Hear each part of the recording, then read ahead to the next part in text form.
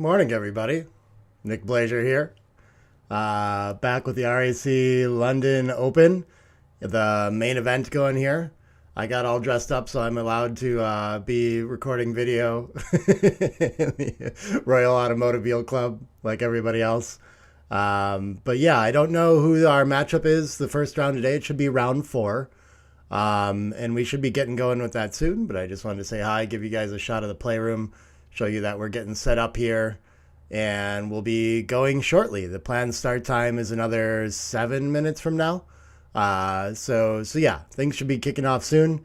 Just waiting on player names and getting some final touches on the stream, and we'll be with you with some backgammon action. So until then, I will. Looks like Andrew's doing some announcements in the room there too. But yeah, we'll get going real soon here, okay? With XG feed and everything like that. Be right back. Thanks, everybody. Hey, what's up, y'all? Still getting the first round started off here. We might actually stagger the stream start just to have time to like get the names on and everything like that. We'll see. But I figured with a little bit extra time here beforehand, we can look through the brackets a little bit too. It looks to me like get some of this set up too. But I think we have 34 players of our 60 players left in this double elimination format. Let me see here. Can get this zoomed in over on the other side too. Oh, it's going to block your view over there. That's fine. Okay. But yeah, let me hop over to this scene here. It's a little small to look at, but yeah, we can see some of the matchups that have gone through already. So I can see even some of these. I'm not sure where they go backwards from the rounds here. But some of these matches have played out. But one really interesting one in the third round that I hadn't seen a result from yet was another Seb Wilkinson match over here. So who knows? Maybe that's playing now or something like that. We can see plenty of names getting kicked out of the field already. The herd is thinning.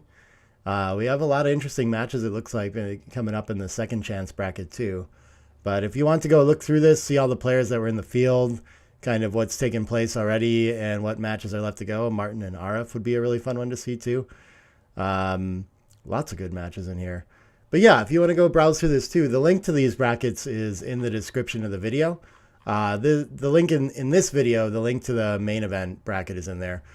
For my evening jackpot stream, I have the link to the jackpot bracket as well, which has had a lot of matches played through too.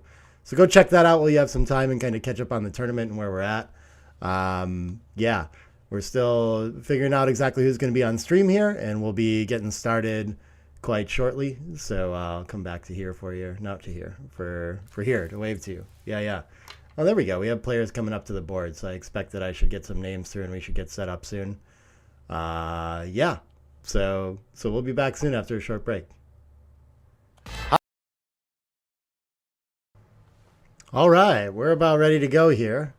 Looks like our matchup will be, I don't know if I know how to pronounce these names, but it's Afshin Fulad versus Engin Ongol.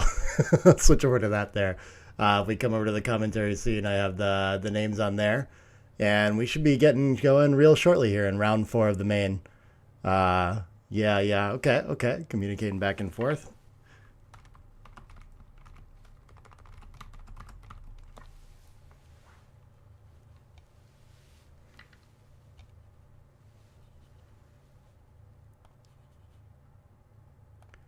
And yeah, so we have Option playing the white checkers on the bottom, Engin playing the black checkers on top. We've got a 13-point match in originally 60-player field.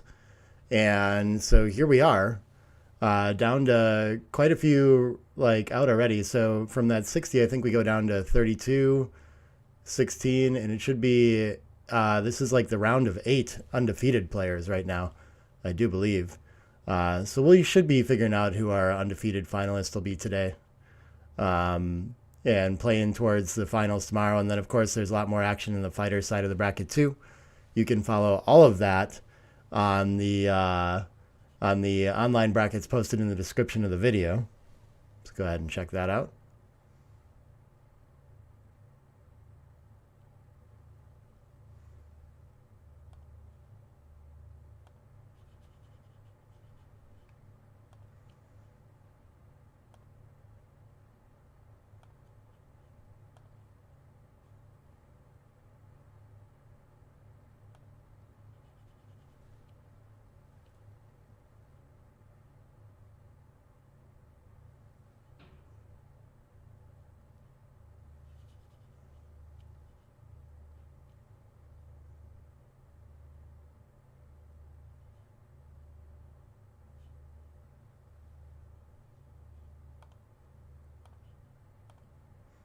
What else do we have going on here?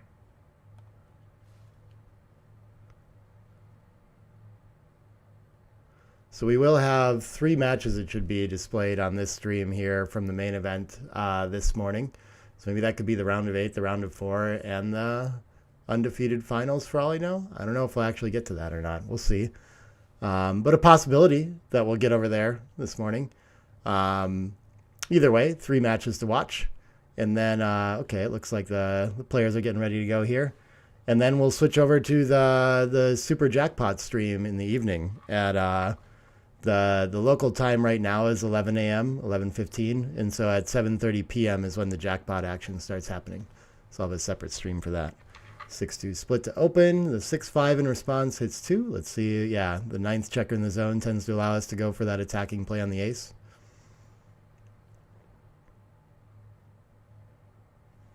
2-6 is only going to enter 1.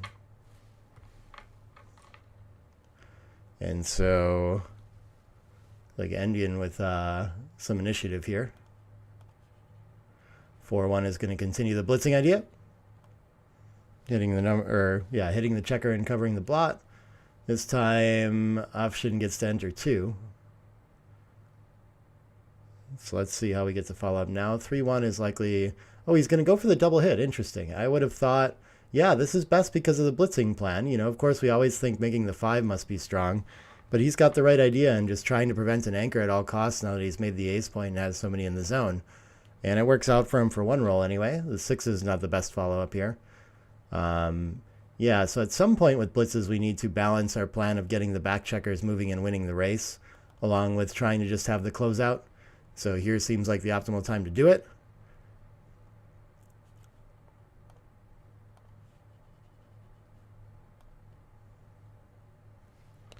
And a 1-6 fan. Okay. And so this is going to be a pretty tough one to take since our opponent can just win the race. I'm not even sure. I mean, maybe I feel like it could be closer to 2 good somehow. And it is marginally, yep. But I'm going to pause to think about this with only the ace and the 6 made. You know, of course, the bar point isn't really priming structure once we have the ace either, so conflicting game plans, but just too much of a race lead, too much material in the zone, and he's wisely going to let it go and allow Engen to take a 1-point lead to start the match.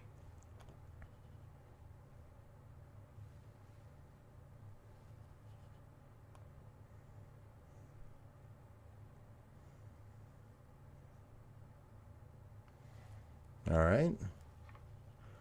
4-5 to open here. Sticking with the splitting play. I like it. 3-6 can hit, and often when we like strip the 8 to hit, we want to play down with it. But he's going to go with the split along. Fine idea as well. Buying a little bit extra time to get those back checkers moving, and gets a fan. That's a pretty big start. 3-2. Has to break the 8 to cover, but he won't complain about it. And then maybe we take away 6s from the bar by stepping 18 to 16 now. Sure, this 13 to 11 to continue working on building is an idea too, but 6s are such a bad number from the bar. Okay, it actually likes this better.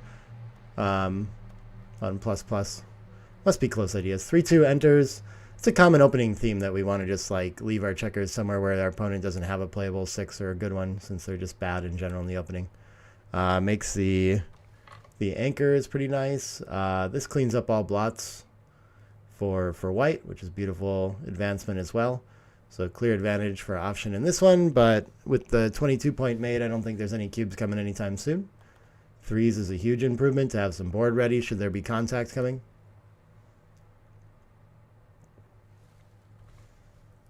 4-3 now. I think we're probably just making the 6-point even taller. How can we play more pure and flexible than this? I guess we could play the 3 down and the 4 behind. Maybe that leaves things... Yeah, I probably like the looks of that distribution, only leaving indirects. It's a nice find. Helps us build the bar a little bit better. You know, maybe it actually helps us make the 4-point too. This is just too stiff. Tough trade-off, though, because you hate spending a checker behind the anchor and putting it on the deuce out of play like that. So You can see they run really close for that reason. Neither of them's perfect. 6-5, not a lot of plays other than to run to the 2, I don't think. Maybe if he was ahead in the race or something like that, he could think about coming around the bend, but I wouldn't be thinking, yeah, it's actually not too far off to leave the 22. I'm starting to internalize this whole butterfly anchor idea. And see that once in a while, that like when we have it and we can run off it, that it's often a good idea. He has the better board right now, even though he's down in the race. He's just not going to be able to stay on that long enough. All right, this time he goes for the flexible play with the 4-3. And 6-4 doesn't have any good way to run, so I think I'm just bringing a checker into the 3. Oh, we can clear the 8 point and make points instead. Wow, okay. And that's a lot better than just playing into the 3 with poor distribution. That's really interesting to me. And of course, once again, an option is to just hop off and cover the deuce like this. Wow, this is an interesting find. This wasn't one that I was looking for at all. But 4-point board has a significant board advantage and is just running out of time everywhere else. So it finds a way to do something more constructive. That's good stuff. 1-6. I don't know if we have anything better than double hitting. Oh, we can hit and cover. Okay. Maybe that's better. Yeah.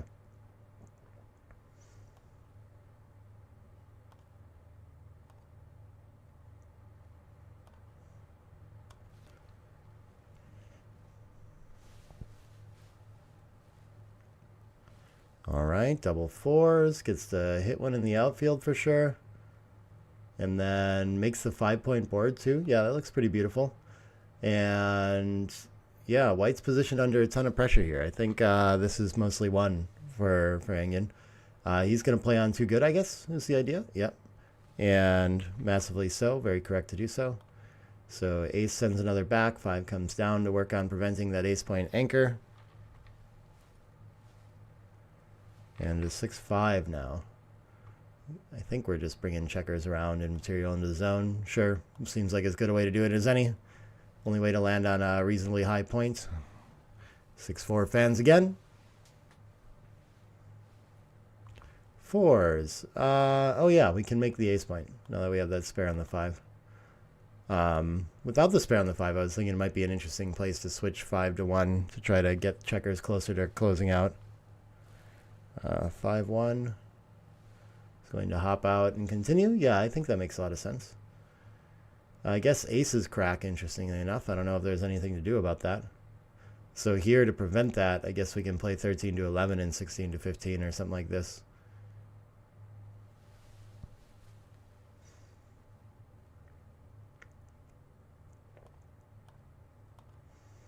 Yeah, it's weird how much extra, just random anti-jokers along the way it seems to create having that bar point.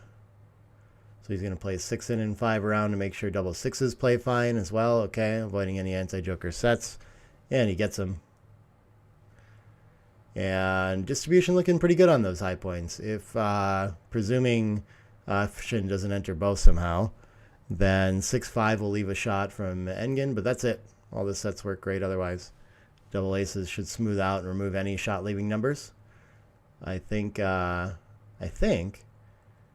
want to take a checker off the deuce as well, though. So maybe I will leave 6s, 5s, and 4s by playing 5 to 3 along with it. I'm not sure.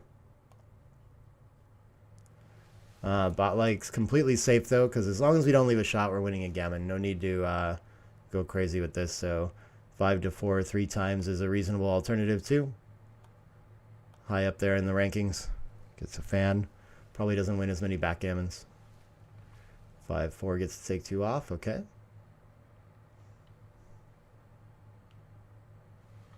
And double 6s. Is this going to be fast enough to save some gammons? Probably not.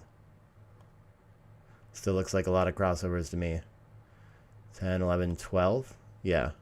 So I think he's out crossovered, and his crossovers tend to be long when there are multiple quadrants like this too. But it's possible. Well, there we go. He gets another 4 crossovers. Pretty good.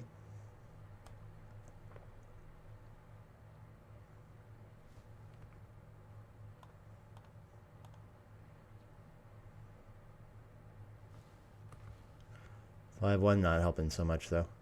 I think the 5 has to come in, and then the ace is whatever. I guess we diversify with 17 to 16 or 11 to 10. But this must be close enough too. I think XG always prefers to actually bring it into board rather than getting the perfect crossover to the 12 like this. And that's going to do it. That'll be a gammon. And so a 3-point lead to start for Engen. 13 away, 10 away.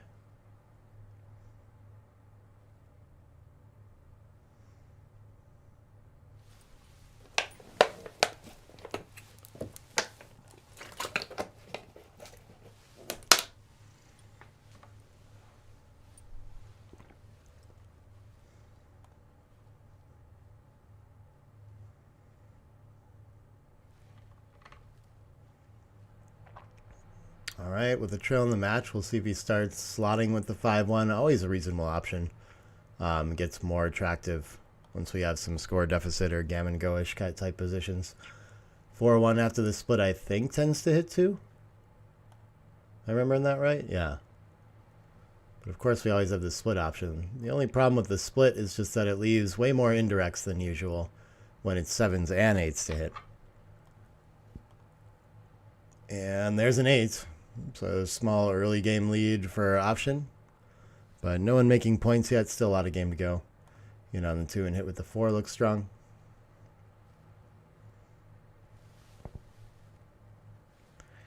(5-3) can make the best anchor, and less checkers back. I think sort of solidifies the small positional advantage that option has here.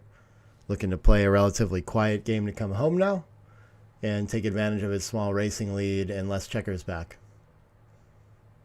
And any bit of structure on the way will help, so making the bar point pretty strong roll here.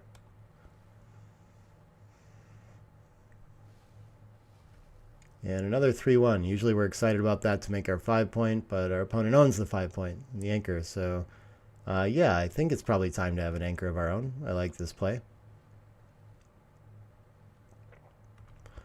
2-1, we're usually pretty happy to volunteer all the indirects to point on ahead here. But lots of 4s and 6s from the bar here that are going to hit back. At least we'll have the better board when it happens. Aces can establish in the 22, I think, and then last ace, I guess, just up to the 23. I don't see what else. He can slot instead, though. Okay, interesting. Seems like our opponent doesn't have a lot of 2s otherwise, and will be happy to use 2s to hit and try to escape with tempo.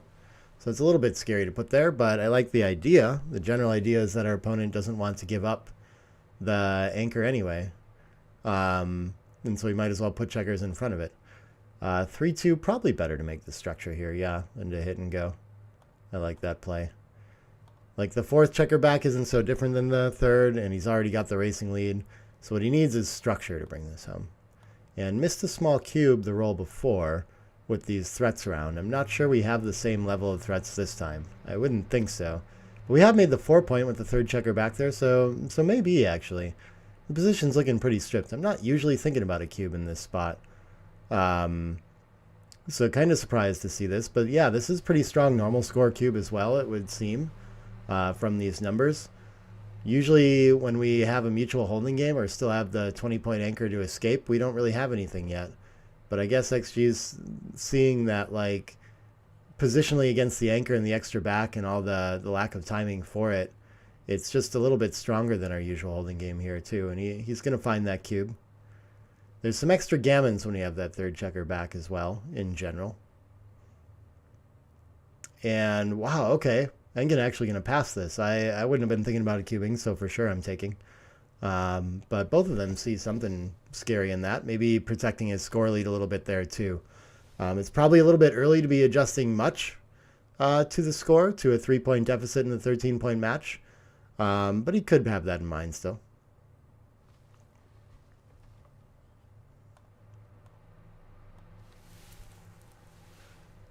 All right, he opens with a 5-4 and splits this way. Okay, this is illegal, but I can enter that, I think. Oh, let's see if I can get that in. Okay, and then he gets a 4-2.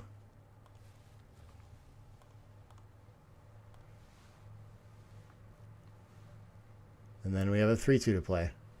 That's a funny legal opening play. Just missed it. We have brain farts like that all the time. But it's going to be a very uncommon opening, one that neither of them are particularly used to seeing. 3-5. Ooh, it can hit in the outfield or it can prevent the anchor. I think just trying to escape and solidifying the racing lead seems a little bit stronger here. Yeah, I'd go with that one. But it's annoying that he might just enter and establish that anchor in front of the 4-point that we've made already. And he does. And now, being down in the race with more checkers back, sure, why not slot? We just got to get a board in place really quickly and take advantage of contact and win that way. Like that decision. The 4 is going to hit it, though. And now the 6 can come around the bend and park in front of the 20-point, or send 2 to the outfield and try to escape both. I think I like challenging our opponent to break their anchor instead. So, yeah, this is my favorite play. Good stuff. 5-4 is going to have to enter high. And then... yeah, there we go. Well, otherwise, that was a really great hitting shot. Yes.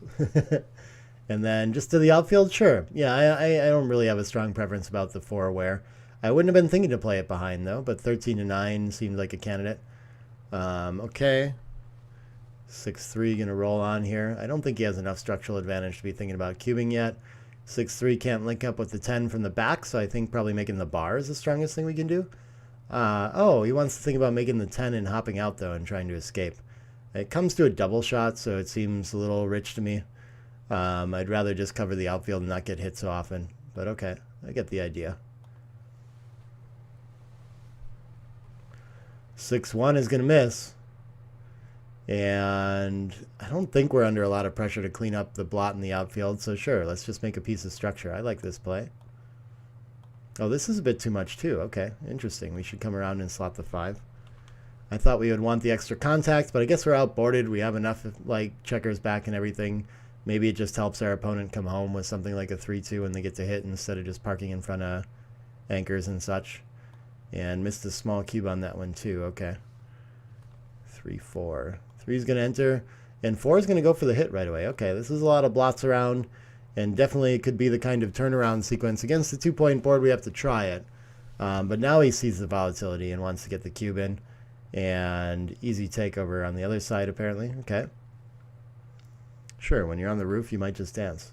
So 2 in, and then which one are we hitting? He's going to go in board here. I think that seems right. Could just step up and try to escape. Interesting. Even after we're hit, though, we should still be ahead in the race. And huge improvement if we get missed. But he is sent back. And the racing lead is dwindling. Ace-6. Ooh, no strong 6s here. This is pretty awkward. So we either come down and park in the triple shot, or we like do something like hit loose from the 8, but we have to break to do it and leave a ton of shots anyway. I guess the only thing is probably 13-7 to keep all our structure in place. Quite weak, though.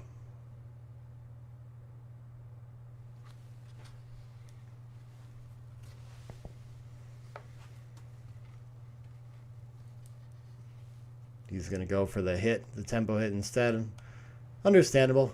Just looking to have some sort of up to the side of a fan, or maybe getting to make a point. Feels better than nothing. 5-4 just misses everything somehow, though. Okay. It looks like just hopping out 22-18 is the least destructive thing. Oh, maybe the tempo is actually worth it here, though. I kind of like this now that I see it. Maybe I would end up making a play like that. 2-6 gets to enter and cover. Okay, nice cleanup roll for white.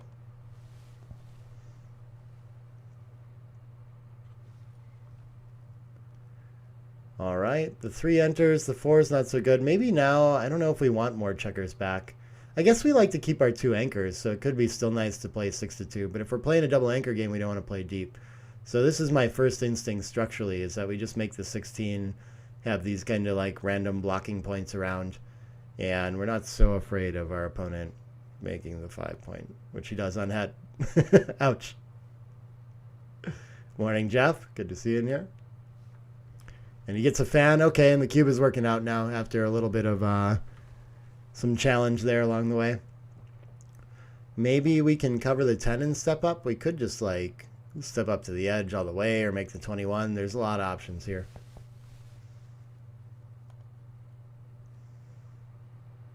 I feel like I don't want the blots around yet, and I'm not in so much of a hurry to hop this 3 prime, so that play seems to balance priorities best. 4-1 can hop over or it can make the 20. I guess having the 20 can't be too bad. Why not? I mean, really, we're just looking to run, but yeah, so hop into the outfield, totally close to that too. Well, there we go. Now we get to run as a pair. The checkers on the midpoint are frozen, unfortunately. That's the only bad news. So we have to stack inside with no real outfield presence to bring the mid and the 16 home, which could be challenging if our opponent enters, but our opponent has been refusing to enter. There we go. Now he's on the board, and now the contact's kind of good. Double aces can reduce some of it, maybe? Can it? So it's actually going to get into direct range with his opponent's outfield point, which maybe makes the contact improved for the defender. 4-2 can make a board point, or it could come around from the 16, either way. Probably better to get the board in order quickly. 4-2. I guess we're just going to take the spare off the 13 and park it in front of the anchor because we're not throwing checkers behind yet. Yeah, I like this play. And black isn't quite ready to come off the anchor and hit against this 4-point board anyway. Not sure he would with most 4s. All right, the board's getting into order. Ooh, 6s fixes a lot of problems. And things are shaping up nicely for an even match. 10 away, 10 away, most likely.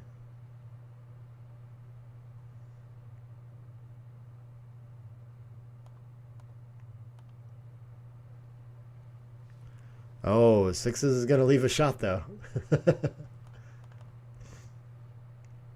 Not so fast. All right. Most of his 4s are going to be able to cover another point, too. So they're pretty good looking. But 5s misses. We'll see if we can get another shot out of it still.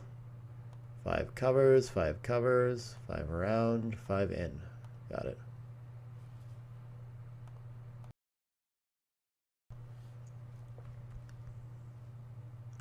Six one gets to take the first checker off.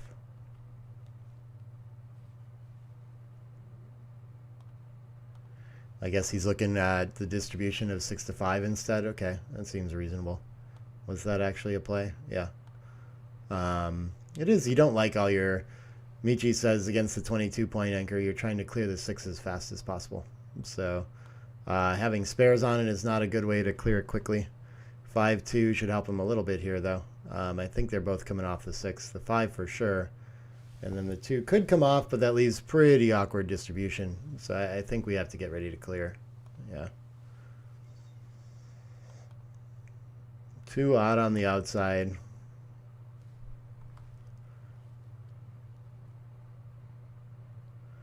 Five, 3 can just bring 2 checkers in, or it could run from the back now too. I guess we don't really need the anchor. All options.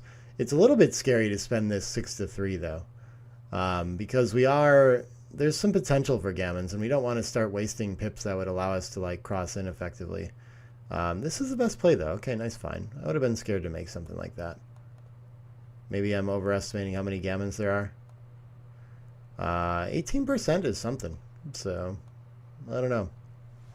Seems like the kind of range where you don't want to be wasting any pips. So, like, I'd really love to run off my anchor here. But the bot wants to stay back for some reason. Why can't we run with 1? I'm really not sure. I don't see why we can't. Like, how about 22 to 13? Where is that on the list? There we go. Way down there. And okay, I guess there's some switching plays and things like that. Maybe there's some disaster like horror 3s that leave double shots or something here. I don't really know. But okay, he finds the best play of it again. Let's see, 3-2. Is this like that much better? I think after we run 1, our opponent's probably still just clearing the 4. I'd have to dig into that one to figure out why. But good find. I wonder if he'll want to use an ace for the amoeba split now. 5-3, just going to make a point and board. Just rolling home normally. Okay, the gammons are going away. I think he's getting away with this. So I see how the plan has worked out. He still has time to run later. 3-1, he could now. Oh, yeah, the ace for the amoeba. No? He doesn't want to do the ace. Yeah, 22 to 21 gets even more shots. So we're really hoping for like 6-5, 6-4, 5-4, which is going to give a double, or like a single shot only. But we get a double shot when we come out there. Okay. So misses a small tactical opportunity.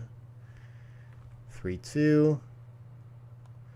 No such luck anyway. Oh, he could have hit on the way. Was he supposed to do that? Yeah, yeah. Win more gammons? Interesting. Plus his opponent can just enter high. So I'm not sure why he chose to allow his opponent to keep playing there. Left him put.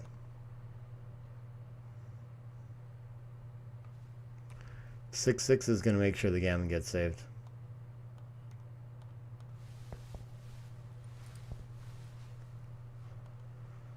And there we go. 10 away, 10 away. As suspected.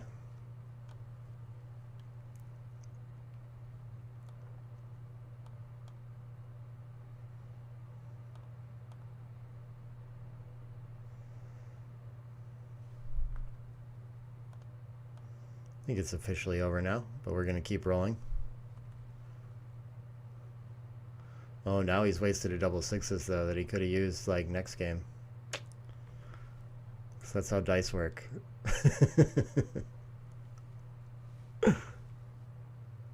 We all know it's true. Okay, resigns. Was it possible there? Maybe it was. Maybe I'm just misunderstanding. No, it wasn't, I don't think. Okay. Even scoreline, 3-3, 10 away, 10 away. Been an exciting match so far.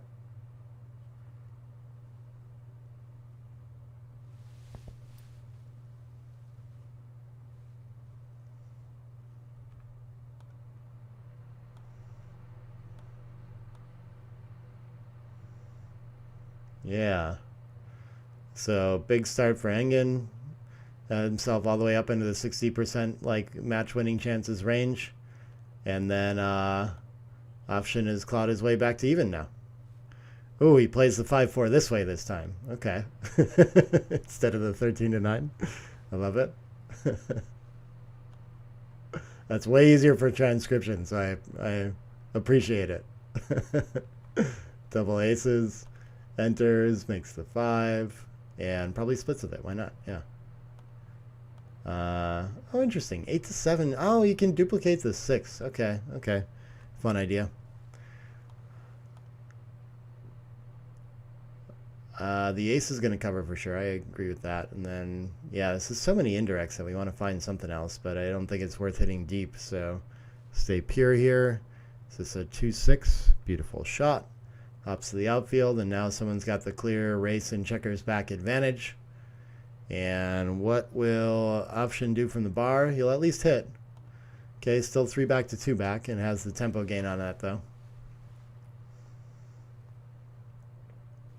3-1 can anchor up and start to simplify with the lead here. I think we'll want to leave the 22 soon, but I think it's pretty good anchor, all things considered here. It would be a great improvement for Option to make the 9 point, given that it's a priming point now. Instead, oh, he can make the 4 point. Yeah, pretty strong. Okay. Somehow I wasn't even looking at doing that. Ooh, the Jeffrey Parker spin. 4-4 gets to escape. Ooh, beautiful. Yeah. And then what's best with it? It can continue on to the 14, make the 9, make the 4. So many options here. The board point feels pretty strong, but it feels like we've just got so much work to do to escape the 18. Yeah, I don't know. I think I'd do it. Finds a good play there. 4-1, I guess, can just play 13 to 8. I don't think we want to split out to the bar or something like this. I mean, 24 to 23 wouldn't be so bad. This feels pretty scary against a strong board. I don't want to give my opponent doesn't have good sixes to play. And now they do. Now they get a lot better. So I don't know. It doesn't feel like the place to be in this position. But I'm crazy on this one. Okay, I would find something like this 13 to 8, I'm pretty sure. But this double split with it to cover at least is much better. Surprised that he wants to stay this way. Draws a cube and gets a take out of it. Okay. And that cube action was solid right in the middle of the window. Makes a lot of sense with the extra shot levers here. Then Engen has to decide if he wants to hit on the bar with the ace and break the 8 to do it or not, and he goes for it. Yeah, I think that makes a lot of sense. And in this sort of sequence, Option is happy that he kept his anchor for sure, so I'm sure that's what he had in mind when he chose not to break it. I think 6-4, I'd rather make the 3-point than the bar and the 9, but I guess 2 points could be better than 1, but a board point when your opponent's on the roof, right? Wow, those are super close. Okay. That's tricky. 3-6. 4-2 is going to bring another checker into the mix. Maybe the 2 down and the 4 in would be fun. Okay. This must stay out to make the bar the most ways or something like this. 4-1 can reestablish the 8-point, or we can shuffle around and focus on the deuce and checkers in the outfield, so maybe something with 9-5 could be okay. Last roll, we should just slot the bar like that. Yeah, reestablish the 8 makes a lot of sense to me. I like this play against the open 2-point still. And Option cannot enter, which means the gammon threats are creeping up slowly but surely. This feels like the time to get off the 18-point. We can link up with the 13, reduce blots, clean up 9-8 as well. Just have nothing to worry about. But he decides he just wants to focus on the offense instead. Okay, not too bad. 2-5 is finally going to enter and hit from the bar. Okay, huge shot for Option. 3-4 enters, and then it can either clean up on the offensive side or it can link up with the bar point. I'm not sure what's better there. I guess I'm not too worried about my opponent attacking behind the anchor with 3 checkers back and only 9 in the zone, so maybe I just don't want another blot in the mix and clean up. Yeah, I think I like that decision. Better to link up, though. Wow, okay. That's pretty surprising to me. 6-4, maybe it allows your opponent to point on head with 5-2 or something like this. That wouldn't be happy to do that otherwise. I don't know. 6-4 for white. I think he has the time to stay back on the ace. He could hit loose on the 3. This is a play. This is probably, I guess just delaying and playing to the 8 doesn't seem too bad, though, because our opponent's just going to run to the outfield most of the time and not do anything too productive. But yeah, they're both pretty close. Okay. Obviously, when we get hit back, we lose a few more gammons with the aggressive play. Nice find there, though. Finds the best of it, too. 3-1 isn't much. This is why we let our opponent roll. They didn't have too much scary to do. I think the 8's going to go. I don't see us leaving any direct shots.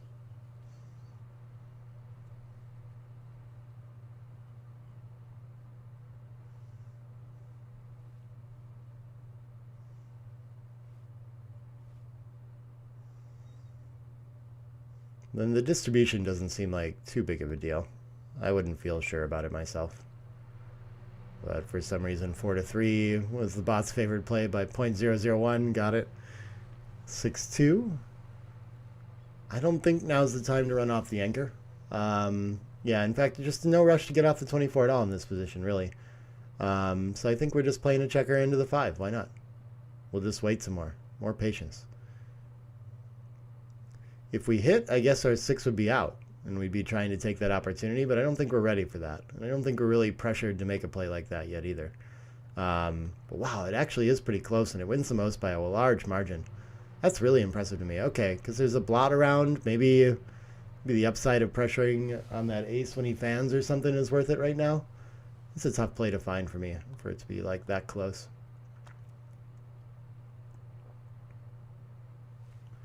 So 2-6, I think that's hopping out to the outfield. Maybe, oh, it can make the deuce point. I guess that's better. Yeah, of course. Let's just make the 2. Okay, we can run as well. I was thinking if I ran out that I would want to clean up 8-6 here as well. That's interesting that 22-14 is best somehow. Not sure what the gain, and I guess closer to home and everything like that. Maybe we can still make the 8 point. Might be some value in it. I don't know. Double 4s can... Oh, this is actually... So it's going to give up the outfield against the bar point if we play 13-9 twice. But it interacts nicely with the checker stuck back on the 22. So I think it's worth it here. Maybe not exactly the roll we were looking for, but I think it can work. 6-4 is a perfect shot against that. Just gets to hop out, control the entire outfield, and get back in the driver's seat after a little bit of adversity. 5-2 looks like he can make the 3-point. Not going to volunteer any shots, and right on the cusp of having enough timing to play a 24-point game without, having to crash his board first, but should be a challenge.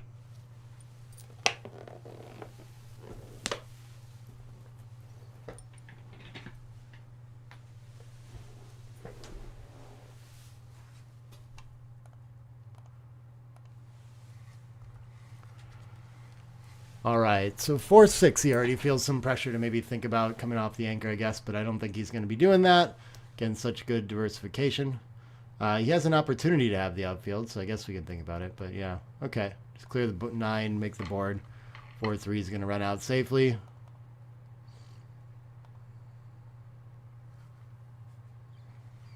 And 5-5 begins to crash. Ouch.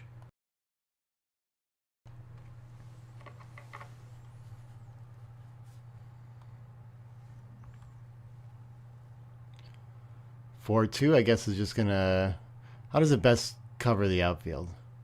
I guess we can play 15-11 and then 6-4 or something like this, and see the most running sixes that way. I don't think it's worth playing 15-13, 6-2, and getting 2 and pure in our board. But I think the idea is that we want to stay back and have a lot of double shots when our opponent's forced to run on a 6. But he just decides to get closer instead. Okay. Seems that he has a fine idea there.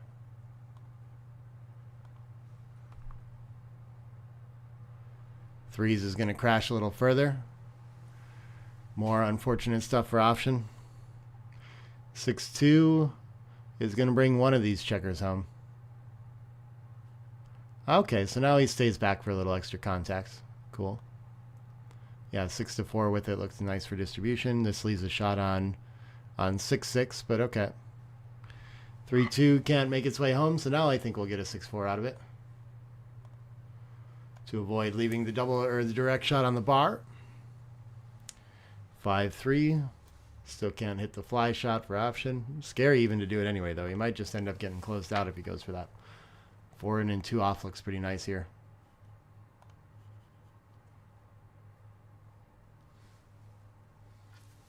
And if his opponent continues to not be able to escape that 24 point with even one checker with like a big 6, the gammons are going to start to creep up. Maybe some closeouts can happen there too. Finds the peeling play. 3-1.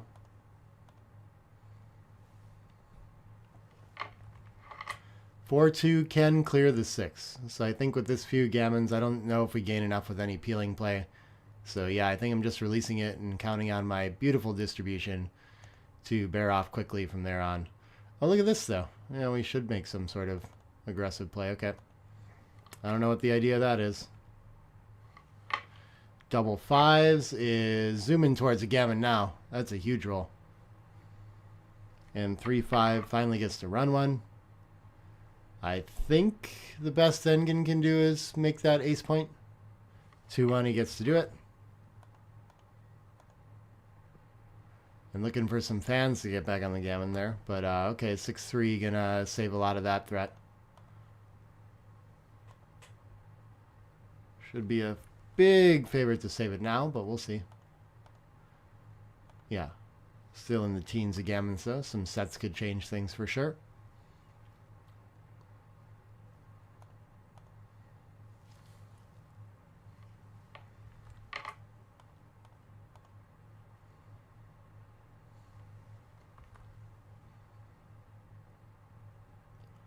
Five, 3, I think we want to take the crossover here and have 6s and 5s that get off next time, even though we waste a pip. 5-1 takes 2 off. Almost out of chances for the gammon. 6-1 will save it. And on we go to 10 away, 8 away. And getting back in the lead. I hope I'm pronouncing that right. I have no idea. I could be way off.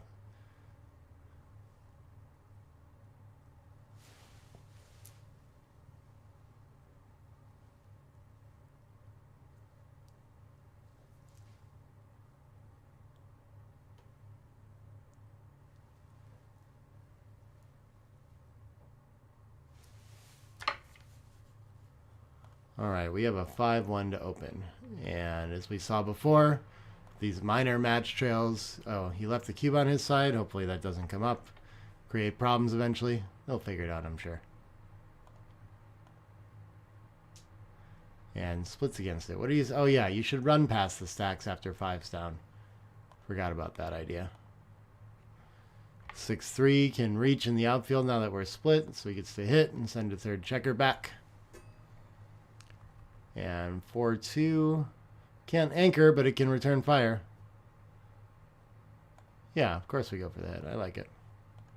What was... Not sure what he was thinking about with play B there. 3-2 could anchor up and be happy with our less checkers back, or can fight for a high point. I'd be a little bit confused on this one. Yeah, pretty close ideas.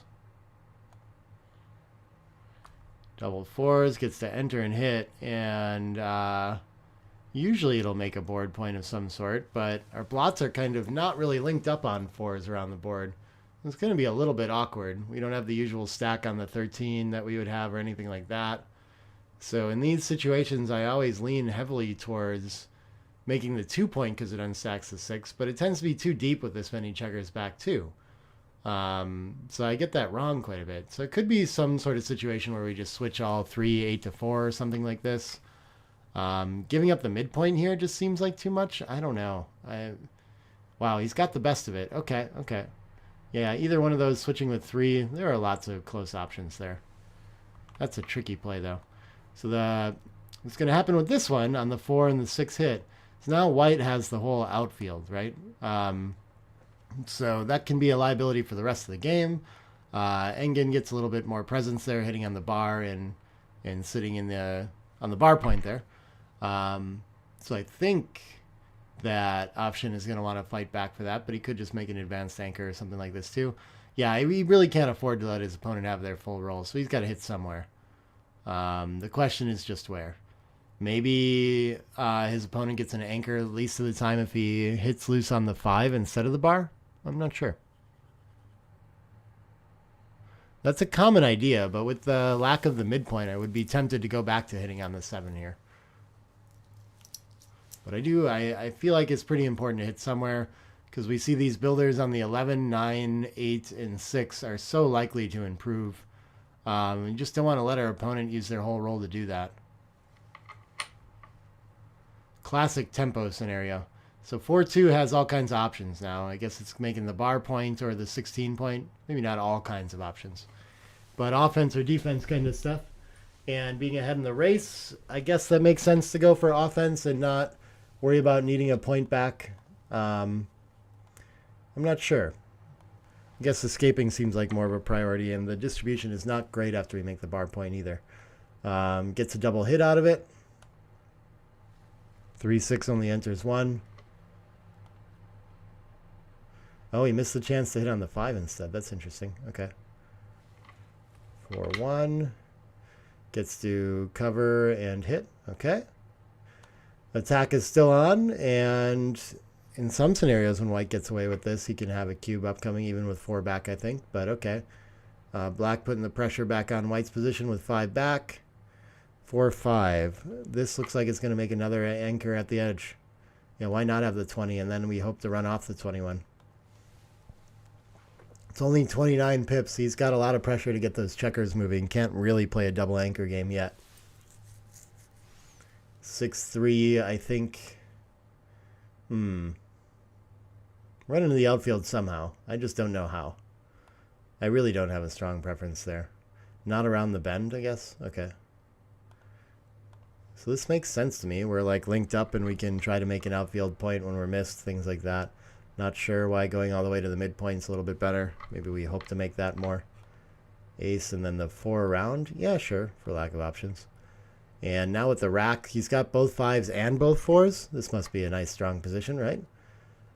Can't get any of the back checkers moving really, but it can make a 5 prime. So I think we'll just do that. See how our opponent follows up, and things are looking nice.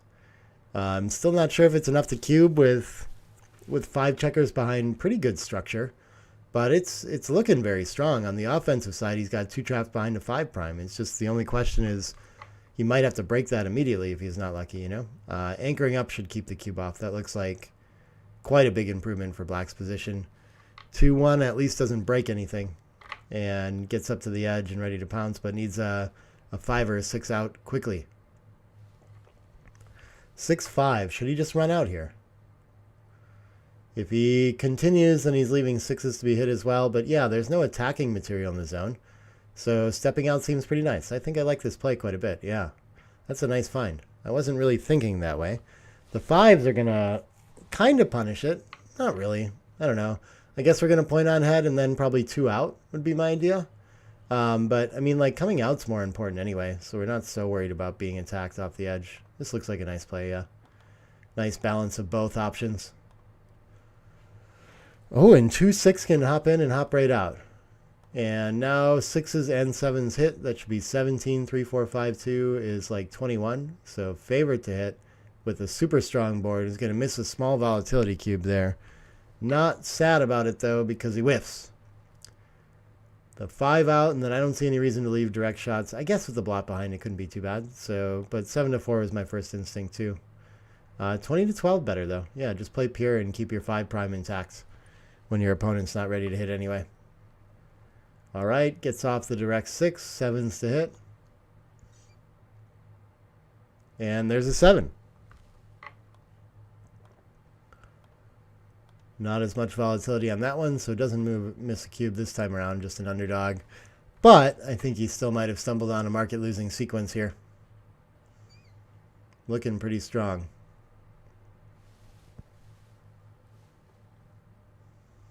Four-point board. We only have 2 back on the anchors still. We're doing pretty well behind the prime. Oh, they're trying to figure out why it came from that side. Oh, so it finally shows up. And he thinks he's redoubling to 4. And now they're questioning whether or not it was sent at 2 or not. So hope they figure this out and remember it right, that it was an initial cube. Yeah, I think they corrected it, and he's getting to think about that now. Okay.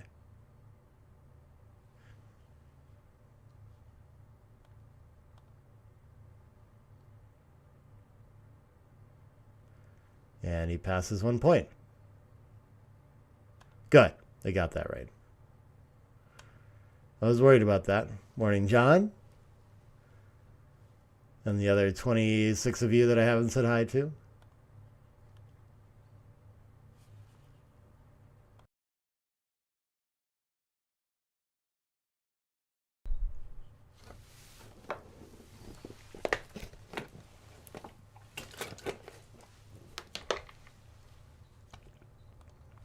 All right, a 1-3 to start the next game. The best start. Double 6s is a pretty good response to that. Gonna need some sort of board advantage and no anchor on the opponent's side to have a cube. 5s is not a great response, though. It's just too fast and not even winning the race with no anchor yet. So black under a lot of pressure to get those moving quickly. 6-1. I don't think we want to leave any shots in white's shoes against this strong board. But he immediately goes for the slot. Wow. Okay. This seems a little big in this kind of position. 4-1 is going to punish that. It's going to hit and I think spread out 6-5. And now black in a pretty dominating position in this game. Even with the anchor, there can still be cubes incoming. But 4s, I think, is a pretty strong response. What can this do? It's got to play an annoying extra one somewhere. I guess we can just hit twice, since we have to do annoying things like that anyway. Yeah, what else do we have? 8-4 3 times is a little bit better structural play. Okay, they both look reasonable.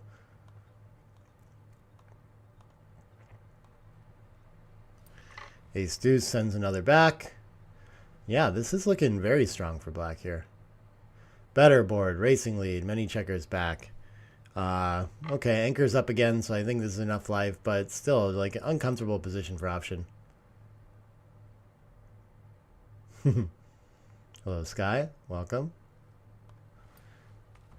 6s is gonna... Ouch. No room to play it other than to give up the 8 for the deuce. I think we'd rather have the 8 here. And 2-1 is gonna improve the priming structure for white. Okay. So white getting right back in this. All of a sudden I feel like I like white's side a little bit better because black's gotten very stripped here.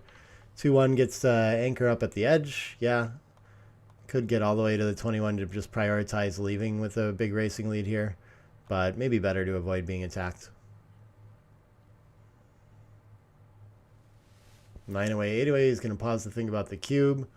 He does have the better priming position, but against the 22, I don't feel like it's that big of a threat, and I don't see how black's about to crack or anything like that, and his 6-3 is not so great either. So how is he going to play this? Which one goes? The 6-3 can't get around. Or sorry, the leaving the 21 can't around, but you could hop out with both and only leave 3s. Then you have no anchor and board. Can he afford to just play them off his prime? I really don't know here. Yeah, that's a tough one. The shot seems so expensive that it's scary to do that, but I mean, we're just like so stripped, and how are we going to follow up next roll? We're going to have to do the same thing anyway. Potentially. But our opponent has to play their role first, and this 5-1 isn't that strong, so it's at least going to weaken his board a little bit, I think, and just make the ace point. So we'll be happier to volunteer something this time. Oh, look at this. It should just hop out and control the outfield. Wow, I did not notice. The butterfly anchor strikes again. I guess he's in, like, with a 4-point board to a 2-point board, in no real threat of being attacked. The prime is the real problem.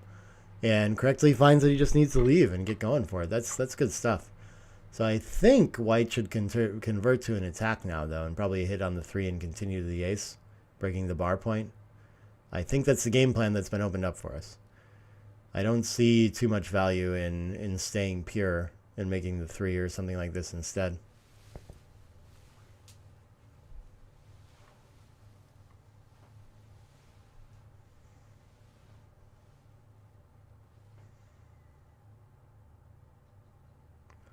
All right, he chooses the better point instead, though. Just don't think the 3 is really worth much more than the ace here, and the shots are worth a ton against a 4-point board. So we'd rather not leave them if we can avoid it. Ace is going to hit, 4 is going to come around. And black back in the driver's seat. Threatening, even with those double anchors, he's threatening a ton of gammons here on a fan. So an entry might be good enough to keep it off again, since there's no extra checkers back to block, and he can switch 8 to 7 to leave no direct shots too. Oh, he wants to lift instead. Okay. I think making the blocking point's probably better. He probably just misses it. 3s can... Oh, it can start running. It can also clean up the blot on the 12, but I don't know if our opponent wants to give up the bar point to it anyway. I think they'd probably be happy to.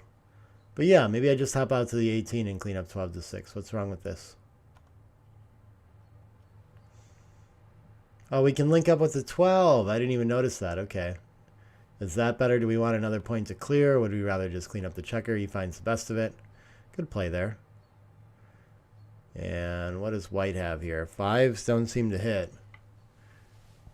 They must be able to improve our position somehow, though.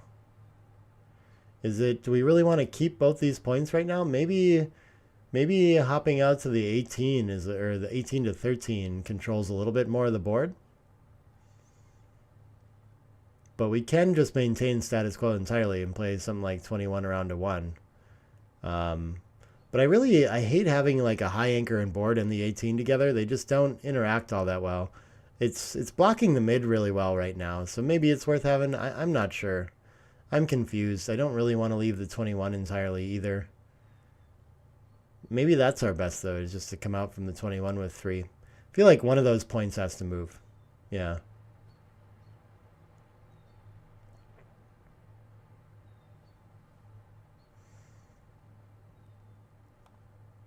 All right. Not too surprising to see this and trying to hold on to both anchors for the contact.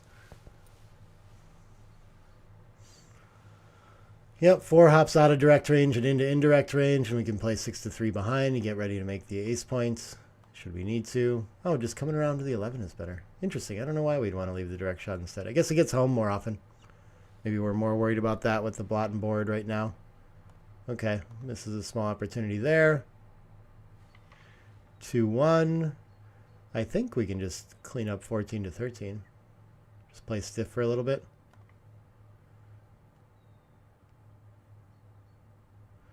and hope for sets next roll. Still work to do with no landing point in the outfield. That gets pretty tough to bring this home. Uh-oh.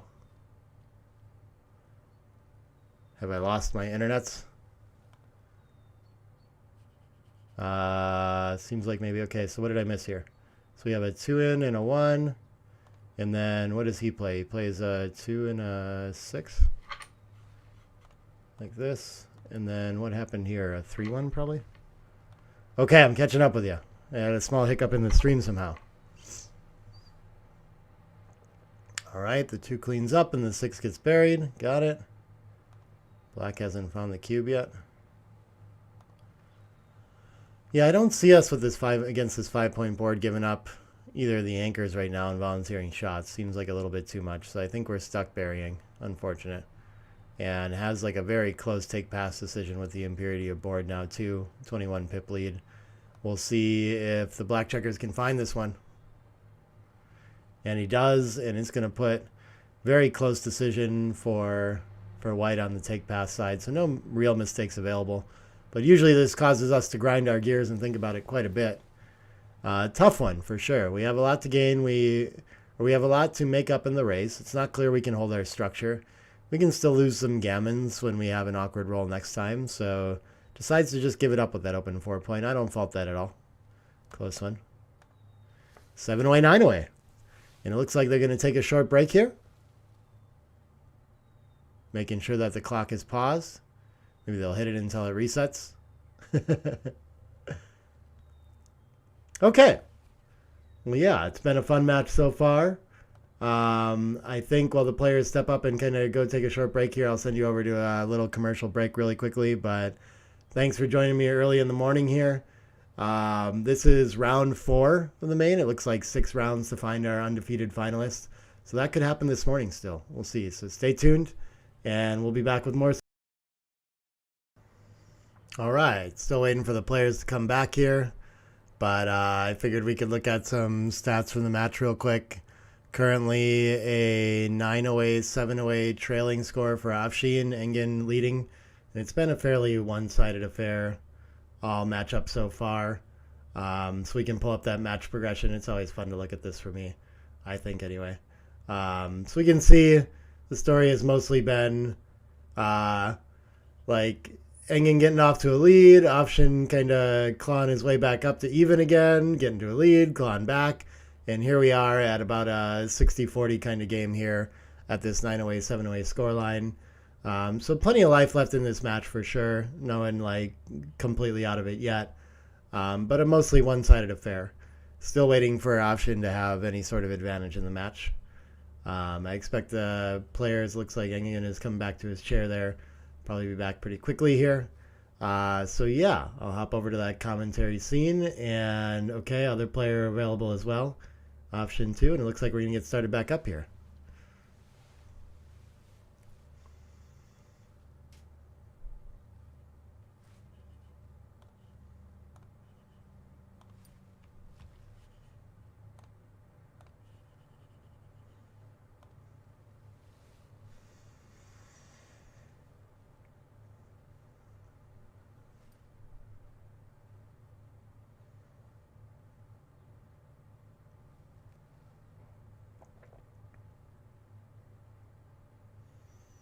What, did they find different dice cups to use too? Those Jeffrey Parker ones are bigger or something. Some players have really strong preferences about that kind of stuff. High isolated menace. I don't recognize that name. It's a good one though.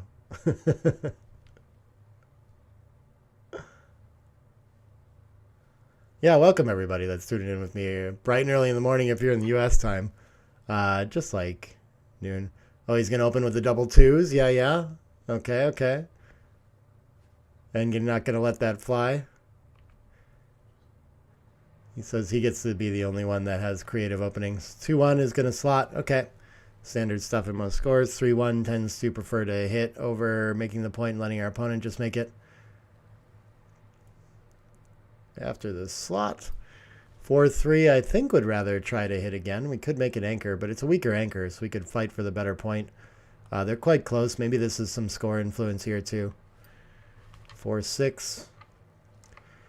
The 4 is going to enter, and then the 6 isn't so good. So I think we can just make a distraction play where we hop to the outfield, duplicate all those covering numbers for the 5 point, and try to consolidate a racing lead and checkers back lead. I like that decision. That looks pretty good. 4-3. So it could hit, but it can't cover if it does that. So what is best here? We could hit twice. That feels a little weak with 3 checkers back. Maybe I just make the structure and play the 4 down or something like this. I'm not sure. Hitting and stepping up is a little bit better. Hitting twice is fine. Okay. We got tons of options. This is a pretty confusing one to me. So he's going to go ahead and hit and lift to the 6. One of my least favorite ones to create that 5 stack again. So just positionally looks a little bit weak. 2 is going to come in. 4 is going to hit. So black's still off to a nice advantage here. 2-6 enters, and he's going to fire away at the 5 point one more time. See if he can prevent the 5th checker from going back and maybe make the points. And Engen could be pausing to think about the cube, but with the lead in the score, I don't think this is a normal score cube, so we need to be, if anything, slightly more conservative at 7 away, 9 away, so I'd be waiting here for sure. Hard to have effective cubes when we don't have any points yet. Still a lot that can happen in this game, even though he's got a big checkers back advantage. So I think he's going to try unstacking on the 5 point again. We've got 2 anchors established. What can go wrong?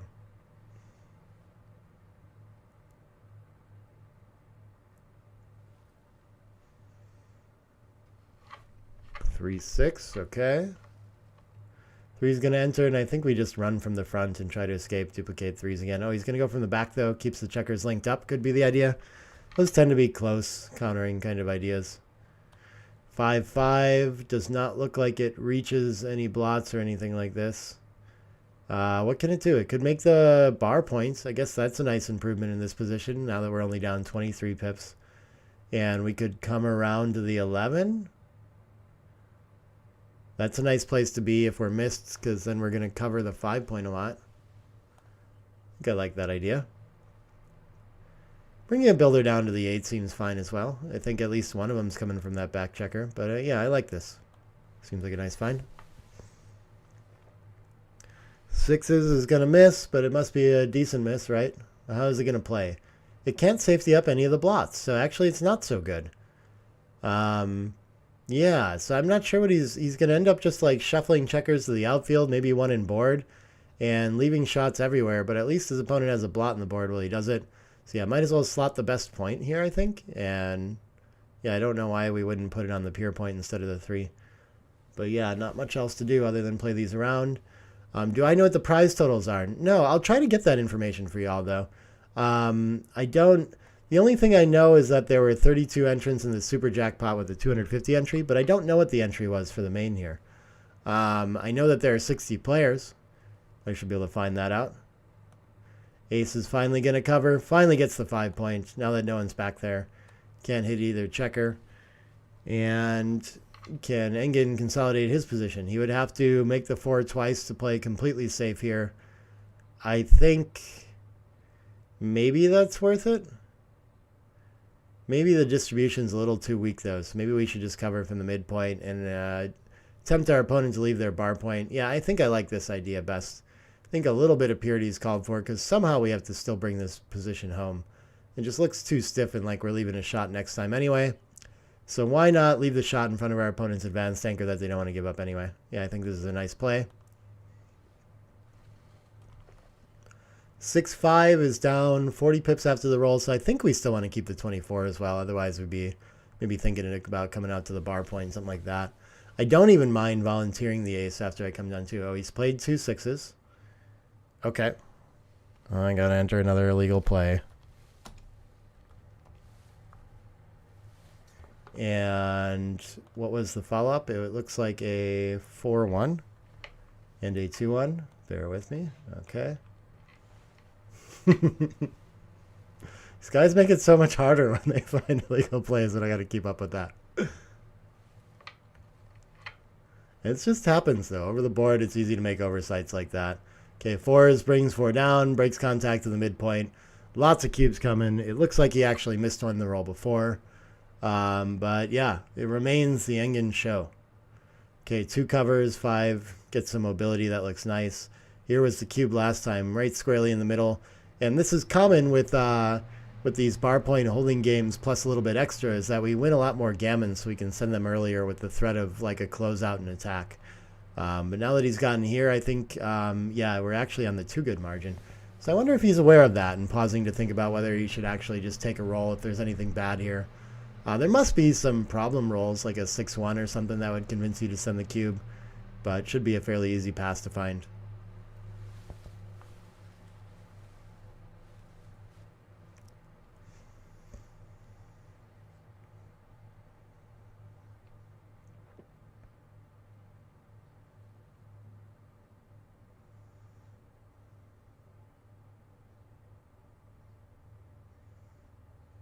And he's going to let it go. 6 away, 9 away.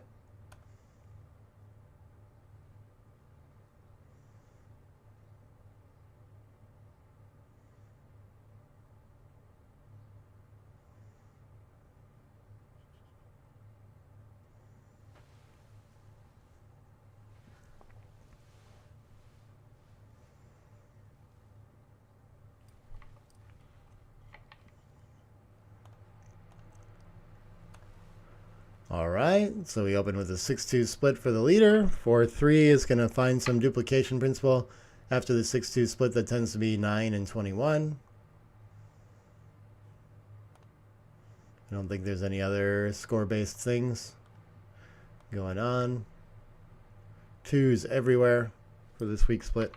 4-1 gets to make the bar point. And not exactly what we were hoping with all the blots around for white and the threats to make things, but I mean, I think we're going to take the asset and not worry about being hit.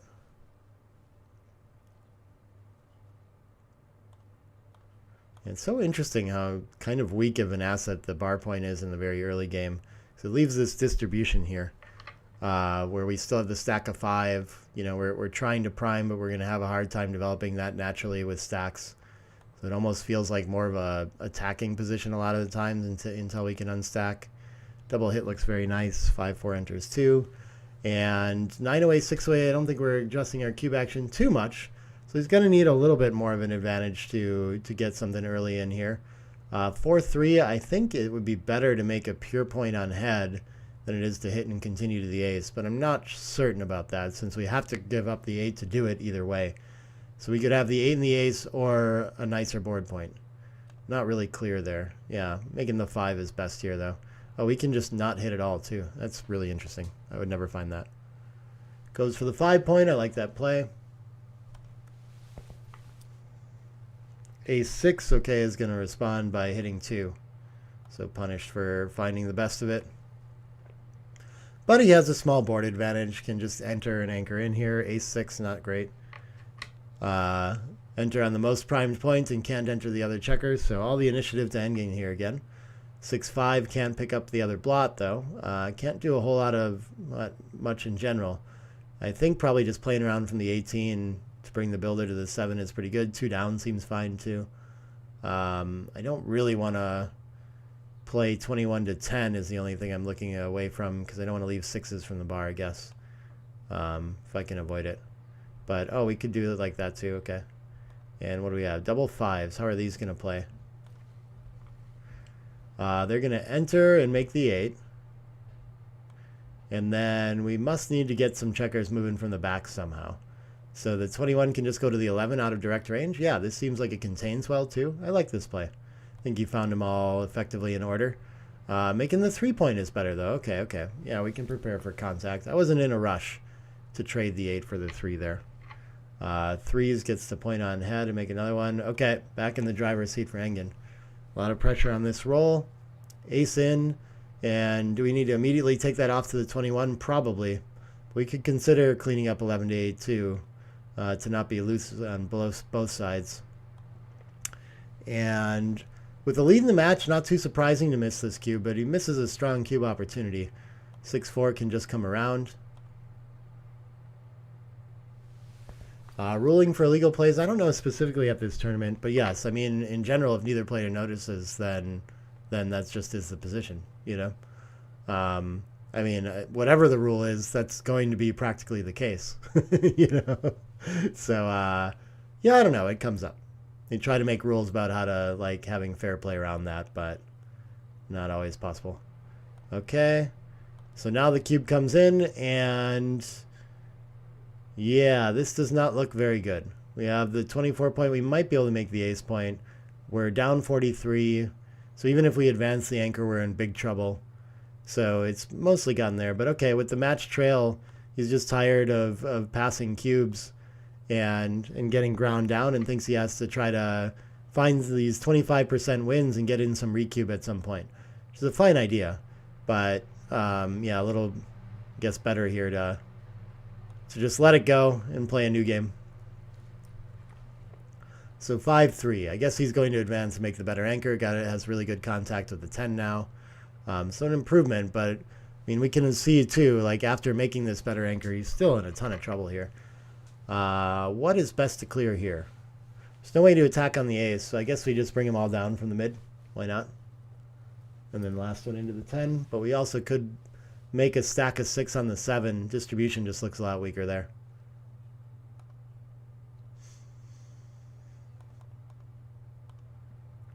Yep. Waiting to come home pretty easily.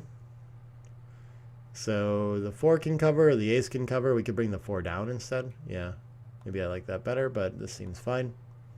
Just trying to work on our board and be ready should our opponent get unlucky enough to leave a shot. 4s, I don't see any particularly desirable switching plays. So I think I'm just making the deuce from the 10.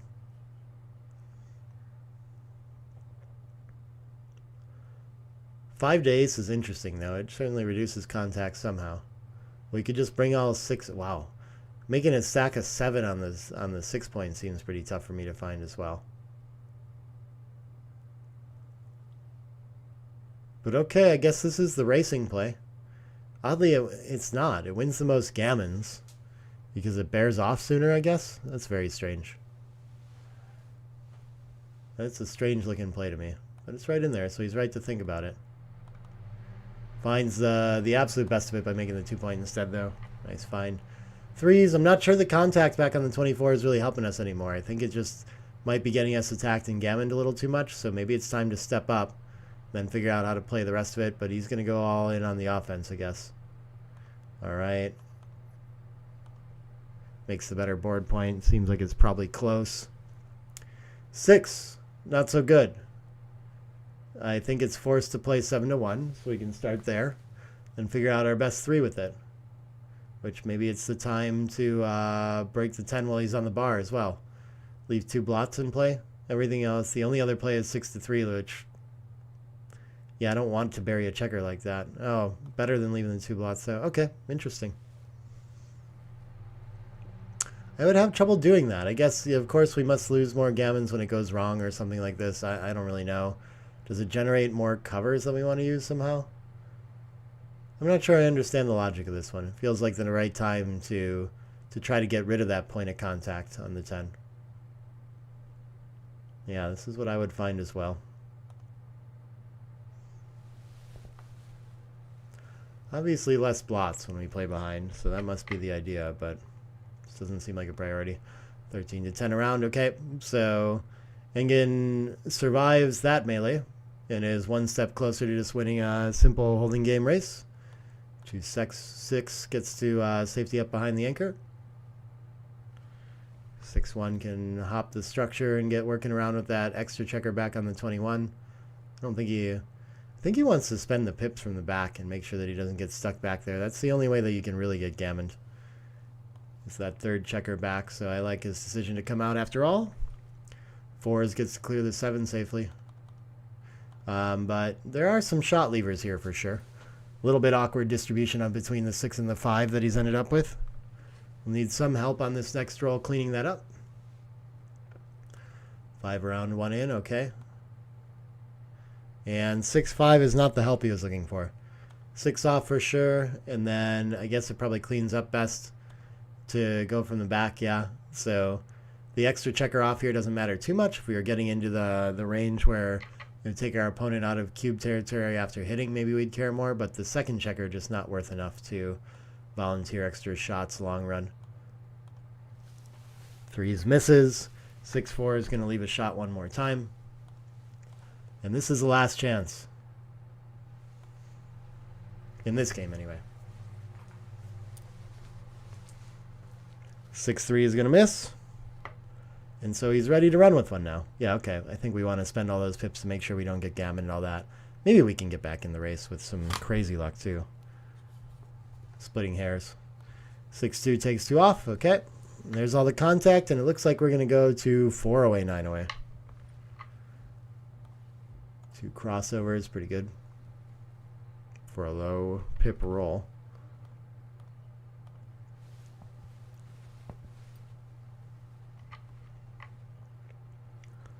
4-3, I think, can come around to the 11 and waste 0 pips. Still no, like, real concern about this, but should still have this in mind for, like, making sure we're being efficient and saving the gammon when our opponent gets really lucky with a couple sets here, too. Always possible. So now the 5 comes in, and just about everything saves it next roll. Fading some aces. I think most of the 2s will still get off. And no sets to threaten the gammon anyway. So he'll resign a single game. And we're continuing on to 9 away, 4 away.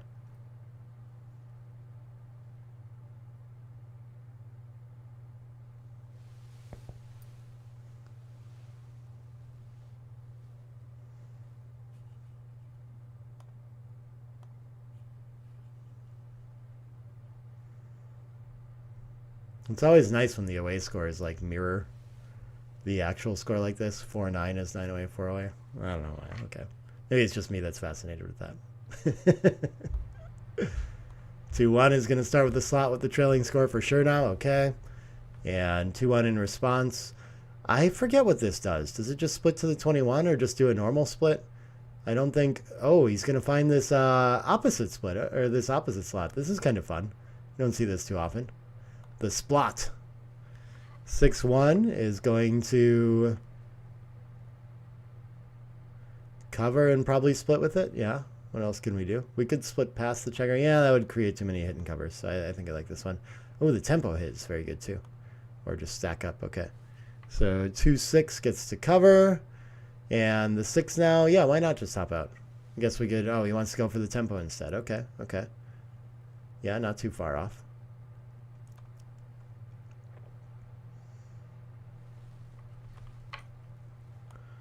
3 enters, I think. Not sure I want to get another blot involved when I could just step up to the 20 right there. But, okay, 13-9 is strong play along with it. 6-2 can hit in the outfield. I guess it could cover as well, but it just seems stronger to send the checker back. And if our checker on the deuce gets recirculated, then our structure gets more pure. So, should be okay. 4's fans, wow, okay. 4 away, 9 away is going to be hard to find any cubes, but getting into a nice advantage with some gammon threats, it could happen. 4 is going to cover, I do believe. And the 5 is going to hit as well. Okay, he's going to go ahead and hit with the 5 first. Yeah, continue the blitz. I think that makes some sense. He can play quiet, too, at this kind of score and not go too crazy for the gammons, but wants the chance to maybe win a gammon to get 2 away or for the match even. Double 2s cannot cover the blot he made, so I guess it's probably going to switch 3 to ace. We could just play all the way down to the 5 and leave it at that too. Maybe I'd rather... Yeah, I think I'd rather switch 3 to ace and bring a bunch of checkers off the midpoint rather than having to spend my whole roll getting to hit loose and board. I'm not sure though. This is a tricky one. Yeah, okay, switches 8 to 6. Not sure why the 8 to 6 is so clearly part of it. I would be happy to even bring like 3 off the midpoint. Okay, he's going to find a nice mix of everything here. 5-6 anchors up and ruins all the blitzing dreams. And so now he's happy that he got the back checkers moving and such, and hoping to consolidate the position and have a nice winning holding game. 4s cannot cover on the ace because of that block on the 5, but it can bring 2 down and make the 9 point. And then after that, maybe we just bring 2 more down. So what else do we have? Otherwise, we have to like leave a blot and board, something like this. Yeah, so I think lack of options here. What was better there? 13 to 9 with 3 and 11 to 7. That's a weird play. Wow, and he gets a fan out of it. Okay. Things are looking good for Engen. This can make the 3 points. It still cannot cover the ace points, I don't think. Yeah. And then the last 3, where does it go? Oh, it comes in as spare on the 6. Yeah, I suppose so. I'm not really sure. Maybe moving from the back somehow would be better there. What did the bot like there? Not making a board point at all. Oh, just consolidating and coming around. Okay, that's very interesting. So we got another fan, 5-6 covers. And we're working from the back now, I think, right? Why not just 21 to 15? 16 to 10, I guess, should be fine too. I don't know. I'd rather keep them together.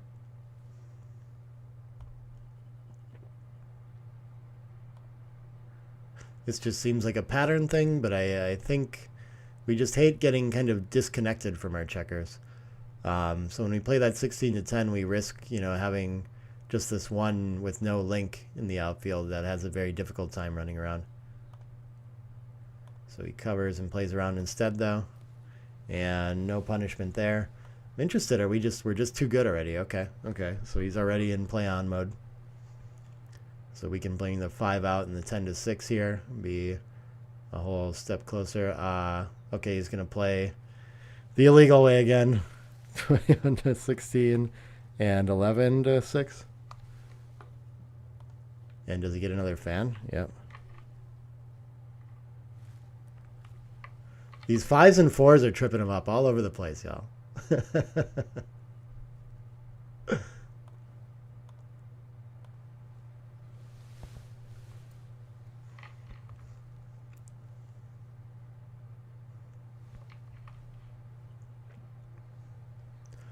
5-2. I guess we can leave no shots, or we could play 9 to 4 and 10 to 8 and get a little closer. He's just going to do the no shots version, though. Seems reasonable. Either way, while our opponent's on the bar, is the time to take some risks to make things a little bit easier. But it doesn't rate to be too hard to clear that 9 point either. And it doesn't rate to gain so much with the other play in doing that. So plays into the deuce. Okay. And I guess there's still a ton of gammons here, so he's still playing on, even though his opponent's in now. What are the gammons in this position? Still 40%. It's maybe a lot higher than I would have guessed. Okay, gets 2 crossovers, which is pretty nice for that. And so, yeah, we are going to think about it again, and we're still 313, too good. Man, I would never guess this to be at 40% gammons. That's pretty wild. The wins seem clear, though. It's just with this massive racing deficit and only, 3 landing points, the contact isn't strong enough to generate that much in pips. So he gives a bit of a gift, lets him off the hook, gets a pass out of it, moves on to 3-way, 9-away.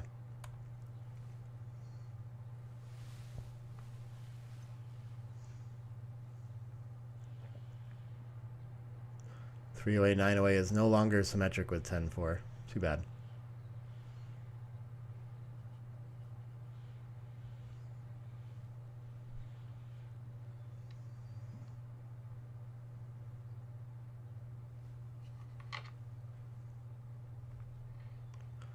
All right, and a 3-2 to open for Engen goes with the split. Yep, standard stuff. Leading scores of the trailing score, the 3-2 can play down. 5-3 is going to point behind, sure.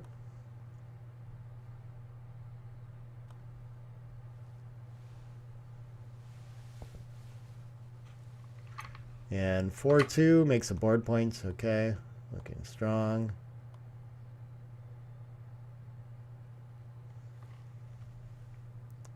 (3-1) is happy to make the 5 point even though it volunteers the 4 in the early game.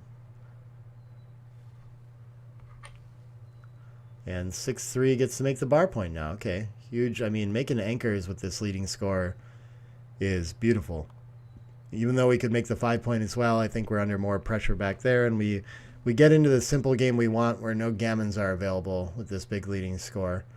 Best I think we can do with aces is advance up to the 22. Not the advanced anchor we had in mind, but we'll take it. Better than nothing.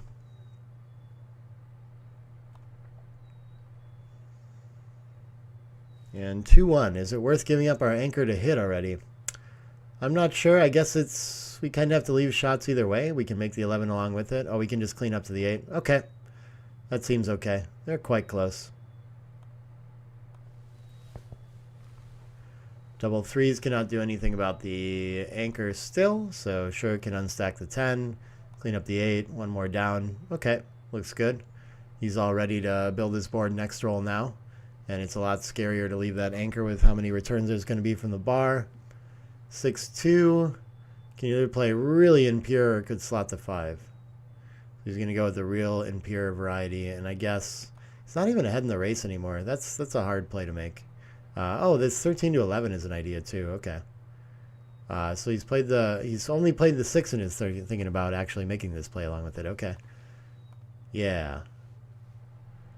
So that looks like nice building. Keeps things a little bit more in front instead of dillying another builder on the 4. I can get behind that play. 2-3 I think is just playing in from the 10. I don't see any more constructive building options. We're not in a rush to run off any of our anchors or anything like that, but if he gets a 9, maybe he'll run from the 22 with the lack of timing in his opponent's currently weak board. 6-3. Yeah, there's your 6. Does it cover the deuce or do something crazy like make the 5? Just makes the 2. Reasonable there. 6-1. I mean, something's got to go, so why not just make the 4-point board? I like this play. Ask our opponent to leave their anchor once again.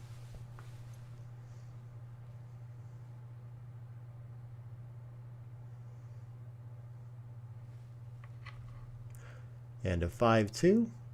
Now it might be okay to play 6-4 along with it, but I always hate dillying that builder to the 4, especially when they have the 22 point. Double 5s cannot move the back checker, but has room to play down 13-8 twice in and down to the ace. I guess that's what we're going to do with it. And now he's in a big hurry to get off that 22 somehow. Fortunately, I don't think Engen's board is strong enough to get in a cube or really punish this quite yet. But likely to crack very soon. So Engen just going to leave the bar point and cover the outfield. I like that decision. Looks like only the 6-5 fly shot that really pays off to. 4-1, maybe it's worth like splitting already here. Like he just needs to go so bad. But okay, just covers and plays simple, and that seems to be Bot's preferred idea too. I guess the race is a little bit closer than I was thinking.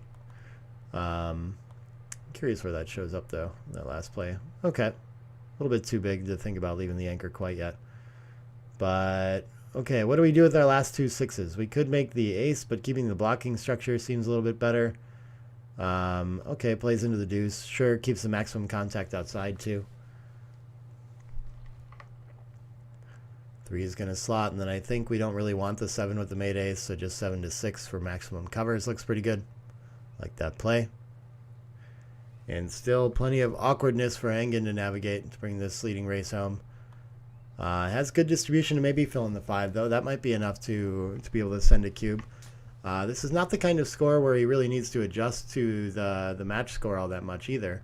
Or not the kind of position. 14 bips in the race. If he's just winning, it's not like a gammonish position that's slowing him down. Doesn't have to worry about recubes too much.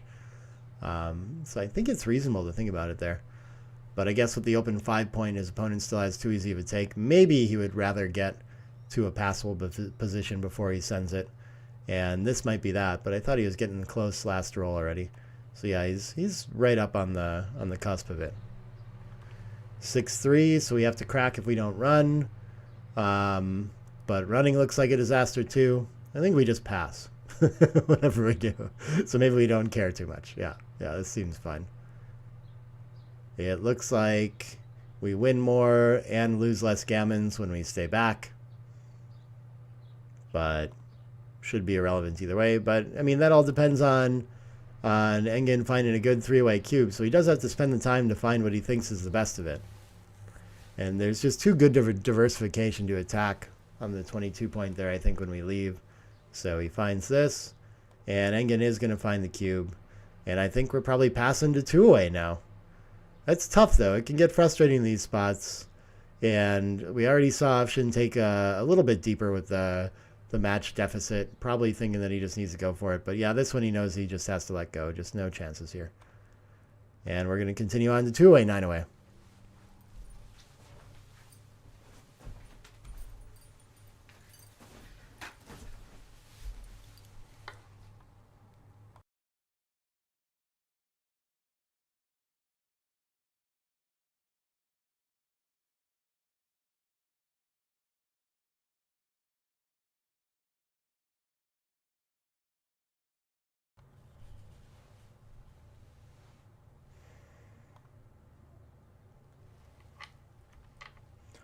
All right, 4-1 split to open. And at this 2-away scoreline, option is going to be getting in cubes with any sort of advantage. So double sixes, it's going to be surprising if he doesn't find a cube after this. Maybe even if, I guess if Engen anchors, maybe less so. But if he makes a board point, I think we can still do something. Aces, this is an interesting one to find out. Makes the 5 point, can clean up the blot and can step up to the 22. Or it can just make the 22 is more important. That might be right and just cleans up. Yeah, and this doesn't look like that much, but he's still going to get the cube in. Okay. I think this must be a little bit early, but it can't be too bad. Yeah, and it looks like the kind of thing that... So again, we see like with the anchor, the gammons are just much lower, and so the volatility of this position isn't so great. And that makes Engen pretty happy to take this 2 cube and just camp on it and maybe win the match. And if he's not so lucky to turn this around, then he just goes to 7-away, 2-away and has a lot more chances to do it. So not a very scary cube. Those aces, the anchoring was best by a decent margin there. It's a good find by him. Nice score adjustment, I think.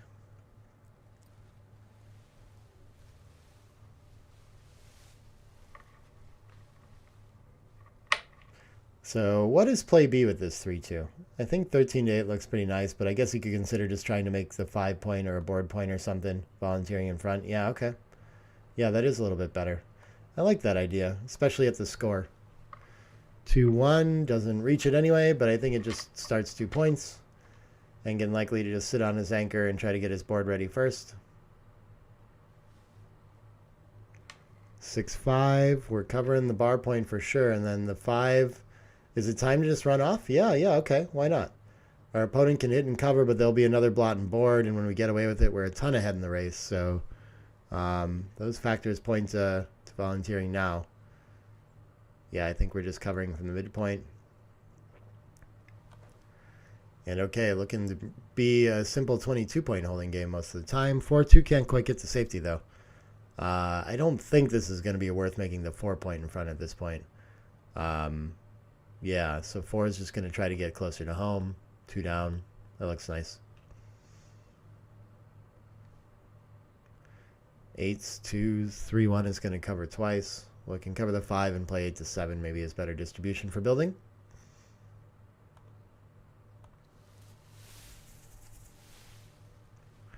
Four, 2. It could make the 9 point. It has to leave a lot of shots to do it, but that's a very powerful blocking point against the 22. So it always is something that we have to weigh as an option. But with this racing lead and good distribution and everything, my instinct is just to play quiet and something like 14-8 and just be happy with our advantage, coming home safe. I don't think we need the 9 point to block to be able to win this one. 5-1 completes the 5 prime, which is quite scary, which means option not going to want to leave many shots from here. 3-2 can give up the mid. It's only a 6. And it's a nice builder for the 4 point, and everything else just looks very stacky. So I think it's time. Just 2 shots that we have to pay. And 5-5 is going to almost even out the race, which if he gets a set of 6s, he'll be happy about that. But this can be a problem hanging on to the timing for his 22-point game. 4-3, I think we can just stack up the 7 now. Either way, it's going to be just the 2 shots. You got to pick which of the 2 we want to leave. Oh, he can play super safe like this and leave no shots. Okay, yeah, actually I like this. It doesn't get any new builders or anything. We're not so sad to put one behind the anchor yet. I just didn't see it as an option. Good find. 3-1 slots the deuce. And 5-3 can clear the 11 safely.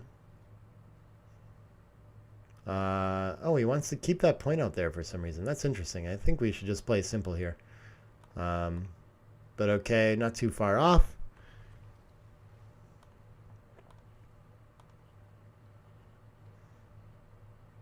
Two one finally gets to make the 4-point. Beautiful shot. 5 prime complete. Makes the ride home against that 22 much easier. 4-3 gets the slot and bring a checker in. So black hasn't run out of timing quite yet, but it's getting tight.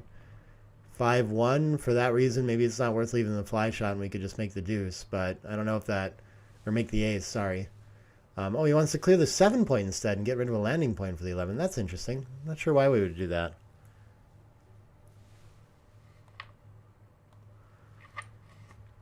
I guess it brings 2 checkers in, must be part of the idea. This next 5-1 just makes the ace now. Okay, so it's a decent follow-up. And 6-2 going to be forced to go. And so this is what he's been waiting for the whole time, is I want to create some extra shots when my opponent runs with this 6 and try to win some gammons this way. And he's gotten his wish. Let's see if he can capitalize on it. 5-1 is going to be allowed to hit and board. Not much else to do with it. It can hit and continue. Okay, yeah. Just lift there. Guess there's no... The closed board is a little bit too big of a risk to leave a shot. And no 3 in. Got a fan. And it could be tough. I mean, the closeout is unlikely. Picking up that second checker is unlikely as well. So not too much gammon threat here. But some chances. Yeah, I think just from the back in twice like this. And we want to give ourselves one more chance at rolling a 2. But we give our opponent a 3-2 as well. So there's a fan. Last chance to pick it up most likely. 2-5 going to be good enough. Or 2-4, sorry. I think the 4 is just coming in, but I guess we could keep it out as a builder and play to the ace or something. Maybe that actually gives us more ways to close. I don't know. But this way, when we don't close out, we're bearing checkers off, so must be a strong candidate. No checkers off with this roll. I don't think we're clearing the 4. I think they both have to come from the 5-point. Tempting, though. At least we get something off. Double 4s. Would have been sad about clearing the 4 after that roll. Double aces. Can't fill in, but it can take 2 checkers off and shift 4 to 3 and reduce the contact some. I think I favor that. He's looking at just peeling instead. Okay. He misses the chance to improve his distribution by doing that, but not too bad. Or sorry, improve the contact zone, I should say. Not really a distribution thing. How does 3-2 fall up? Oh, it closes out. We're glad we left everything where it was. So now, yeah, I mean, maybe he's up in like the 50% range for gammons, and maybe that means that he should peel here.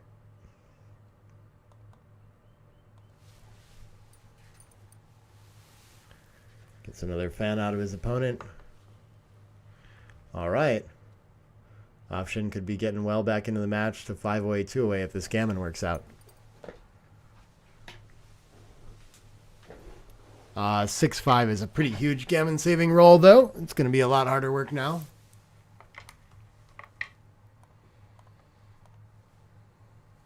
Oh, threw a checker on the floor.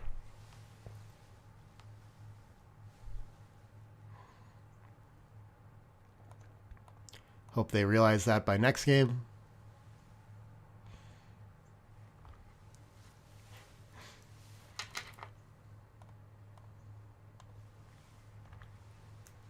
I think just 2 crossovers here, though it leaves them undiversified, so maybe it could be better to play like 13 to, yeah, something like this, sure. Uh-oh. Options threatening to make a challenge of it still.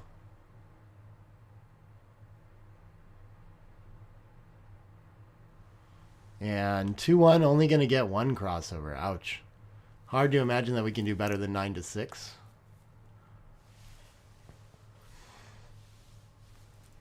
What does this get? This gets 3s or better. And 9-6 gets probably 3s or better as well, so probably all the same. 4-1, okay. Option's going to leave him the chance. And Engen needs a set. 4-2, no such luck. Going to lose a gammon. And off we go to 5 away, 2 away. Okay, creeping back into it, option is.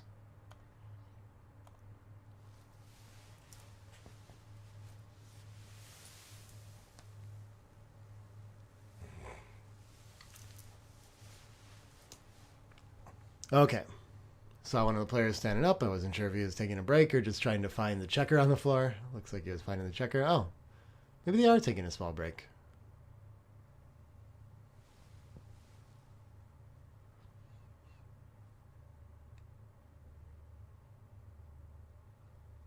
Mate is taking in.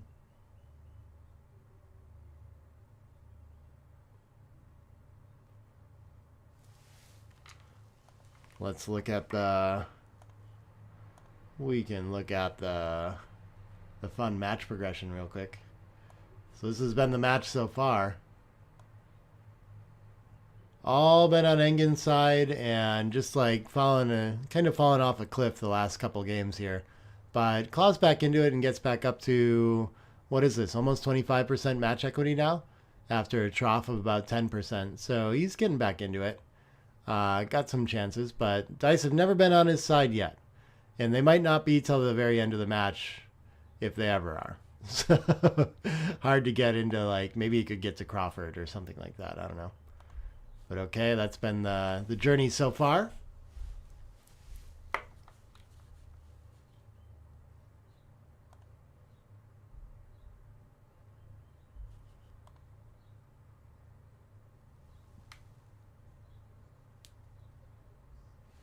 Andrew Selby checking on things there. That's the guy in the sweater there by the board. Well, he gets to wear a sweater now and I'm stuck in this suit coat? What is going on? He told me I needed to wear this to show up in the RAC room, you know, but now no one else has a nice fancy tie and coat. Okay. I guess I'm doing this for nothing, is what's going on. All right, since Engen's staying at the board, it seems like we're probably just taking a short break, if anything, to go grab some water, and then we'll get the conclusion of this one. So I'm not going to send it to break on that. We'll just hang out for a little bit here.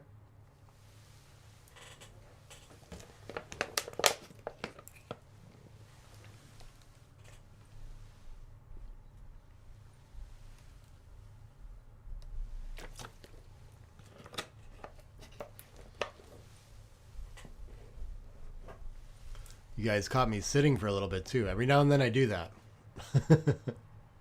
Usually I stand all day, but sometimes I get a little bit sore. I gotta alternate. Excited to eat some breakfast after this too, before our next round at 2:30 local time to the UK tournament here. I think I'll eat some breakfast. Maybe it's breakfast time. All right, here we go. 5 away, 2 away. And we open with 6 something. 6-3 can just split. All right, after we down to 9 away, 2 away and 10% in the match, being on 25% must feel pretty good. So we'll see if Option can follow that momentum and get a little bit more back into this match. Or if Engen will be able to close it out this game with another nice early cube that he can sit on or something like this. Nothing really shaping up too crazy in either direction quite yet. I don't mind the 2 down, but maybe when we're loose on the backside, we wouldn't mind cleaning up 10 to 8, something like this. I don't know. All fine. Okay, steps up instead. Usually that's like the defender's play, is to play the 2 up and try to make an anchor. We like to get some checkers into the mix when we're trying to win a gammon. And another early opening 6s for Engen. Or was it? Maybe it was Option last time. Yeah, I think it was Option last time. But okay, he gets to make an anchor of his own, which is going to be very important in a game like this. Leaving a bunch of blots in front of the anchor, not so scary. So 13 to 9 feels quite tempting here with this big racing deficit. Instead of playing like too stiff, 8 to 4 is another good way to do it. Sure. But cleaning up, yeah, okay. It's like close there, but it just feels like we want to build and get our board ready a little bit so our opponent can't run off their bar point anchor too easily. 6-3 can leave the blots in front of the anchor. Okay, I like that idea. Should play behind instead. Oh, yeah, yeah. Okay, finally catches the illegal play. You made a much better play playing down to the 11 point, that's for sure. Yeah, I'm not sure I would have thought of that, but it's like in the ballpark to volunteer this direct 6 in front of the anchor, and he still wants to do it. Very interesting. Better to just play quiet. There's like no pressure to give this up quite yet, but, you know, not too bad of a play. The volatility is just something we tend to want to avoid at that leading score too. Might be a problem with it. Maybe that's better at normal scores or something. 6 out, and then the 1 steps up to stay linked. Okay, that seems fine. 13 to 12. I'm not sure when we want another blot in the mix there, but 4-3 cannot really hit anywhere, so it just links up with the 18 and maintains a racing lead. Okay, that seems strong. And Option gonna have to evaluate where he is. If he's ahead in the race, maybe he could think about it here, but not. So I think he will link up with the 15 and slot the 6. Okay, and just keep trying to contain those checkers on the 18 point. Simple game, exactly what Engin's looking for with this match lead. Double 6s, not too bad to consolidate, to make sure the race stays his too. Now just needs a way off that 18 point.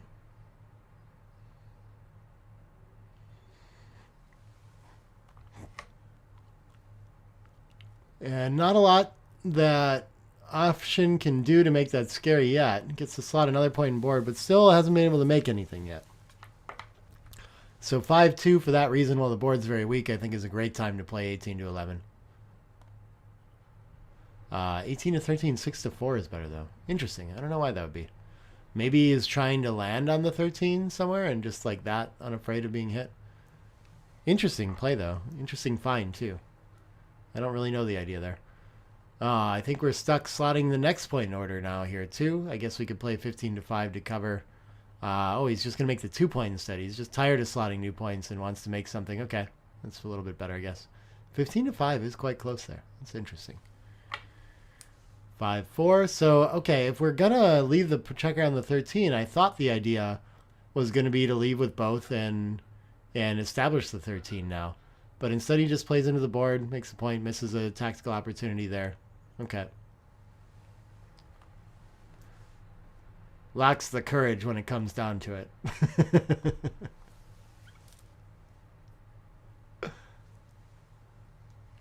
2-1. I feel like he must have had that idea with that play, though. I don't really know, unless there's some other distribution benefit to leaving it on the 13.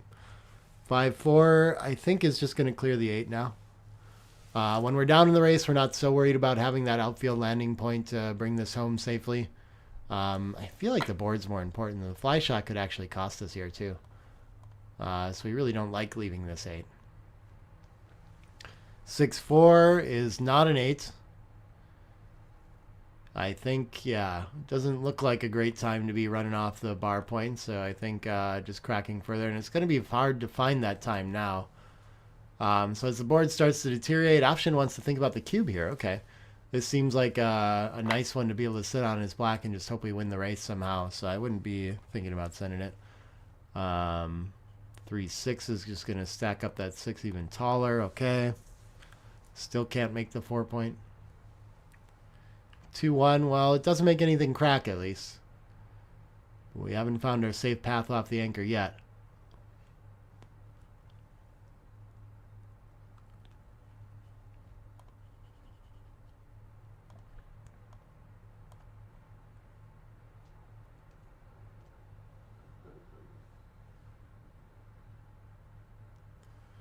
All right, 5-3 can make the ace, I guess. Yeah.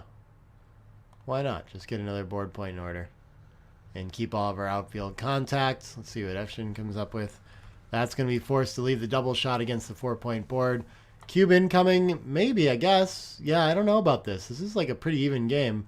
And if Engen can find the miss here and realize that he still has plenty of time to enter on the 3 or 4 and just win a race that way, this is one of those cubes that's very nice, where there's like no gammon threat really. And we just get a chance to maybe win the match, and our opponent's sweating the whole time, just hoping that they don't lose the game and get out of the match entirely. So this 6-1, maybe we have to play 6-5 for distribution or something. But it is scary to leave the fly shots from the roof. Yeah, I mean, I guess we need to contain. So even hitting hasn't put us ahead in the race yet. So we got to be ready to close out. There's a problem with that cube. Double threes is going to put the pressure back on. Enter. Bring 2 checkers in. No board points gone. Oh, he gets to switch to the 5. Okay. Yeah, that's probably better. Or to the 3, sorry. 6-5. It can hit. I think it's required to. He doesn't really mind losing a gammon here. Has to win. Can't afford to give up the 6 to win. So I think we have to do it.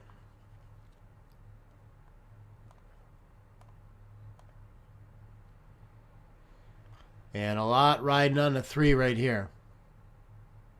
Even a 4 entering. 3-5. Oh, wow. Okay. I think he'd actually prefer not to hit that second checker, strangely enough. When he's just going for wins, he'd like to come around and doesn't want his opponent to have the opportunity to stay on the bar and hit a late game-changing shot. But of course, he wouldn't throw it back. It's just not his best 3. I think this is going to take a checker off his best distribution, but it's never clear there. Maybe the spare on the 5 and the 4 could be better long-term. 2-1 enters none, so option still hoping to get a late game shot. Needs like an ace or something like that up. 4-1 is a good one. So that'll take... Well, it could just clear the 4. Maybe that's the best way to do this. Otherwise, the distribution is definitely taking a hit, and I think they're both coming off the 5. Yeah, a little bit better to just clear the 4. Very interesting. Those are tough ones to spot sometimes. Oh, he hasn't made it yet. Okay. Maybe he is going to think about that.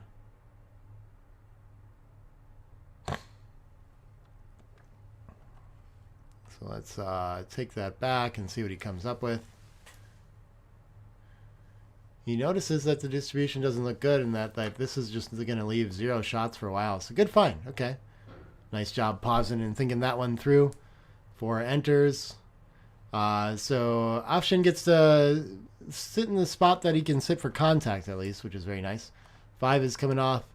And I think 3 clearing from the rear. Just too many shot levers if we peel 3 off there. And 4-1 gets to establish the anchor too. Okay. Ace can slot the next point. We're going to need a closeout to win this game. So yeah, let's get all those checkers deployed. And looking for 6-1, 5-1, 4-1, 3-1 arrow, at least delay. Any ace will give him another shot at it. Option just looking to get his board ready. 5-3 I think can make the point, and I don't see any problem with just running off 21, but he's going to bury a checker to the ace instead. And 5-2 is just about going to resolve it. I'm not even sure if it's possible anymore, but they're going to roll and find out, and he's going to resign. And there you go. We have Engin Ongol advancing to the round of 4. And option Fulat is going to be kicked to the fighters bracket. Long path from there. So that's your reservation in this one. Option never really in this match, just kind of behind it the whole time going through. But yeah, lots of interesting decisions and exciting and well-played match by both, and good luck to him in the rest of the tournament. So that's your round 4. We'll be back in probably a little bit over an hour with round 5 with that round of 4 matchup, or it could be a fighters bracket thing. I'm not exactly sure. But I'm going to send you to break briefly while we sort that out, and I'll be back soon. Thanks, everybody. Back on in a minute. What's up, guys? We're getting ready to start off with the round of 4, the semifinals of the undefeated bracket. And your 2 players in that are going to be Engin Ongol, who we saw last round from the UK, winning out in the quarterfinals against Len Brown of Australia. So yeah, we should be getting going on that real soon. I don't know if the brackets online are completely updated yet, but getting down into it, into just a few players left. I can see George Jacobs has advanced to this round as well. Don't know who won on the other side of that between Katalin Bukur and Romulo Mudu. But those are all of our 4 semifinalists on the undefeated side. Of course, the loser of this can still move on to the other side of the bracket and make it through the fighters side. But yeah, we're getting into it where these matches are starting to matter a lot. I still haven't gotten any prize information to share. Let me ask about that real quick, too.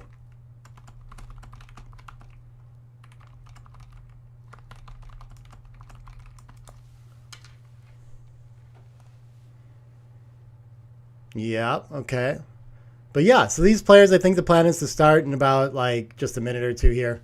So we'll get going quite shortly. Yeah, we'll have one more match from the main. I don't know yet if that'll be a fighters bracket side, if we're going to do like the undefeated finals right away. So we'll find out. Stay tuned to make sure you don't miss that in case it is. But yeah, I think we'll get going with this real soon. Super excited for all the matchups. It's been a fun tournament to be part of so far, too. Really enjoying this. They're playing on this beautiful Jeffrey Parker board. Jeffrey Parker is sponsor of this tournament, as you see. Also sponsored by the UK BGF and Backgammon London. And playing in the Royal Automobile Club. Yeah, the runner of the tournament, Andrew Selby, I think Backgammon London is his project and club running tournaments around. And a board member on the UK BGF, of course, as well. And, of course, I'm here hosting this on my channel, too. So thank you for tuning in. Please do subscribe to the channel and like all the videos if you enjoy what you're seeing. But, yeah, we'll switch over here. So we're ready to go as soon as they start playing. And it looks like we should be getting started any moment here. Reminder that the time controls for this tournament, it hasn't been an issue yet, but they have 90 seconds per point instead of the typical 120 or 2 minutes. So a little bit less than bank than usual. Usually it'd be 26 minutes. Now it's 19 and a half minutes. 13-point match we're playing. And yeah, I think that's all the backstory we really need to get going with this game.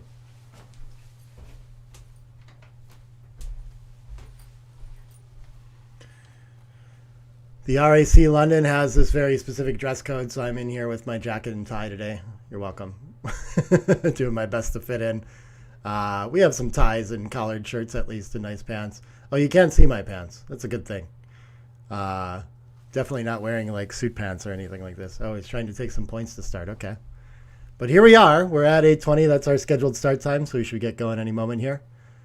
Yeah, I love playing on these. If you haven't played on this Jeffrey Parker board before, it's all leather. The board, the inlay, all of these things are actually like just like leather cut out and placed in here. Even the checkers, the white and the black on them are leather, and they're nice and metal rimmed to make a nice cling to it. And they just like glide around on the board so nicely. It feels really elegant to play on. I like it a lot. Seems like a really nice playing hall. You guys keep getting to see like room shots there as we get set up. Nice like classic lighting in there and things like that too. It looks like a fun place. I wish I could be out there on site. Maybe some year I'll get out there.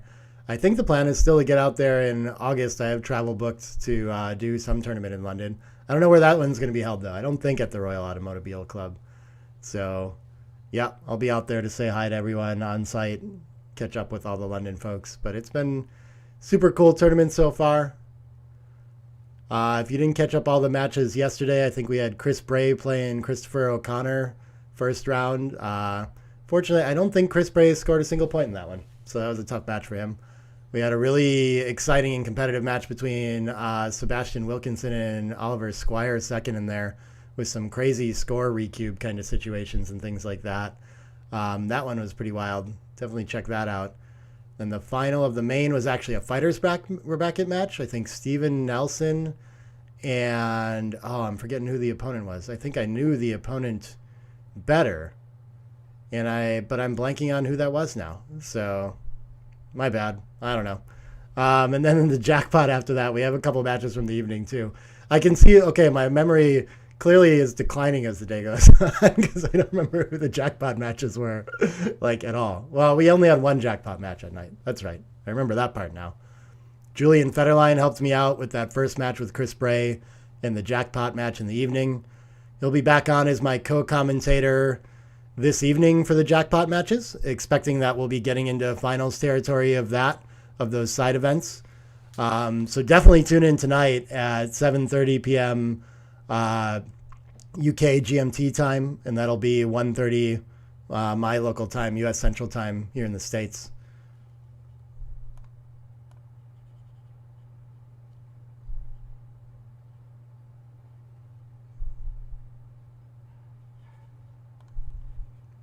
There we go. We're kicking it off.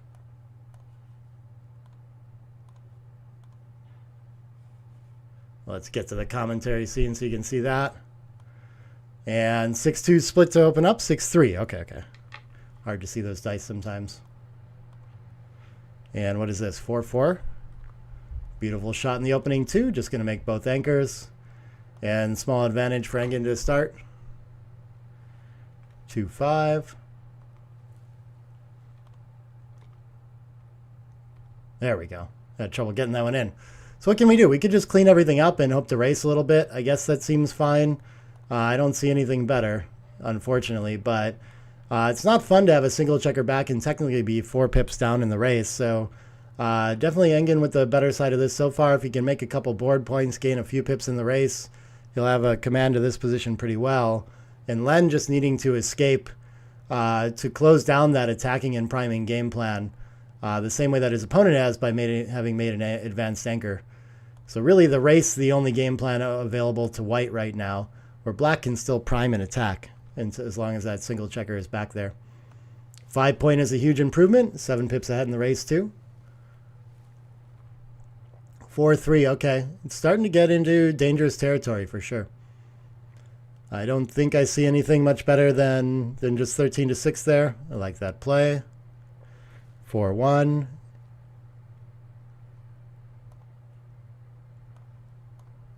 Oops. Yep. Just simple plays. Bringing this forward for now. No reason to do anything crazy. Once we have more material in the zone, we can think about switching to attack and things like that. And this 3-2, I don't think stepping up doesn't seem to help at all. So I think just continuing to move freight in the outfield is going to reduce the gammon liability when things go wrong in this position too. So always nice to be able to move a little bit further there. 5-3, I don't see anything more productive than down. Though the bot is already thinking a little bit about hitting for gammons. 6-2 can't really run effectively. It could try to come out to the bar to distract from making board points in front of us with all these builders. That might be the idea here. I don't think we really have a 6 we like anyway. So what if we do that and just play 8-6 with it? I think feels like a nice time. Seems like the bot doesn't want to provoke the contact so much here. But they're pretty close. It's, of course, I think the issue with the play is that we're dead even in the race, meaning we're like slightly down. So we give up a lot of pips when we do get hit. It's really unfortunate. We don't like to lose ground in the race that we had there. And we can just hope to run with a better 6 later. So 6-3, what does this do? It doesn't make any new board points still, I don't think. I can't see. So it's going to be a little bit awkward. I guess we'd have to bury to the deuce to avoid leaving the anchor or a shot or something like this. It feels a little premature to run off the anchor. But for lack of options, I'm quite tempted. The thing is, when we don't escape next roll and our opponent makes like some sort of board point, it gets kind of weak. So, okay, you should just go for the convert to the attack with all the blots on the board is the way to take advantage of that. But instead he gets hit and pointed too, and now in a lot of trouble in the same single checker back game that Len is. So he's kind of lost his whole advantage with that play. I think staying back and keeping pressure on the blot and cleaning up blot in the outfield seems prudent here. What is he? Oh, he misses a chance for a tempo, though, to prevent him to cover it clean up. I wasn't even looking for that. That makes a ton of sense. 5-5, those are easy to overlook if we're not staying really sharp on the game. 5-5 is going to point on head, and sure, avoid giving up any more points by playing the spare deep. That seems fine. And what does he have as a return from the bar? The 5-4. What? This is down in the race now, so I think we want to keep contact somehow. The tempo looks way less desirable now that our opponent has a better board. We don't really have a safe 4 otherwise, other than hopping out anyway, though. So maybe we just do that and hope to control the outfield when we get away with it. But no, the tempo is still best. Wow, okay, that's a scary play now. I'm surprised that I guess for lack of options, he's able to find it this time, even though it didn't jump out of it at him last time with the ace-4. 3-6 is going to enter and keep a racing lead at least. The 6 is not so good. I guess we might as well make a board point if we have to leave a shot, though. One less blot as well. So 5-point board for white. Things looking pretty nice for him. Engen unable to hit that blot in the outfield. So what's the best he can do with it? Probably just cover the ace point. Would be my idea. And then 11 to 10 seems like the same number of indirects, kind of regardless. Maybe not. Maybe it's a lot less shots. What does he come up with? Oh, he hits and lifts. Okay. Decides he really needs the tempo, and that's a nice find there. Yeah, okay. Can't afford to just let our opponent escape and attack us and things like this. Interesting decision there. Is this double aces? That's a pretty nice shot. If so, it's going to hit and switch to begin with, and then the last one Sure, whatever. We have 2 on the roof, so why not spread out to try to make the 6?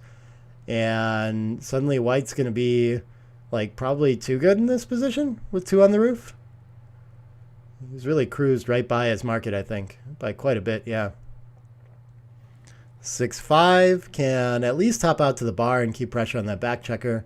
The 5 isn't so productive, though. I guess I don't mind 13-8. But I think I do want to stay and have a chance at picking up another checker.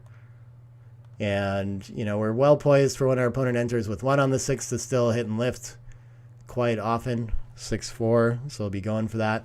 We don't necessarily need to make the 6 point as white here. Oh, he enters on the bar. That's a good play. I think it's actually better to be back here. But so it's still way too good. Yeah, we're still doing fine.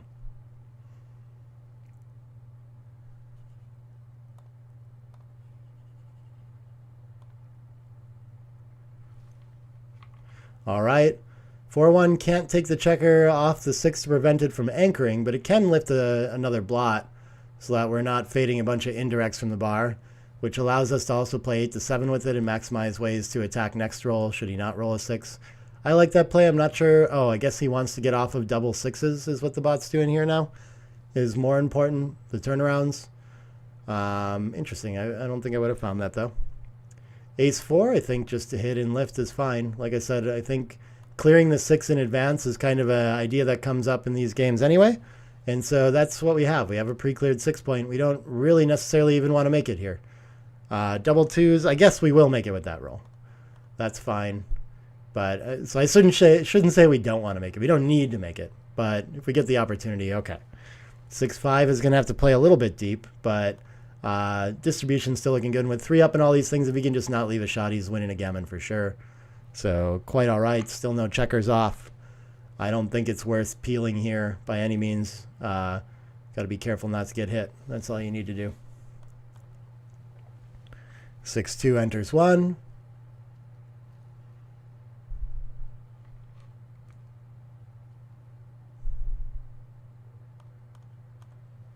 Two 1 takes 2 off.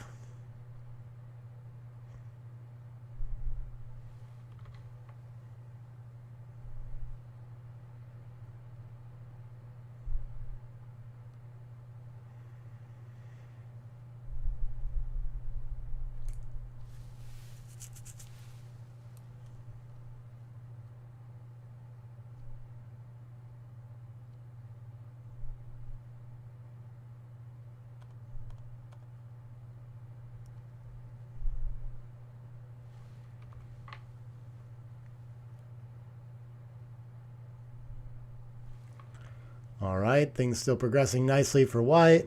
If he gets in too much risk of losing the game, he can think about cashing it, but I don't see that really happening in a position like this. There's just so much upside at gammons.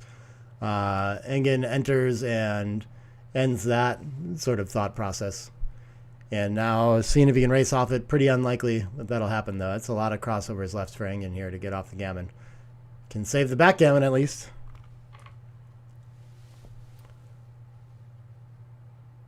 Yeah, take the biggest crossover of the 6 seems nice, and then we can just play from the rear. I like that decision. And losing, yeah, less than 5% of the time that he can save the gammon here. Going to need a lot of sets to do it. 5-1 not going to help that cause too much. Yep, gets 2 crossovers out of it, though. Seems to be the only way to do that. 2's okay. That might all but lock it up.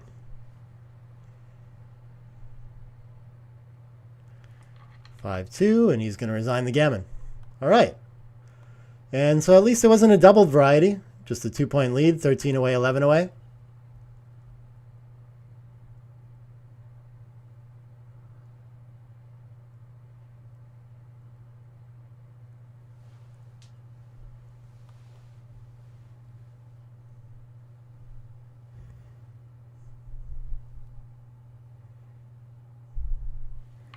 And a 3-2 to open. Just the standard splitting play. Plenty of things are close options there. 6-5 gets to run typically in the opening. And Len with the single checker back again. So we'll see if Engen can capitalize on that more effectively this time around, or if Len can just escape to a race. 5-3 is just going to make a board point, it looks like. And so Len looking for step one is to make an anchor here. I guess double fives jumping into the attack seems fine too. I think the blitzing play looks pretty good here. Though it is always tempting to just play structurally in for race. But I mean, the distribution's so good, our board's so nice, 4-point board. We actually have a 9th checker in the zone as well. And so on a fan, our opponent has a board point, which is a little better than our standard references, and a checker escaped. But we have a better board, a 4-point board, with the much better point of the 5, and an extra checker in the zone. I think I would be leaning towards passing in this one. Looks like it must be a pretty strong cube, though, for sure. But we're always weighing all these differences against the reference, right? So on the plus side for black, we've split, which matters. We've got an extra checker in the zone, and we've got a better board than usual. So that's like 3 fairly big things. And white only has 2 of those things. White has a checker escaped and has the 3-point made, which is a little bit weak relatively too. So I think I would be using that to think that as far as our usual references go, this must be better for black.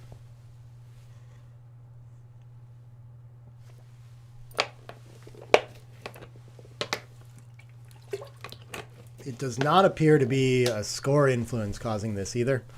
Looking at these numbers, it looks like this should be a pretty typical double and pass for money as well, or normal scores. But it's confusing. It's enough different. Sometimes it seems like the gammons are a lot less when you only have that 1 checker back, which, I mean, they do drop pretty dramatically. But another indicator there with the split and everything is that Engen can just win the race. And when that's the case in these like 5 splits positions, they're just so much stronger when there's so many wins like that too.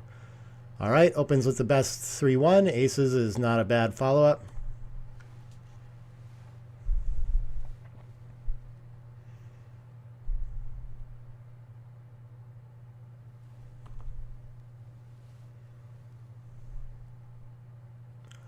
I think unstacking is super important here. So I'm probably playing down to the 9 first, and then the 4-point's very strong as well, so sure.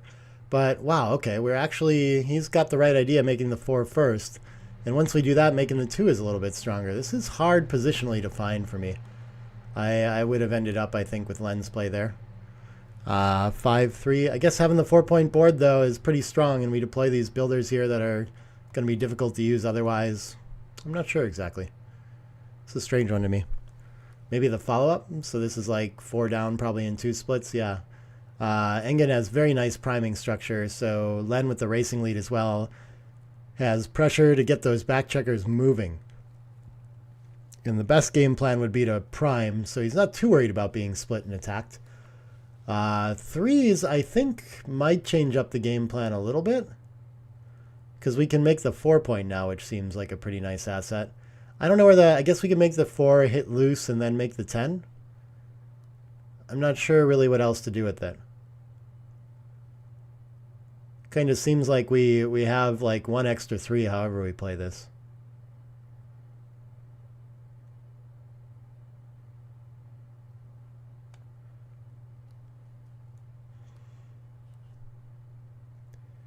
Yeah, I guess totally quiet and making the priming play just like doesn't stand out because it allows our opponent a little bit too much freedom, I think, with the lead in the race. 2-6 is going to enter, and no 6s other than hopping out. Now seems like a fine time to do it too. Wow, it's actually scary enough that we should consider 9-3 because all the hit and covers it creates, but would have been my play too. Not enough action with 2 checkers behind the rack still in the 24 for black to have a cube or anything, but in good shape. He's going to choose to hit this instead of sending another checker back. Less blots, I guess. Oh, he can hit and split with it. This is very interesting. I would have thought to hit outside there, but okay. 3-6. So still can't escape a checker, but can attack off the edge of the structure now. So I think this 6 is pretty strong. Better than the 22-16 out. And we'll see. Engen going to pause to think if he's going to lose his market when he hits. No, when he fans, he might lose it in the other sense, though. 1 on the roof, threatening a 4-point board, split, leading the race. This is a bit volatile, but it seems like a pretty strong cube and pretty strong market loss on this next sequence. There might be rolls where he does nothing, and he never does both things, and anchoring up, escaping like one of those 2 as well as covering. But I mean, when he covers and gets a fan, like this just seems so dead. So I think we got to send the cube here. And it's actually so strong. Yeah, okay. I'm underestimating this, if anything. I think maybe he's thinking too good. That could be again. He's only 59 shy of it. Decides to roll there. But I mean, it feels like there must be ways that we can still lose this, right? Like a 5-4 is just quite weak. We have to leave a blotting board, but our opponent still has a blotting board too, so maybe that's part of it. But I think maybe I just play around to the 9 instead of making the 18 here. I'm not really sure. I'm not sure hitting loose on the ace makes that, like, helps all that much either. I guess if we hit loose on the ace, we can make the anchor. Maybe those go together nicely. I don't really know, though. When my opponent enters or hits, what do I want? And what do I want when he fans? Yeah, this is an idea, too, to bring checkers in the zone. I don't think I want to break the 9 to bring the 5 in because it interacts with that slotted 3 so well right now. So this is tough. Yeah, okay. We got lots of options here. But one of those, either breaking the 9 to come in or hitting loose on the ace are both fine, it would seem. 13-8 is a few too many blots. Tricky position, though. Really tricky. I could be tempted into many of these, like, kind of second best by far kind of plays.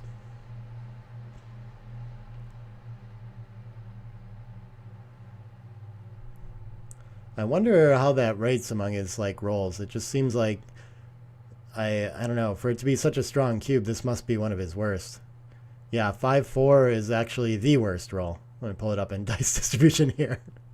So he found the bottom of his range, unfortunately, having to deal with that, and that tends to create, like, some pretty complicated decisions when we just whiff like this.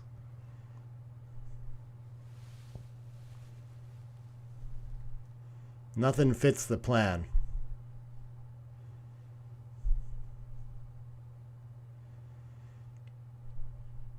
Perhaps regretting not having claimed after that sequence. And okay, he finds the best play. This is pretty good. Strong play from Len so far. Ace comes in and hits. And now how do we like the volatility for this position? This is a lot more fun of a cube. Okay, we're a little bit shy. Maybe the score is enough influence to keep it off in a scenario like this. This is going to lose our market by a mile, though. We're probably too good again.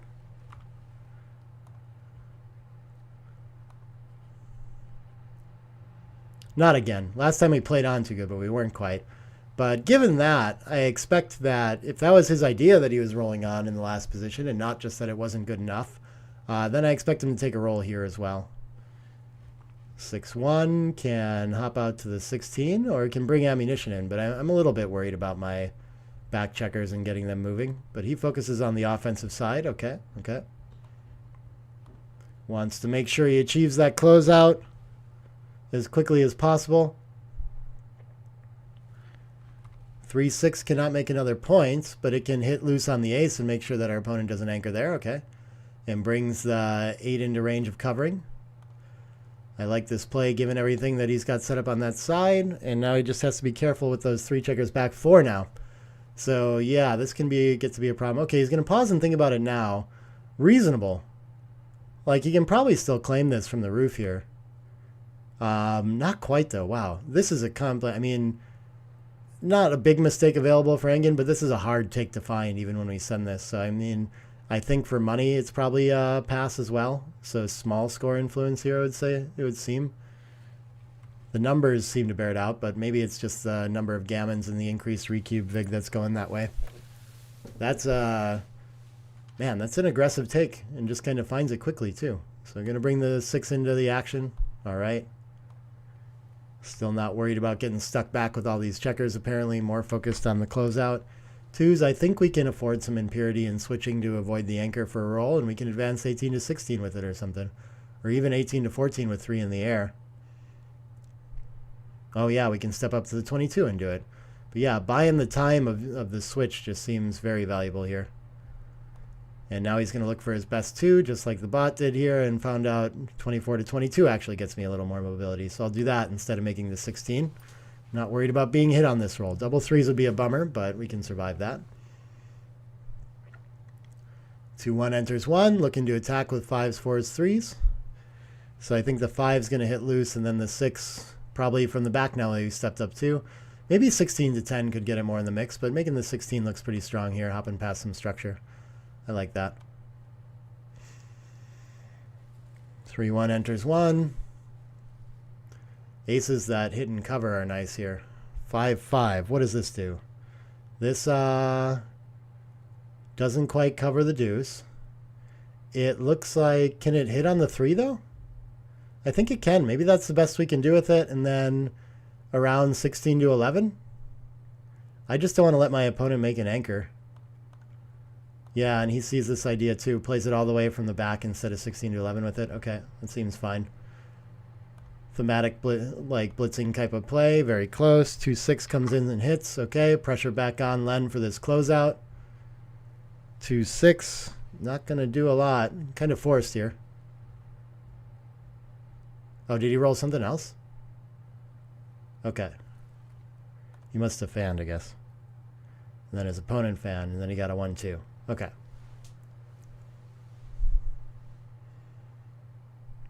Two, and then, yeah, the ace, of course, he wants to switch and put that checker on the roof.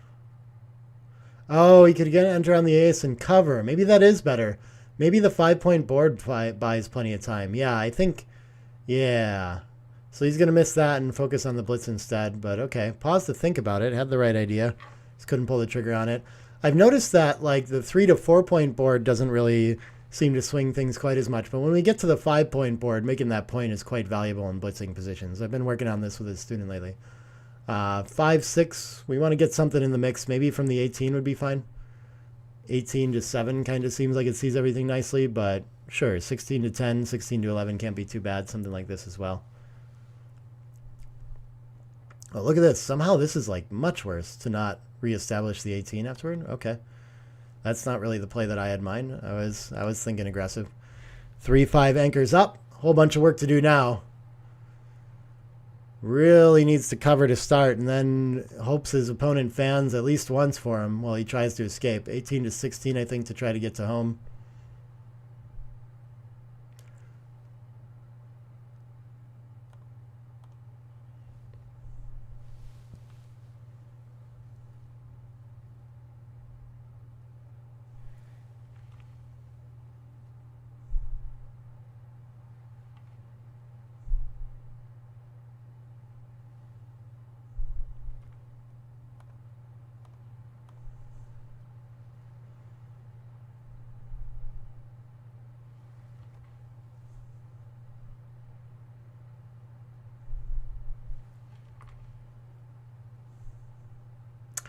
All right, I think we're stuck burying a checker to the ace, but it's not too bad yet. All because that checker on the 8 freezes there. Yep. But we need a 6 or a 4 quite soon before we crack. And our opponent has a couple shots from the bar now. 3-5 would be pretty huge to send a second checker behind structure. 5-6, no good though. So a lot of winning chances that black has ended up with here the way this has progressed. 2-3. Gets to put a spare on the 6 and play a checker behind. Okay, so not the worst non-escaping number. But one more checker dead. And Engen still can't enter. What do you have here? 3-1. Okay, position going to deteriorate a little bit further. And I think it's better to save the 5 and continue on to the ace maybe. I'm not sure what sort of combinations with the 5 will play. But I don't know. That would be my idea. 6-2 better there. Probably doesn't actually make sense or actually save any rolls. But it looks like it when you're trying to play 6s and 4s from the other side. Well, I must want a spare 5. But yeah, it turns out when we roll a 6-4 that we're just going to play a 4 to the deuce anyway. Okay, yeah. And the 6-5 and 4-5 both played. So maybe that's a big part of it. Double 5 still can't enter. Okay, there's a couple of weird disaster rolls here. But Len finds something safe and comes around. Oh, yeah, no better 2 than this. But now, of course, we have some big number combinations that are going to leave a shot already. 6-5, 6-4 probably. Things like this. 5-3, I think, can play safe. It just has to bury another checker to the ace, unfortunately. So things are awkward here. Still no checkers off, not off the gammon, but still incredibly likely to win one. 5-2, I think, is just going to clear from the rear. Yep, actually only at 77% gammon, so not even as much as before. That's how bad the distribution is. And there's not that much material outside, so some chances to race off that. Is it 4-2 looks like 2 off. Yeah. There we go. 4-3 gets to enter and hop out. Might as well save some backgammons. I think our structure is fine. If we hit a shot for containment, so we don't have to work on that so quickly. We don't want to throw it away while he's still clearing, but, you know. 5-3 clears from the rear. 6-1. It's gonna... Most efficient for saving the gammon would be to come into the 6. Or maybe make the 12 as kind of a nice compromise, too.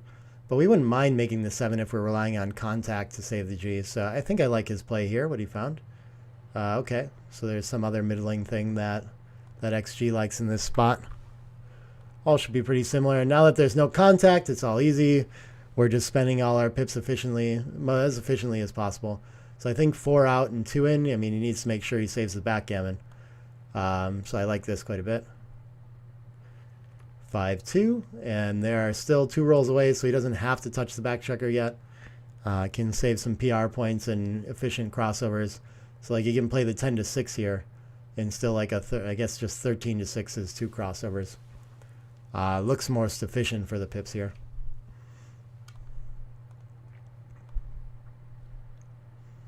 That's all small stuff though, unlikely to save it either way.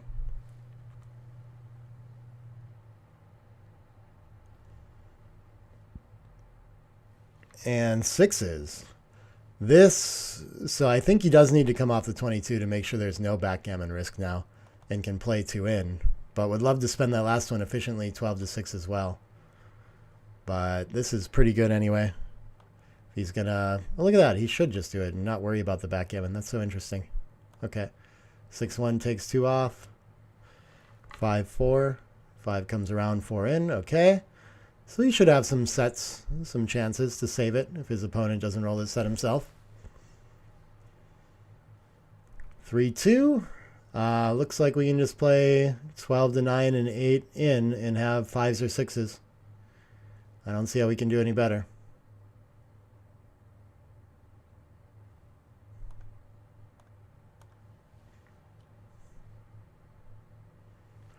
(5-1). He's going to leave him the chance. 2 numbers to save a G here. That's not one of them, and we'll be moving on to 7 away, 12 away.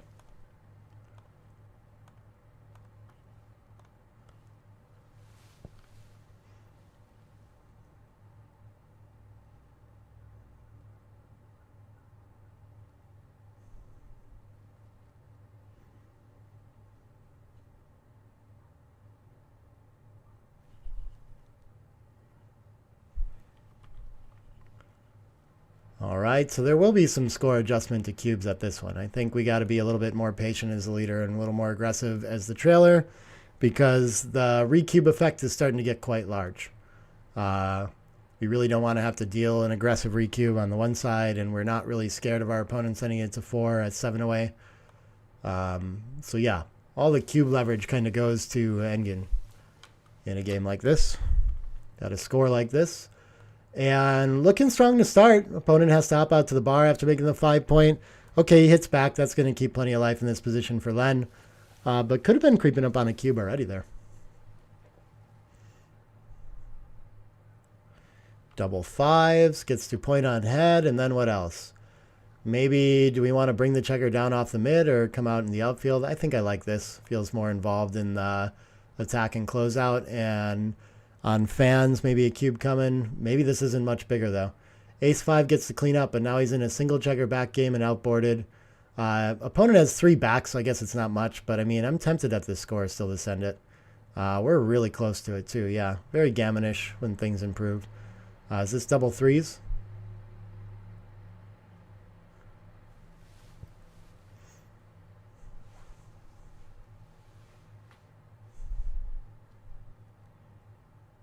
Looks like it. Okay, he's just going to make the offensive point. Now we have like 4 checkers spread around there.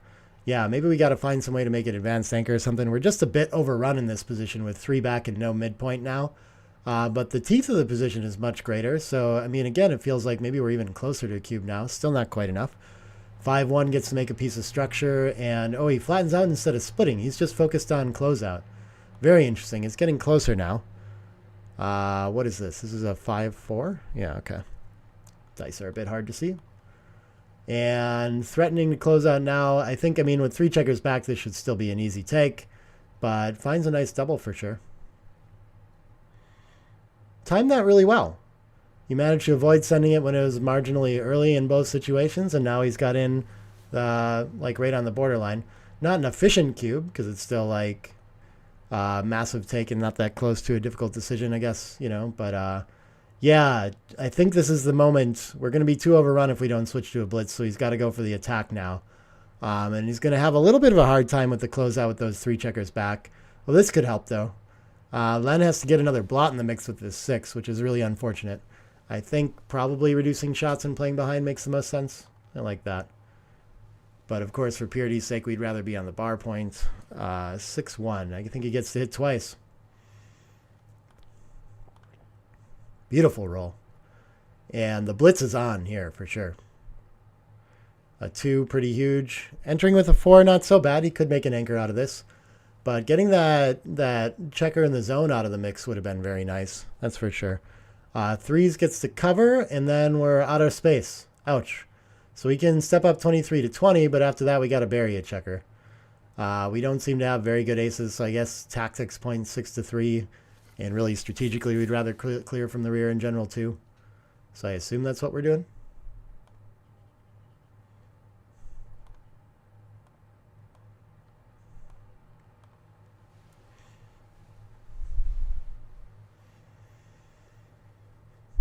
Ooh, 5-4 is a huge roll.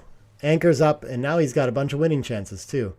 Engen's super overrun, looking to just run off that anchor and from the back as soon as he can, but we'll be under some attacking threat when he does it. I guess 24 to 18 must be better than 20 out to 14. I like that. Keeps the anchor for now. 6-1 points on head, makes another big step in the right direction for Len. And he's coming back into this game. And a 4-6 fan, ouch. And now Len, even with the anchor, he can start to think about hopping off the 21 just to control the outfield at some point. I think for now he'd rather keep building board points, but at some point that's going to help him contain this checker that wants to keep escaping. 4-1 is a bit of a do-nothing roll. I think just playing down to the 8 is fine. I guess we could make the 3-point and activate that dilly builder and leave a couple fly shots. I'm not sure the gain is enough for me, though. So yeah, I think just 13 to 8 and get another checker in the mix, still containing effectively. 5-6 is going to hop to the outfield. Beautiful shot for Engen. Back in business. And can we continue the containment game for Len? No. 4-1 is just going to have to safety up now.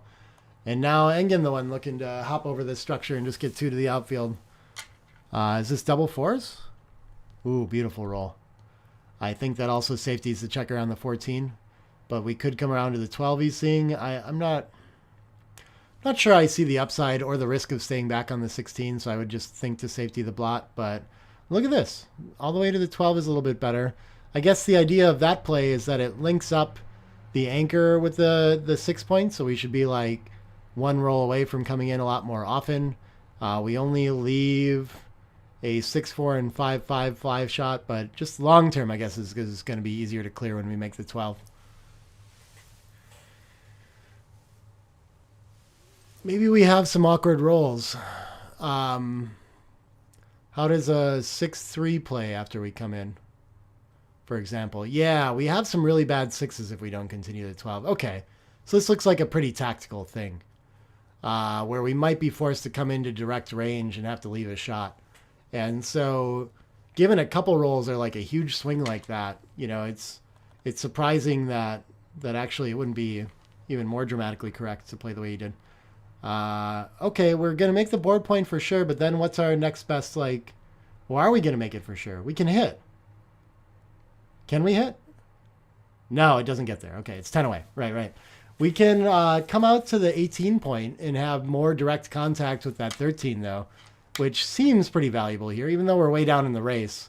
I think this is our best option, you know, for getting there. If he counts the race and sees he's down 32, he might second guess this play. And so it's hard to release, you know, like definitely we have the time to stay back on the 21. But yeah, this is one of those tactical things where having that 5-way contact is just worth more than only indirects most likely for the rest of the game. Let's see if we can figure this one out.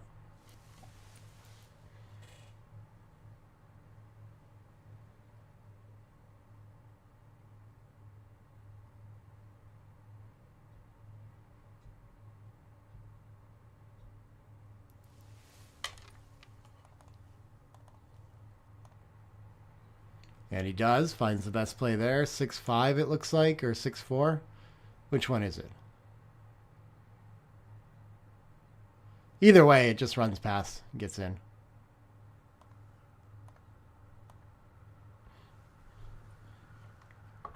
Six-3. Does this roll the structure home at all? No, it could make the ace point, I guess, but probably just bring 2 checkers in from the 8. Oh, he does want to prepare for contact and maybe getting a shot. Just, yeah, I don't know. I'm not sure how much that helps you contain anyway. So, 4-1, forced to just play behind, waiting for his opportunity to clear safely. 5-4 gets to make the next point in order. That's a beautiful shot.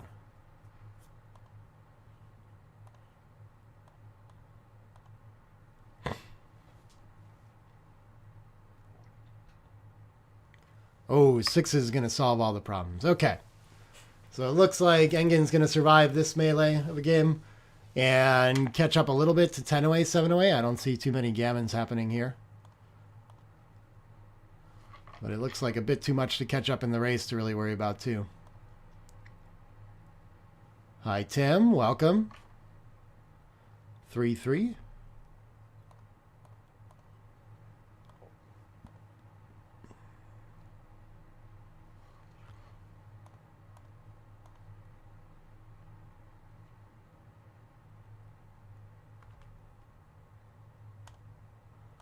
All right, shuffling checkers around, making sure we get off the G.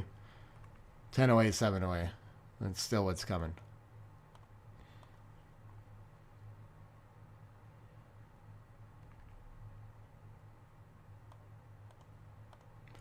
There's that checker off to make sure. I'll continue rolling to see if there's some way back into it. I guess all sets in a row and all 2-1s can still get there. I think this is still technically enough. 5-4 though, not a 2-1, and so that'll do it.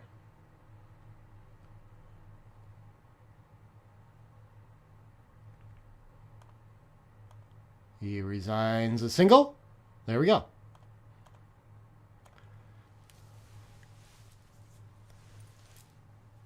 All right, a little bit tighter match now. Makes up a little bit of the deficit. 5-point deficit down to 3.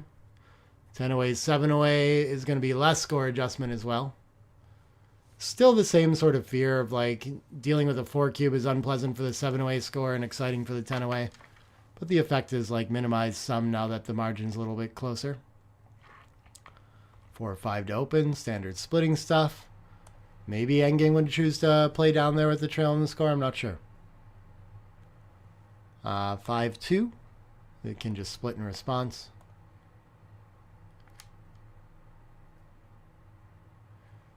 And 4-6. Our first decision, we'd love to make the anchor, but then where's our 6? So in the opening after our opponent splits to the 5-2, our 6-4 is played hitting on the 3. This feels a little bit different though, but that could still be the idea here. We could make the 2-point. We don't really want to give our opponent their full roll to attack us either. We could just run. Like 20-10 looks okay. Or even maybe 24-14. I really don't know. Maybe I'd end up with like 20-10. I hope that's like a nice simple play to go for here. But okay, anchor wins. And we just gotta figure out a way to put a 6 somewhere after making that super important asset. Just feels so strange to volunteer a double shot on the bar, or to have to play to the deuce point and risk an ace anyway. All these things seem pretty miserable.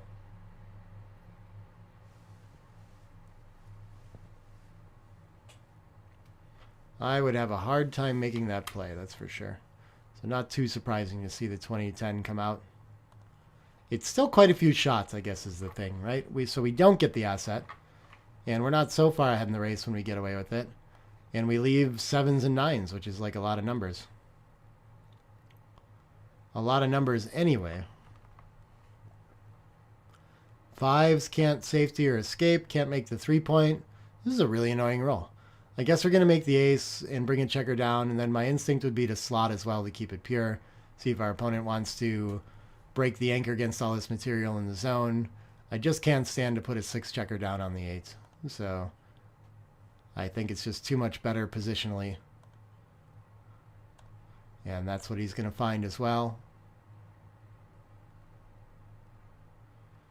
don't want to be hit with the lead in the race. The 6 ace gets to make the bar point. Okay.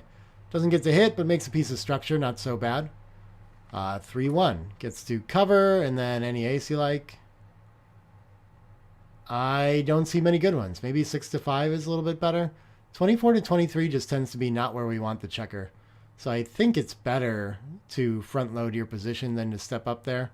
Oh, of course, we could just step up and see the light and cover with the ace. The distribution just looks so funny that I'm automatically covering with the 8 and trying to figure it out from there. Yeah, and that's what he goes for as well.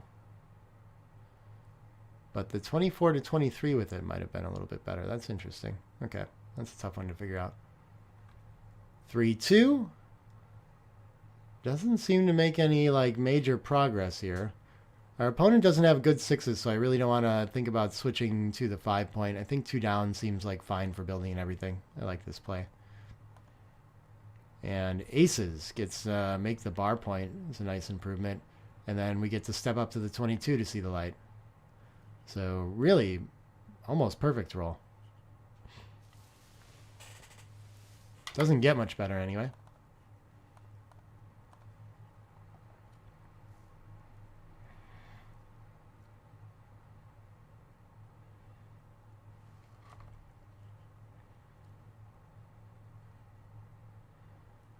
All right, fours gets to turn this into attack now that we're behind a little bit of priming pressure. And our opponent only has a single checker, so can't prevent the attack. I think 2 board points is great. Maybe the deuce on stack is fine, though. I'm not sure. A lot of times this pure point and switching 8-4 is a little bit better, but just looks weird with the distribution and not unstacking. And I don't mind having the 8 here, so I'd be inclined to go for the impure side of it. Yeah, and that's what he's going to find as well. Nice play. And trailing in the score, what happens on a fan here at 2-6? We're going to find out. He's still down in the race, still behind a bunch of structure. I don't think this is anything yet, but it's looking nice. Maybe we have a nice threatening position if we make the 5 or the 4. That's still like playable. But yeah, still basically a 50-50 game. Double 5s, this is interesting. This is a little fast and can't escape from the back, but it does make the 5 point. So I think the last 2 are just coming in to the 3 and the 6. I think he's right. Yeah. Oh, we could make the ace and find some way to do that. It doesn't look any better, though. Yeah. So let's just do like this. And I think now we have an interesting cube on a fan. But I'm not sure because it's still pretty, like, needs some 6s in short orders to escape. But when it works, he's going to win a lot of gammons. So, yeah, right on the cusp of it. Okay. Interesting position. 5-3, I think, just clears the 8 now. This did not get better. So if we didn't see a cube last time, I don't think we're seeing it next time either.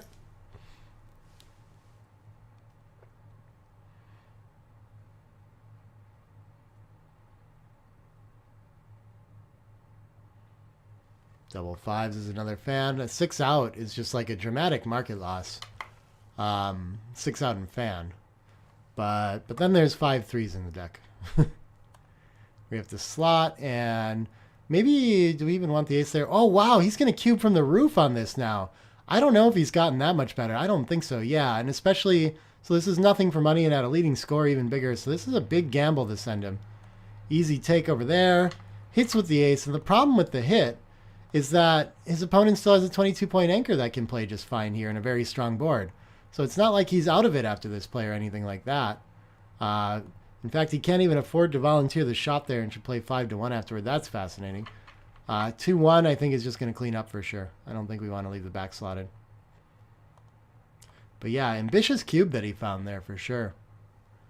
Maybe he had a sense that his opponent was ready to drop it after the turn in fortune. I don't know. 3-1 gets to hit. Okay, that's a beautiful shot. Guess it could step up in advance too. Yeah, actually better to just play this quiet. Very neat. We're still outboarded, so we can be focusing on game plan differently. Okay, 5's going to hit loose, and this could generate on a fan some really interesting recube decisions. With the score difference, oh, I think he's got to think about it. Is he going to pause on this? Okay, we're still way early and way underdog, but we're getting to the kind of characteristics where gammons go both ways, and it's just so unpleasant to receive this as the leader in the match. Your gammons are worth a lot less. Your opponents are worth a lot more. You can never recube. Ace 5. Okay. So maybe actually that's going to like save some purity and have less buried checkers. Not such a bad turn of events for him. 4 in and 2 is going to fire away again. I love it. We could come 2 in and hit in the outfield too, but I think this seems better. I guess we would have to voluntarily prime ourselves and give up a bunch of our timing the other way. Where this way we're on the edge. We deploy like a semi-dead checker. Too many strategic upsides to this play. 4-3. Okay, entering high is pretty strong here. What do we have now? We must get in there. Oh, yeah. We're right in it now. Okay. Gonna skate by.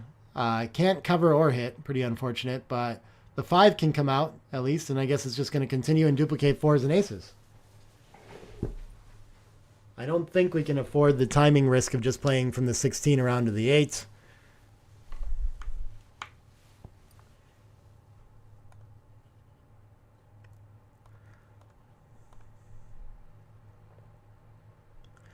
Four 3 is going to enter, and the 3 can get a little bit closer to home in the outfield. Still going to leave aces to hit. All right, and I don't think this has anywhere near the teeth that it did before. So we're just playing, not even a favorite anymore. Double 4s. Can we can cover the ace and come to the 12? I don't see much else that we can do with it. Contains the outfield well, at least has a 5-point board to be ready should there be some sort of contact coming up.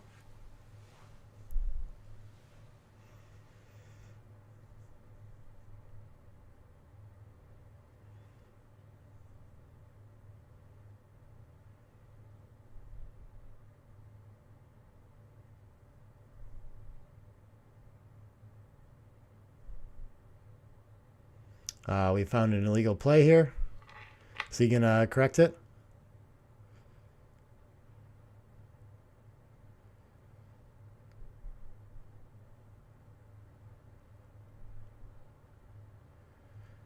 This was not the position, but that's okay.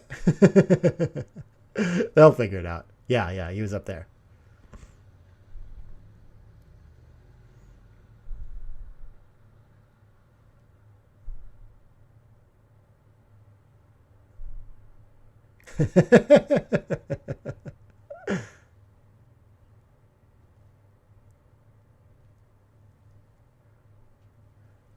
He ends up with a legal play.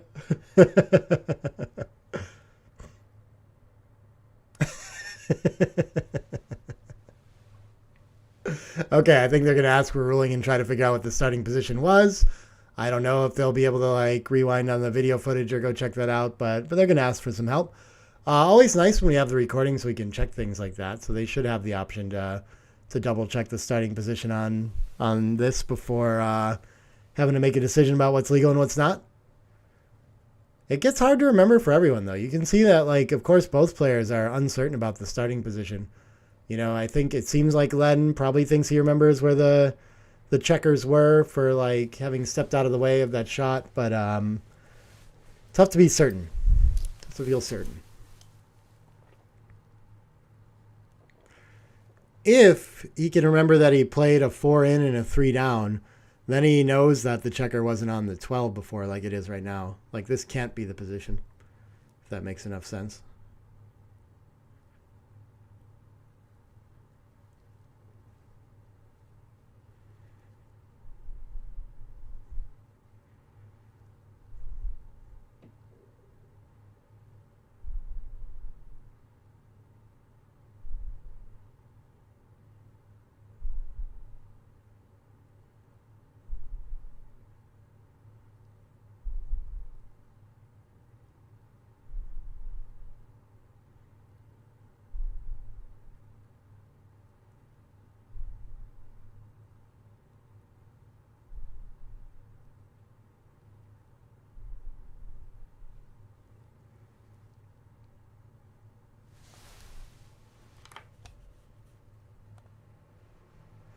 So I think the streaming computer is right behind. They must be checking that out real quick to see if they can figure out what the starting position is. Len with him, he's coming back to the board. Come back and showing him where it started. There we go. Okay. We're back in business.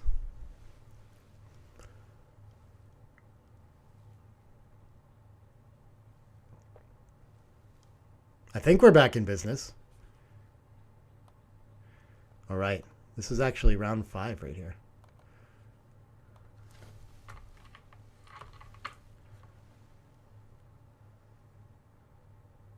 Undefeated semifinals. That's what we're doing right now. Maybe I should write that on there instead. Okay, so he finally finds the cover and come around to the 12 play. Best of all. And what do we have here? 5-2. Can't do much with the back checkers. I guess just finding some sort of quiet play. Ouch. This is more awkward than it looks. I don't think we can slot with an ace, but we sure do hate. The only safe play is 10-8 and 6-1. Can we really afford to do this? Yeah. Ugh. I guess we could hop out and challenge the bot in the outfield is a nice idea. But okay. Finds the way to respect the 5-point board. Wait for his opponent hopefully to not be able to hop out and, break a little bit further. Now it's a little safer to hop to the outfield too, should we get such a roll. So waiting seems to have paid off. 5-2, another awkward one though. Aces are duplicated enough that I think we're safe to run off the 21 here. 2 dead checkers behind too. Not like there's so many ace, deuce, ace 3 all can switch or pick and pass, but that's about it. Okay, just continues all the way instead of taking the distribution 8-6. A little bit better there. And steps on to 6-5 actually, as it were, too. So now 6s get to cruise straight by. And this looks like a win for Engen. Yeah. So I think he should just run and make sure he doesn't get gammoned here. That would be my instinct. But we're passing either way.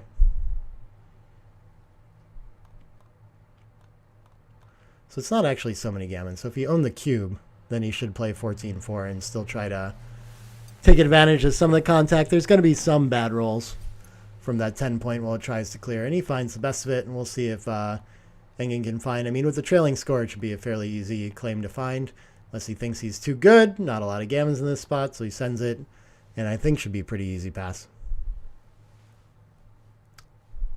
Yeah, and Len punished for his aggressive cube early in this game now. Going to lose an extra point on the recube now.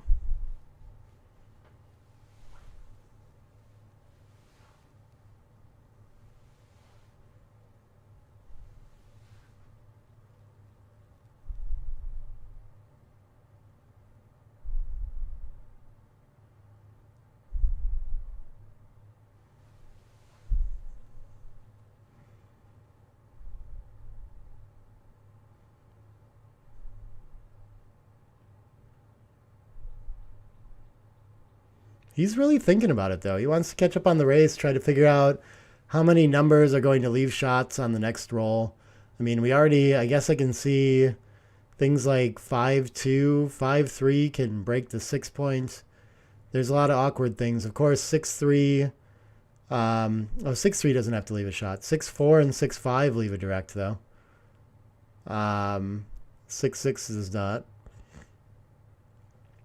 But I think this is what he's going to have to go through and figure out, well, how often am I getting something immediately on this roll? And is the contact enough to generate the wins? And I think what he should notice, though, is regardless of how many shots, he's got this buried checker on the ace and the mate ace point. It's going to be hard to win after he gets that shot, too. So nice job passing. Welcome to the chat, Gaz. These are both professors? Okay. I don't know what you mean, but you can tell me more about these players if you want, man. I'm always looking for more backstory. And what are we on to now? 8 away, 7 away. Okay. Real tight matchup.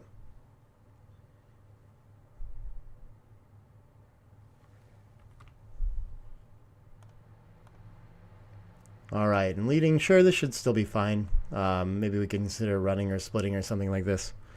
5-4. I think we can still split if we want, but typically we play 2 down after our opponent makes the 2-point, kind of like a blitzing theme. 6 ace is going to hit, and I would bring another checker into the zone for material with this attacking structure, but he wants to go for the split with it. Okay. These tend to run pretty close in the opening. 4-1 is going to return fire, take that checker off the 20-point. Very nice response for black. And so now white with 3 checkers back and a huge positional liability in the deuce point. Going to be tough to turn this into an attack with the extra checkers back.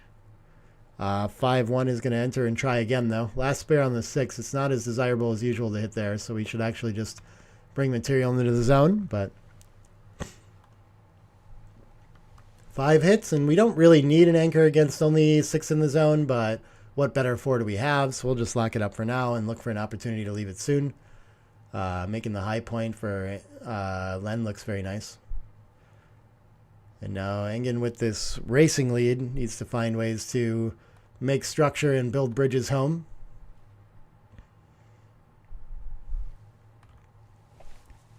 And Led needs to find some way to salvage his board. Get more material in the zone and get to build on that. So maybe it's fine to just leave the blots around and go 13-6 here or something like this. But playing to the 11 could be okay as well.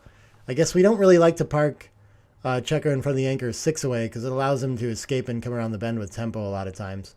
But I don't know why we want to reduce the contact in the back like this. This would not be my idea. Not too far off, though. They all have merit, apparently. Probably covers the outfield the best, something like this. 3-1, can't do a whole lot productive. But we could slot the 4 at least, the more pure point. It's going to go to the deuce instead. 6-4. With the blot behind, we have an opportunity to find something more bold to do. Maybe we just reinforce the 8 point and bring the 4 down. Seems like there's nice duplication with that. Slotting the 4 can't be bad either. But, I mean, this just feels like the... Oh, we can make the point. I didn't even notice 20-14 established it. Okay. I like this idea, though. They must all be very close. 5-3. Can't really do anything new here, so I guess we're playing down and behind, most likely. With this racing lead, Engen is not in a hurry to leave shots or anything like this, and it doesn't even force his opponent to get rid of his anchor, so this is just too much here. It's volunteering a 5 shot when there's no need to, and we might, you know, get behind in the race after something like this. Just giving our opponent something to shoot for. 2 down.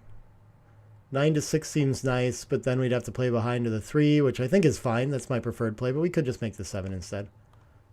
Oop, yeah. Best play. 5-3. This is going to cover. Sure. Now we have a 2 point. That's great. Oh, we could clear the midpoint. Maybe that does break enough contact to be worth doing. I didn't even notice it. But we might not get a better opportunity than this to get rid of it. Okay. A little premature, but reasonable idea. 5-3. Well, if the 5 covers, we don't have much for a 3. So then what? Maybe he's the one getting rid of the midpoint after all? Yeah, what else do we have? All right. Well, we could leave a blot up there and cover the 3. That's an interesting idea, too, to keep some outfield presence. Ace deuce. No aces we really like here. But with the blot and board, we don't mind leaving fly shots. So I take that back. How about 13-12, 8-6 looks fine. Yeah, I like this tactical idea. XG would rather leave the direct even in front on the 7. Okay, that makes a lot of sense, too. That's a point that we want to make.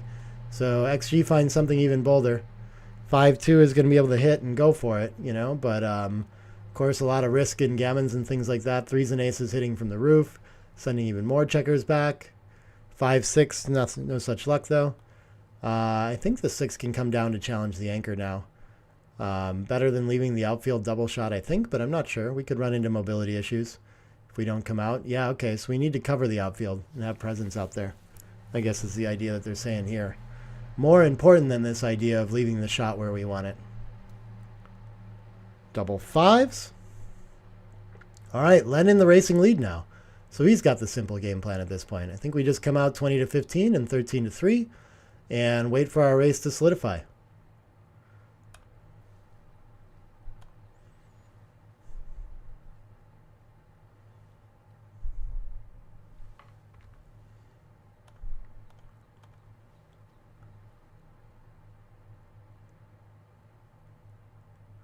And I think as he counts it and realizes it's only 7 pips, he's going to take a roll, but needs to find exactly where he's at. These holding games, pretty heavily racing oriented. He might think he has a little extra with the extra checker back. Sometimes that can generate some lack of mobility and some extra gammons. Doesn't look like it rates to here with black with so much of a stronger board and white with kind of a lot of problems there, but it might bring this into range, but quite a bit early again. Okay, we've seen Len pretty far on the early side of the cube here, otherwise playing pretty sharp with the checkers and such. 6-3. This is going to come into the 6, okay. Immediately leaving a 6-4. Is that the only shot? Yeah. 2-1. This, I think, is just going to work on the board. We can 6-4, 8-7. But maybe we need to start thinking about mobility in 20-18. I don't see the call for it.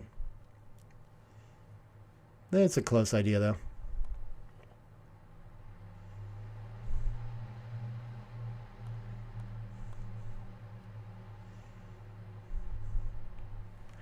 (6-5) is going to make its way past. One less liability for Len, and now he has a 24 pip racing lead too, so his cube's working out. 6-1 can hop out for mobility. Beautiful shot. Okay, just breaks the 7. Maybe he could just advance and keep it and hope to cover the 21, but this will make the 4-point most often. 6-4. What does this clear? Nothing yet? Okay, it's just 2 checkers from the back then. 10-4, 8-4, I do believe. Preparing to clear from the rear next time. Oh, 10-6, 8-2 is a little bit better. Interesting, interesting. Okay, either way. 5-2 gets to cover. He's happy he broke the 7-point when that's the result.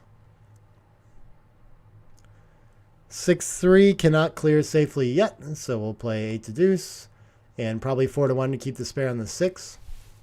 I think we want playable 5s from up there in the long term, even though it might leave some ugly doubles later. Yeah, I think this is like planning to roll sets immediately, which is just a little bit too far ahead, you know? Not thinking enough about our bad rolls. 5 in from the rear, deuce in from the rear. Okay, I mean, Engen's plenty ready for shots here. 6s and 5s can leave them. Okay, so the double 6s, now with his play, he's pre-cleared, and he doesn't have to worry about the 6-5 leaving a shot, but he does immediately have to worry about the 6-1 and 5-1 anyway. So, yeah. Avoids double jeopardy, though, which maybe is part of the idea there. 6-1 is happy to just go. Okay, can come out and in. Save all the gammons. Why not? I think we're not in much gammon risk anyway, but not in any attack risk when we make this kind of play too. 5-4 is going to clear, and looks like a 2-point win for Len. 4 out, 3 down. That'll take us to 5 away, 8 away.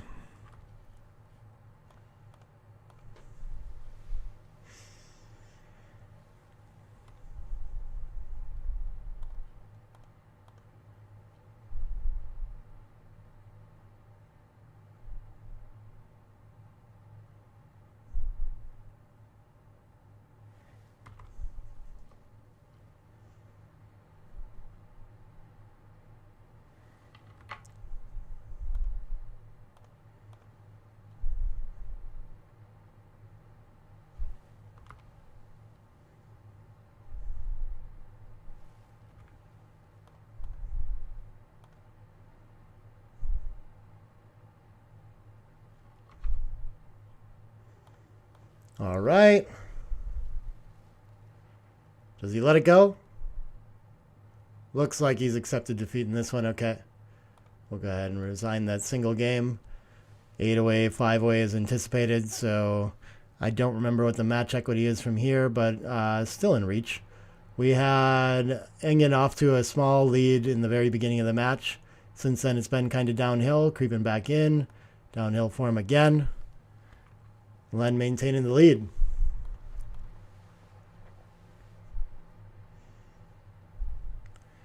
(5-2) can't split, so it's just going to play 2 down.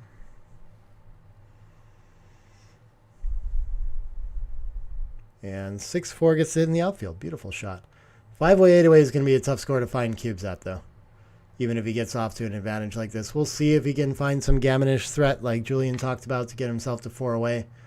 But pretty easy to end up in 2 good territory anyway. 2-4. It's Doesn't seem like it can be bad, but it doesn't feel like it consolidates the blots maybe the way we were hoping. Lots of returns from the bar. 3-1, that's not one of them.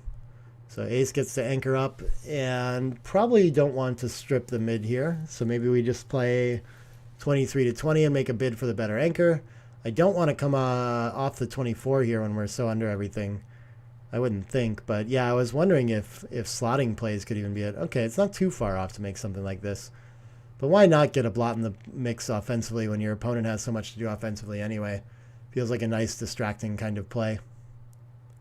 Yeah, I like this. I think this seems like a very nice idea. All right. It looks like he's going to find that. And Len's going to pause to think about the cube. Wow, this would be really aggressive at the score, I think. So we're close to a cube at normal scores, which maybe means that Len's sending it for sure, since he's a bit on the aggressive side. But at this score, we'd be making a pretty big mistake to give our opponent this big of a weapon with so much volatility. 5-2 links up. Again, 3 checkers back. Still shaping up nicely. I mean, he doesn't want a new position or anything like that. Just has to be patient with the cube. 5-2 gets to make a point, and so I think he's just going to roll through this with no threats like he had last time of hitting another blot. But we have gotten closer. Actually, making the bar point was a huge improvement, so he's right to pause and think about it again. We are in clear cube territory for normal scores and just adjusting to a no double still with this big lead. But he's going to play it like a normal score and send it over. Should be an easier take in either scenario. Since it is normal scores when we're trailing, we're probably inclined to pick it up anyway. And so he gets to take in double fours. We'll see if this aggressive cube play pays off for him. I think pointing on head looks pretty strong. Of course, so does making the 5 point. But I'm not sure we need to make them in order when we can make 2 board points. Yeah, they're both really close. That's super interesting.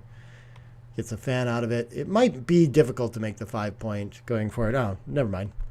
It's easy to make the 5 point in the 6 prime. This is why he cubed you guys. It's because this sequence was coming. And he is in the driver's seat to head on to Crawford. Or if he gets lucky and wins a backgammon, just win the match on this one. So this is shaped up beautifully for Len. Those sets of 4s were just massive. I bet in a very short span on the match progression graph, we can see a huge jump in equity from that. 3-2 is just going to continue to play around. No reason to really leave shots. I guess we're not so worried of leaving the double aces with the 6 prime. So if we can find a way, yeah, 2 down would have been fine. Just making sure we don't crash on any anti-jokers or something like that is the real priority here. 3-1. This can come in. Why not? But yeah, okay, wants to make sure that he doesn't get some bad aces or something like this. Quite all right. Ooh, I've seen that move. 2-4 fans again. 6-1 can play on into the 6. I think that's what I would do. And I'm not sure what this is about volunteering a shot on the bar point right now. Seems like the ace-6 would be a pretty powerful roll for our opponent if we created it. 2 is going to start a point. Okay, I like that decision. Needs to get his board in order quickly so that he can get some payoff on shots should they occur. 6-5 is going to bring 2 checkers in somehow. I don't know what the best distribution is. Sure, he keeps one on the high point. That seems reasonable instead of stacking them up on the 4 and creating more gappiness. 6-1 probably plays down and slots the 5. Let's just get everything started.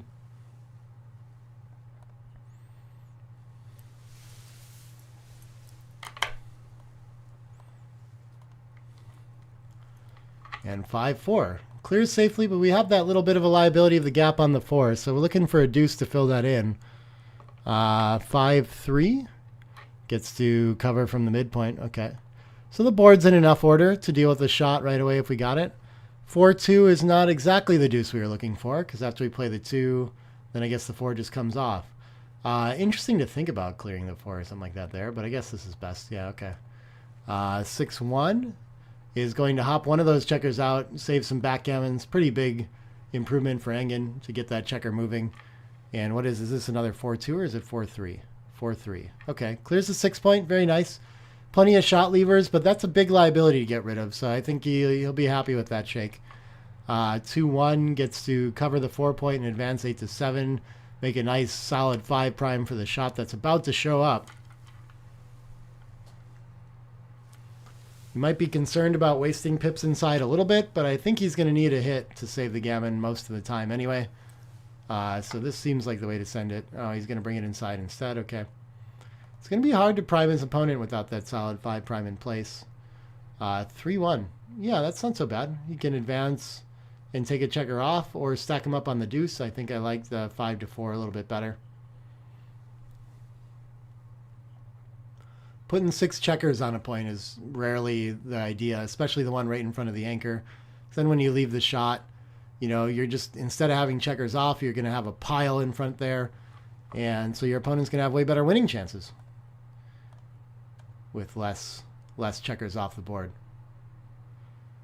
4-1. Looks like it plays safe for now.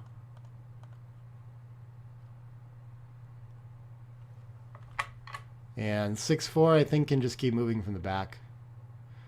Are we in territory where we need to worry about coming off the anchor and saving pips? I'm not sure. XG thinks so much not that it would just rather make the 2-point. 4-2 is going to clear the points auto order and put 6 checkers on the deuce after all anyway. So contact's looking pretty good here for Engen still. Just patiently waiting for his shot, and so I think he should start like slotting the front and keeping structure in place and not even thinking about the back checkers.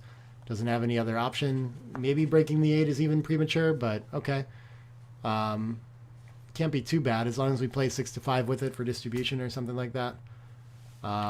Okay, spends it all outside though, so he's trying to balance saving gammon, like using gammon saving pips with keeping structure in place. Now he has the 4 to potentially turn this game around. Otherwise, Len's still looking pretty good for gammon, and he hits it. Okay. 4 is going to hit, and I think continue. Why not stay behind the structure just in case we need to make an ace later? Oh, what is it? It's a 4-3. Okay, I thought it was a 5-4. My bad. 4-3 builds a little bit of distribution. I like that. This must be like a 1-5 or something like this that can't move. And 3-1 is going to hit, prevent our opponent from escaping. And yeah, sure, I don't have a strong preference with any aces. The 1-6 is a super joker. Okay, 1-5 hits again. And Engen needed to hit from the roof to prevent the tempo 6s escaping. Ooh, double 2s fans. Oh no. There's going to be a lot of gammons here on a 6 now. Ooh, aces works too. That can step up to the edge, close out the contact on the ace. This is a beautiful roll for him. The gammon is back on. Huge swings in this match so far. Okay. 5-3 enters 1. Entering at least 1 is pretty nice. And Len has already sent the cube, so there's nothing to pause about here. 3-2. Okay, unfortunate shot. Cracks a little bit further. Can't escape. And Engen the favorite to come in and have his containment game working for him again. Double 5s will do it. That's gonna... Is that gonna hit for sure? It can't cover, right? Yeah. So now we just want to get something in range of covering the best we can. Which, maybe actually 2 from the back just to cover the outfield or something is better. I don't know. These all seem fine. Oh, another double aces. Wow. Okay. That's going to hit and clean up the 3-point safely, so no extra checkers in play. Not too bad. Would prefer to have the 3-point board, I suppose, but 3-1 is going to enter and hit again. Okay. Engen's still trying. Len just can't get out of there, even when he gets like a break of a roll to try. 3-6 fans. And Engen back on the path to close out. Once he does close it out, his opponent has 5 off. So the normal money reference would be still a take. But at this score, since he's trailing, I think he probably has to pass a little more aggressively. So maybe just making the 6 prime or something like that is enough to generate a pass. I'm not sure how close we're getting. But that indicates to me, too, in a position like this, that he could be creeping up on it already with just the threat of closing out or something like that, or attacking.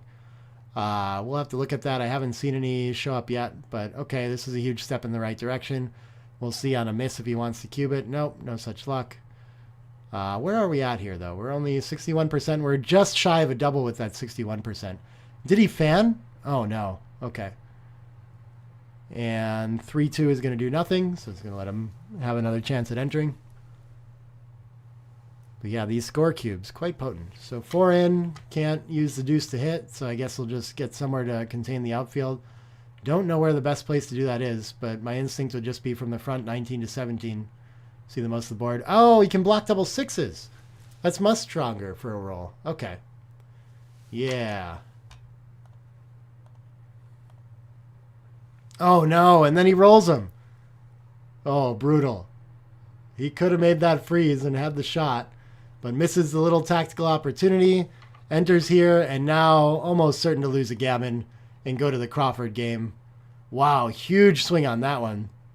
That is maximum punishment for overlooking something that was like 0.002 better in XG's eyes. That's pretty wild. It's a cruel game sometimes. 5 out, 19 to 18. Okay, making sure he saves the backgammon at least. And not going to be a ton of life left in this game afterwards.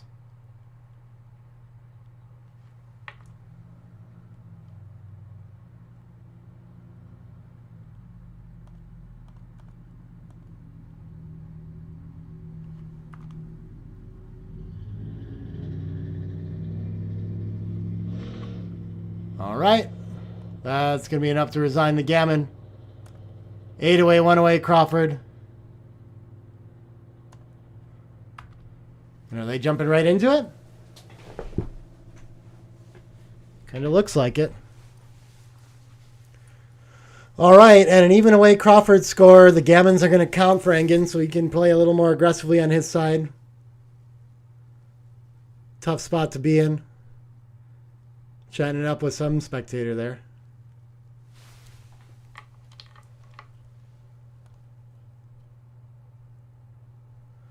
All right, and here we go.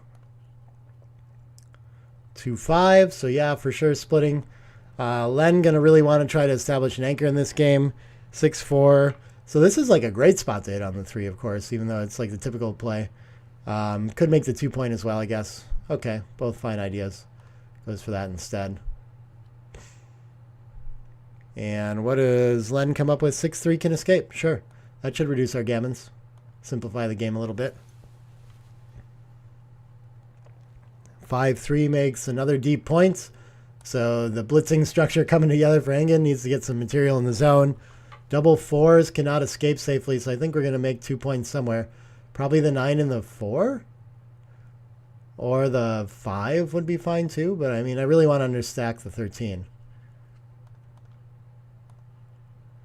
Yeah, I guess it looks a little strippy here, but when we have that extra spare and don't have to give up the 8 point, it must get stronger to make the 4 and have 2 points instead of just the 5. Okay, racing lead for Len. If he can escape with a 6, he'll be in great shape. Ooh, easy to make the 5 point if you just find those double aces. Makes the prime to block the checkers on the 24 too. Dice are coming together for Len, for sure. 2 forced to split. I don't even know if he'd rather be there over the 23 in this position, since the 9 point is blocking the 22 and no 8 point to block the 23. 3-1, I still think usually we'd want to fight for the edge, but maybe we need to play quiet at this gammon save kind of score with good priming structure too. So 13-9 must be a candidate, or even 24-21 and 6-5 to try to escape. Yeah, okay. Finds a good play there. 5-3, so this is a great place to...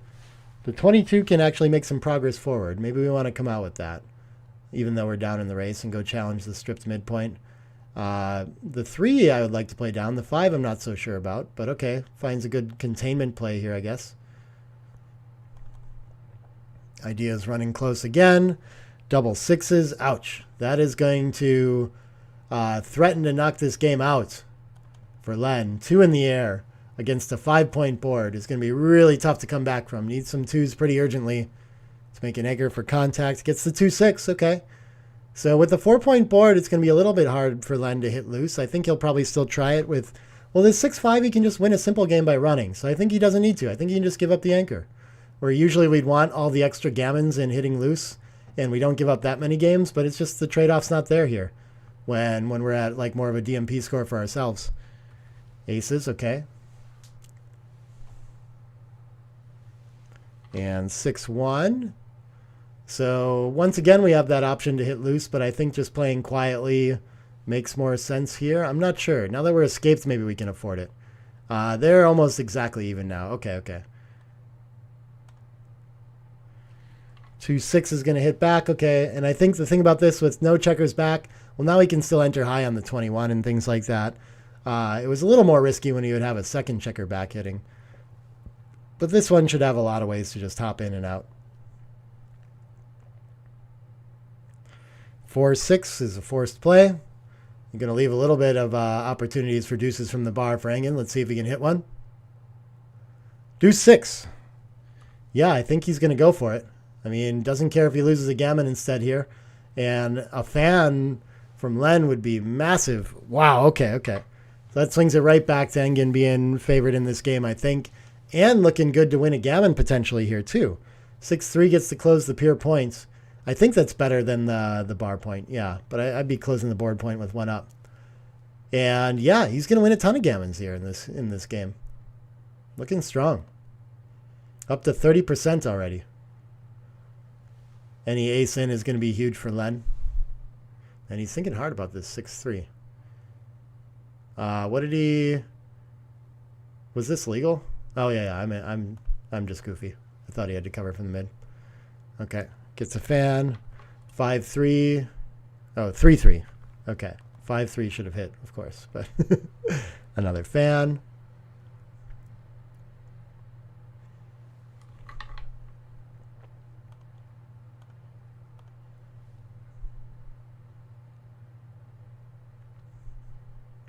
All right, this gets to enter and clean up the blot, which is going to save a pile of gammons.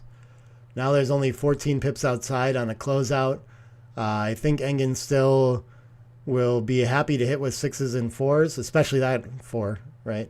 Oh, really? XG didn't like that play somehow. Why not? 15 to 11 is better. I don't understand that. Okay, I would have for sure been trying to freeze those out, but I guess he wants his opponent to have to play and leave more blots is the idea. But so the ace in and then the 2, I mean, are we breaking the mid and leaving a bunch of shots? I don't think so. Maybe there's some small difference in distribution between 6-4 and 5-3, but I wouldn't find it. Seems same. 3-6. Okay, and this is a nice way to win a gammon potentially, is to stay on the roof, wait for our opponent to crack further.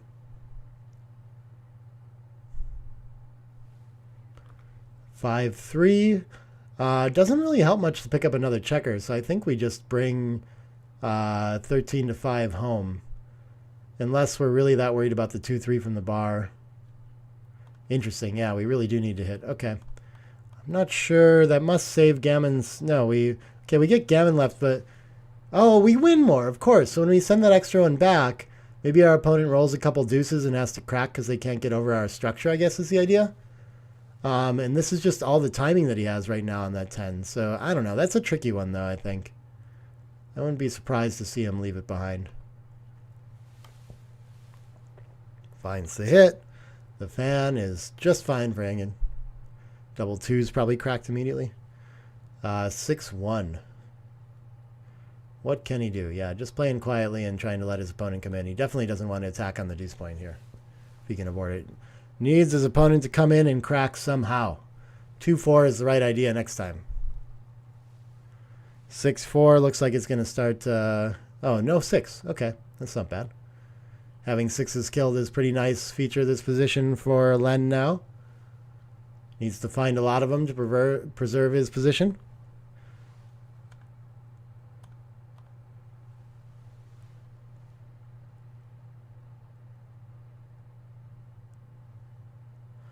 4-4, nothing.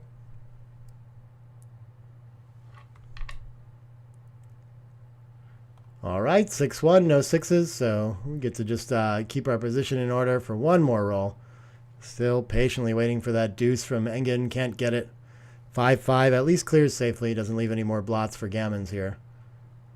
Not the worst roll. Okay, 2-5 gets to escape fine now. And waiting all day for a shot. 3-6, there it is. Hoping to pick up that extra checker with a deuce. Maybe he would like switch or hit with a 4 or something like this.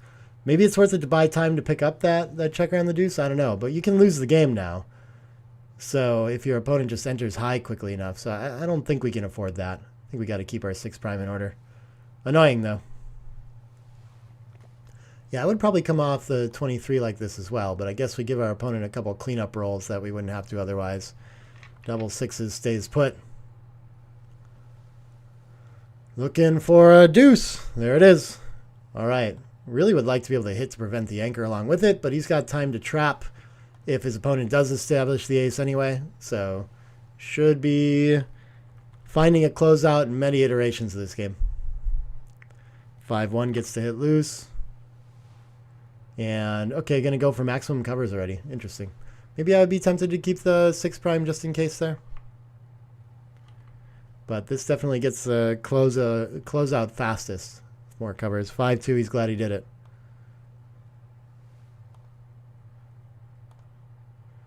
Five and 2 steps up, okay. Now he has a 6-1 to play. All the way around. 6-6. Doesn't leave any shots on 6s yet, but the distribution's getting a little bit awkward. Can't remember where the checkers were. This is not how it happened. And his opponent's just going to hit it, so we'll fix it with 3-2. So here, 3-2, and then what does he end up with here? 5. Oh, we'll say a 3-2 like that, and then we end up here. Okay. Should have entered an illegal play, but okay. All the same, transposes. No longer good for BMAB.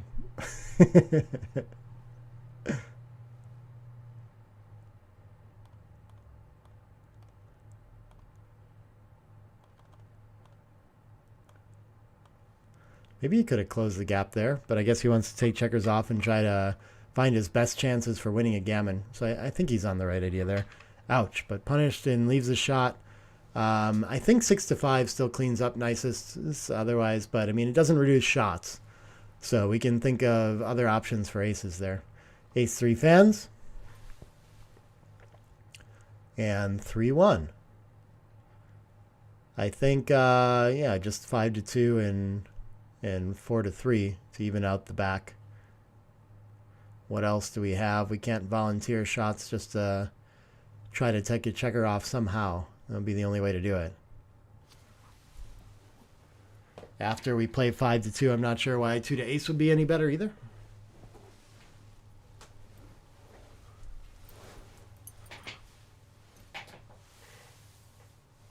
Unless I cannot see the dice, which is entirely possible.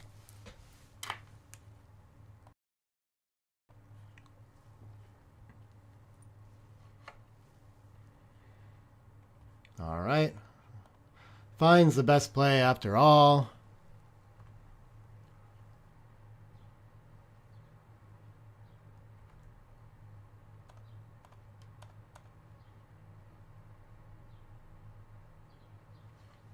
6-5 enters 2.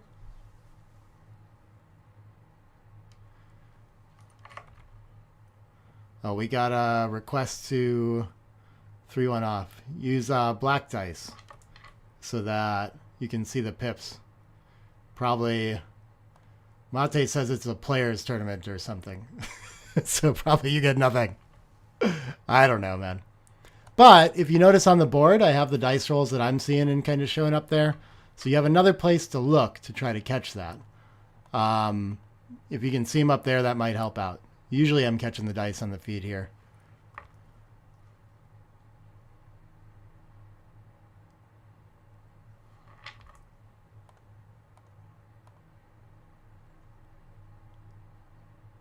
Oh, wow. And suddenly the gammon's in jeopardy. He's done a lot of gammon saving work. Are there any rolls that don't get off? 2-1 for sure. Maybe there's some other weird ones too. What is this, a 5-3? 5-3 works. All right, huge to save the gammon in a whole game in the post-Crawford scenario there. So we're going to go on to 7 away, 1 away post-Crawford, where Engin will have the automatic double. We'll see if he... and Len has the automatic take, we call it, instead of the free pass. So all the way down to like 5% winning chances he can still take. So we'll see if Engen tries to run any tricks or wait to use the cube to see if he can get a little bit to maybe generate a pass down the road. 6-1. Nope, he's just going to auto cube it. Does it the simple way. Gets a take. And 6-1 is going to make a point as well.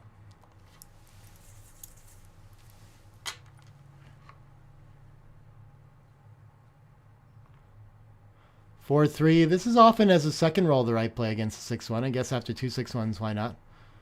5-4 can split and play down. Seems like the best use of this. 4-3 we had a right as well. I like that. Oh, but he wants to think about hitting to try to win some gammons, since gammons are valuable to him and not his opponent. So always a fine idea to mix it up at scores like this. Pretty close in there. I'm not sure how much it gains to run out here, so in the 13-7 spare could be useful. So maybe I'd just play down that way. Out not too bad either, though. Hoping to just get a checker to freedom is the idea there. Oh, the 2-1 can hit twice instead of making a point. Okay, yeah, I like that. All right, this is looking gammonish. Engen getting in the kind of the game he's looking for. He's going to pause to think about just making it.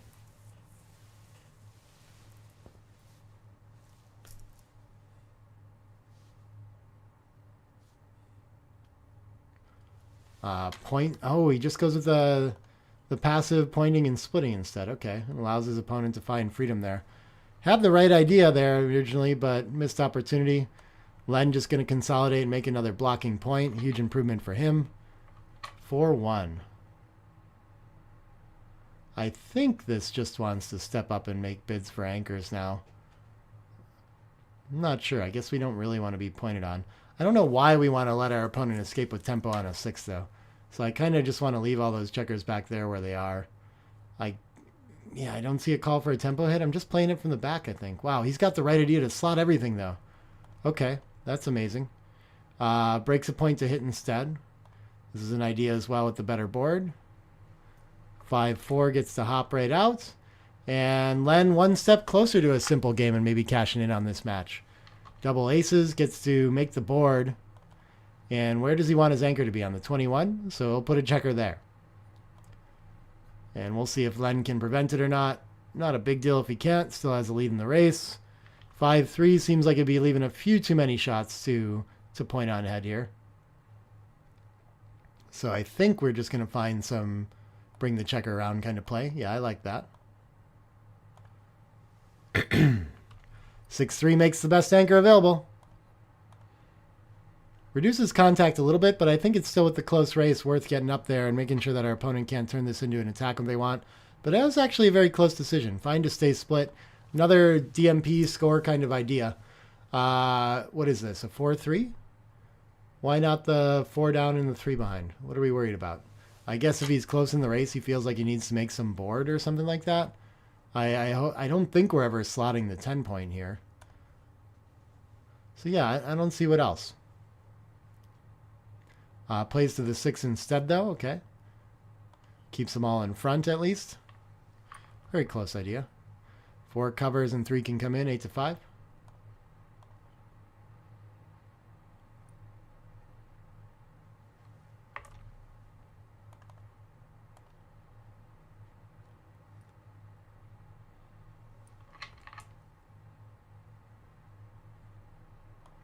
All right.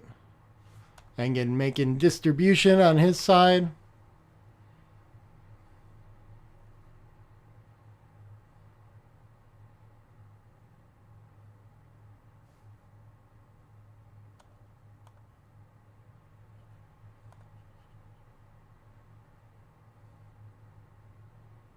Yeah, making a board point behind seems fine. I'm not sure what other distribution we're going to find for Len there. He pauses to think it through, and I think he found the...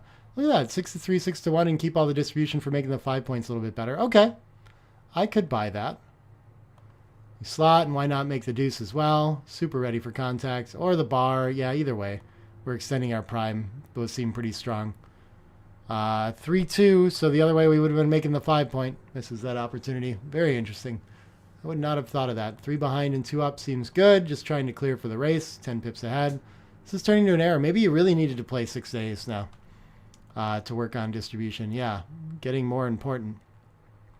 So the 6, yeah, I'm going to play 7 to ace, and then why not the 6 to 4 with it? That looks like best distribution to me. This seems more front-loaded.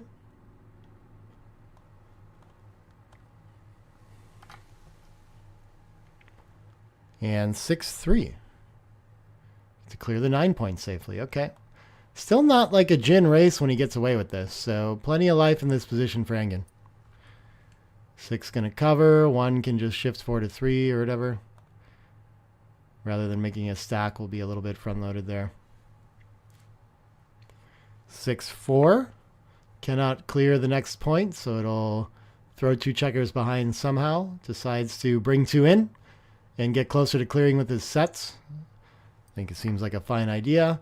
No real fear of running with this 6.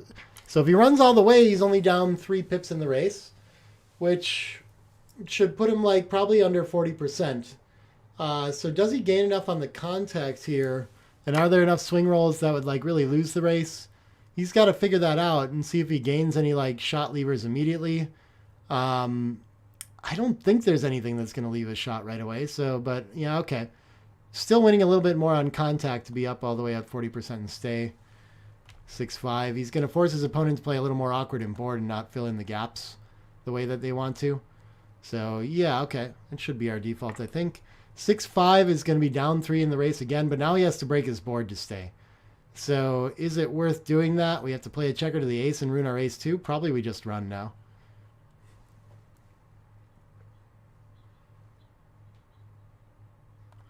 All right. And so small underdog in the race for his tournament life. Or for his undefeated bracket life. He'll get to move on to the fighters if he loses this. Double 3s is a good step to staying alive. 2 checkers in. Even legal. And double 4s, okay, can't take any checkers off, hits the gap directly, but turn it into a speed board rapidly. So I don't think he'd throw it back. Fine roll for him. 5-2 doesn't do much catch-up job for Engen. Still big pip deficit at least. Only 2 checkers off. Is he thinking about not peeling 2 off? It's a 5-2, right? Hope I can see the dice right.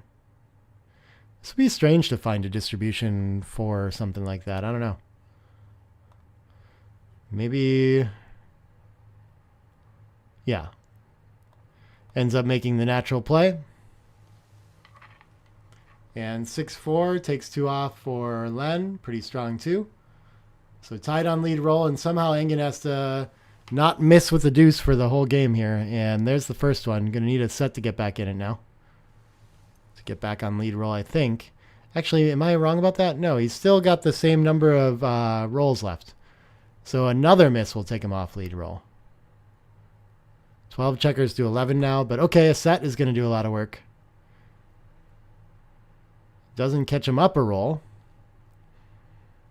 But still, Len threatening to be right back in the lead with any set here. 9 checkers to 9 checkers. All right, we have some long-term missing deuces now, but he needs to roll a few of them. Oh, he's going to go for distribution now. Okay, he was thinking about that before. Interesting that he would just volunteer the miss right away instead of, like, he might not have to leave it. So I think that's an overplay. 6-4 takes 2 off. And it's going to come down to Len being able to roll a set to take this one away. So it would seem anyway.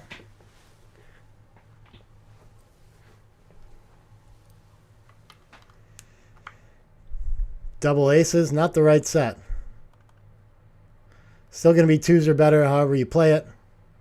So I would just take 2 off. Why not? All right, needs to fade the 2s or better from Engen first. Last chance, or we go on to 5-way, 1-way Crawford. 5-3. Okay, one more game.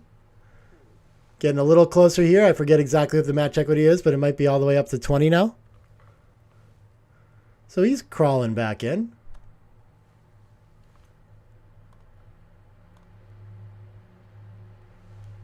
Yeah, not quite at 20 yet. If we look at the match progression here. But creeping back in after it's been a roller coaster downhill. Trying to scrape his way back into it, though. Been behind it all match, though. Okay, we have 4-6 to open. 6-4 should just run at these DMP-type scores. And can get to find the automatic cube. Of course, still an automatic take at Ottaway scores for Len. And this is a double threes. It's a nice response. Even after the run, I guess probably up and down is best. Maybe we just make the board, though. I don't know. Yeah, especially when we want to win a gammon. Could be better to just kind of go for that. 6-4 links up. Beautiful shot for Len. And 4-1 can start 2 points. And work on having our board ready for the contact game we're trying to play. Okay, down with it should be fine as well. Close race again. But at least Len getting to keep it simple and not having to worry about too many gammons in a position like this. I'm sure would much prefer to be further ahead in the race than this, but it's a fine sweat when the downside is only 3 away, 1 away Crawford, you know?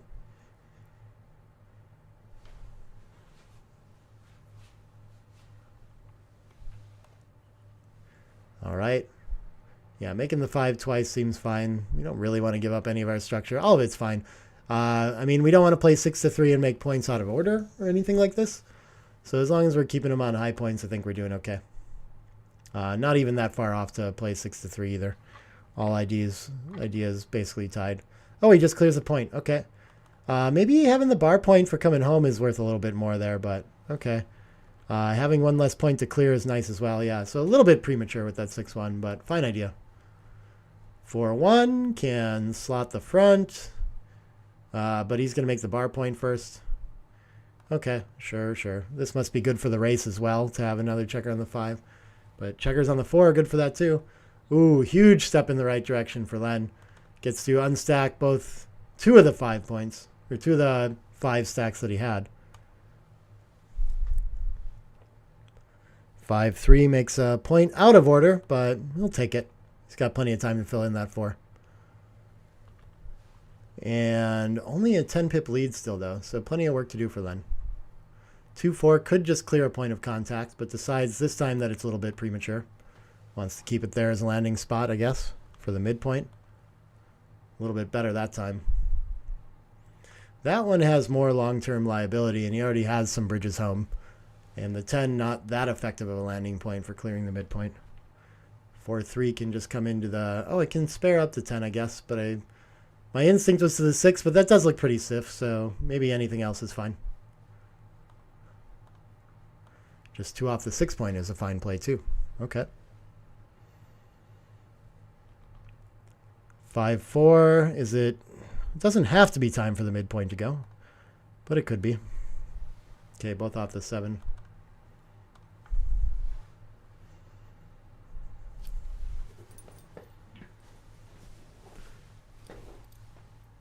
What is this? 6-1?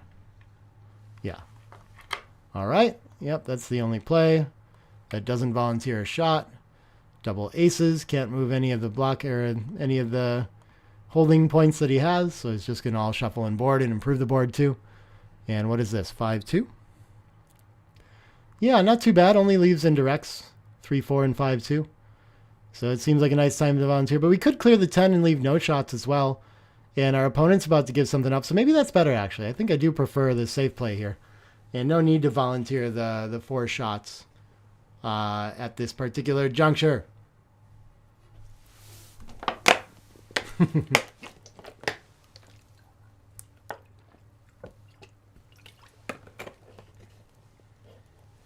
Oh, he finds a way to play it in behind instead. Okay. I still would have liked to make progress towards clearing this holding game. But better than volunteering the shots, at least, the bot is telling us. So find something good there. Yeah, it frees up the 6-1 too. So this gets an ace shot to bring this home now too. I'm very happy to have made his board on that sequence. Ace-4 is going to take advantage of it too. Hit and continue. And now he has a lead in the race and has broken contact with the midpoint. So looking really good. Maybe... I don't know what the best way to do this is. He doesn't have enough timing to stay back with both. But of course, there's more contact if we come in on the 22. Maybe the best we can do is actually hop out to the bar point or something here, though. Yeah, because I mean, like, I really don't want to bury so deep in my board. Okay, enters high and sends a checker deep instead. Double twos would have been hit, but it wouldn't have been bad. It would have preserved their timing. So, again, choosing the racing plan, hoping he can escape quickly and find a set somewhere along the way. Yeah, this is just going to safety the blot. Nothing else to do. I guess we can volunteer and try to clear the 10 in advance. 5-2 is a beauty. Okay, just anything that finds freedom for that extra back checker is pretty strong here. Keeps his sets and racing hopes alive. 2-1, probably just going to pre-clear the 8, come into the 5 or something like this. I don't think we need to keep... Okay, he's going to keep a spare 6 to play, though, which makes some of his sets worse, but it could be the idea. I think that's fine. Both quite close. And the 2 just really wants to go to the ace, so why not? I guess we might get a shot soon, but I don't know if we get any on this roll exactly. 6, yeah. So maybe we don't need to worry about the blot. And this is going to force 3-6 and 5-6 to have to run, so I'm not sure that's what we wanted. 6-4 isn't volunteering. It can still play safe. That's why we saved the 6. So we could bury like this. And 5-2 gets to close the board. Beauty. That's a perfecta. Is he going to think about running here? Why? It just, I mean, it creates like much better 6-1, 4-1, 6-4, 6s, 4s. I'm not sure what number it gains on when we run either, right? Like we're not even forcing ourselves to crack yet. So just making the board point with this perfecta, yeah, seems very called for. 4-3, I think, is going to be forced to clear the 6 point. I don't think we want to volunteer anything against the 6 point board. Yeah, nice find. Rarely do we give up the 6 like this, but here we are in this exceptional sort of position. 6-4 is blocked. Nice try. What did he do with that checker? It disappeared. Is it in his hand? Is he going to realize that he can't move it and just break the 4? Okay, there we go. Yeah.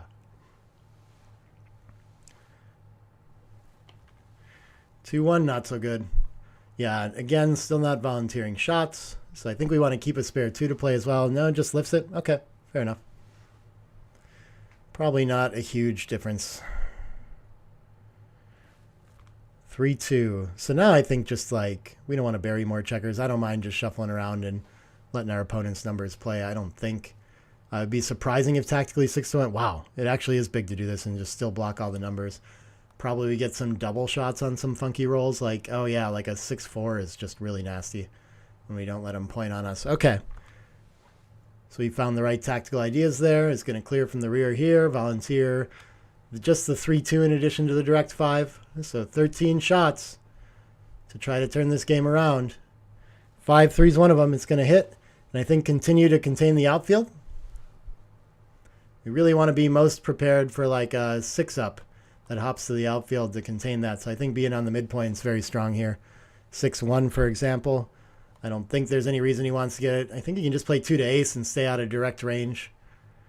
Hitting would be a big overplay, getting another blot involved against so much stronger of a board, I think. Just wants to scramble home, even though his race isn't great here anymore.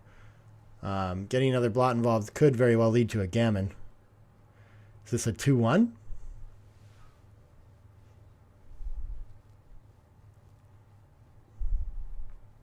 Doesn't want to step into direct range, so the checker on the mid's going to stay there. And gets a little bit better containment for that back checker when it hops past, I guess, by stepping up. So I think that he's found a good play there.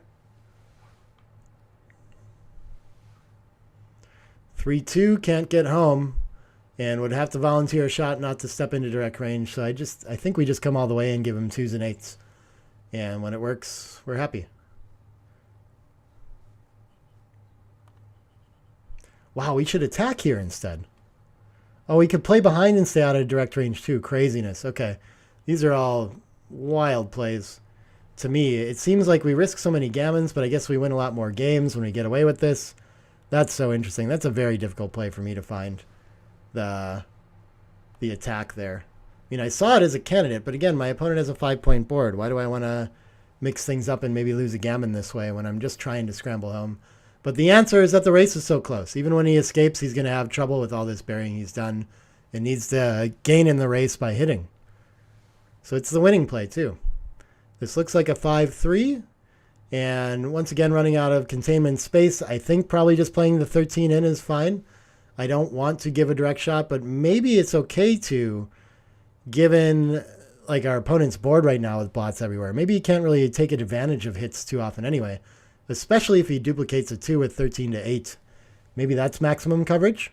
Yeah.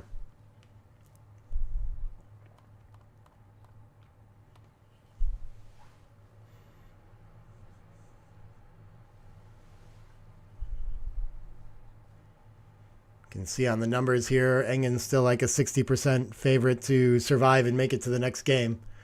But that's a lot of winning chances to have to fade for Len here.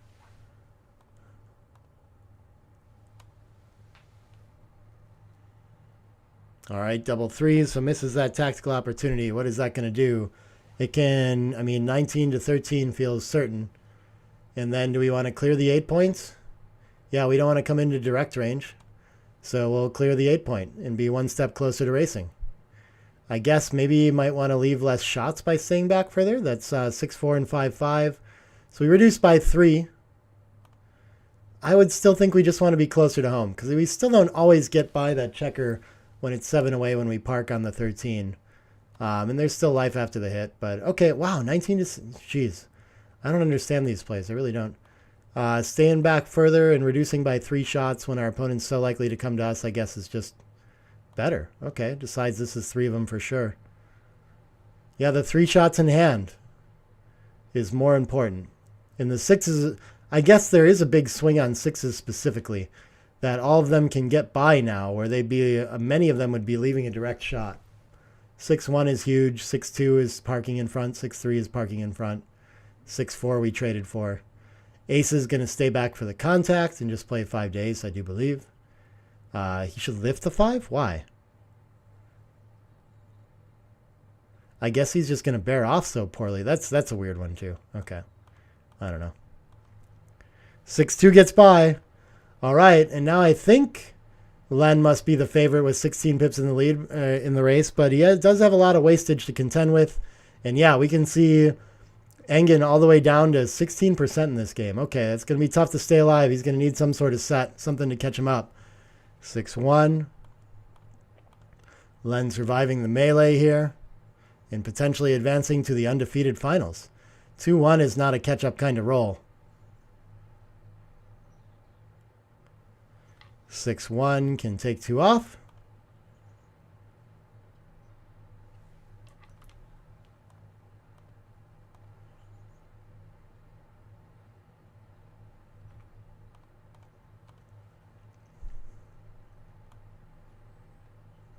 Oh, he must have played an extra 2 somewhere that I didn't notice. Okay, or a different roll. I've got the wrong position again, but oh well. Well, we'll figure out how to transpose it. 4-2. So we can call that, I don't know. And we have a 5-1 from over here.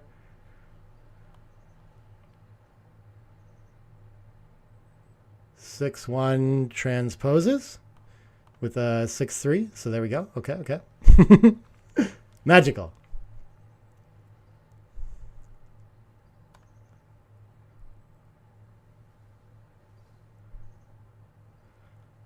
Yeah, I think taking the checker off is always better here, but we found him find a distribution play last time, and things are getting grim.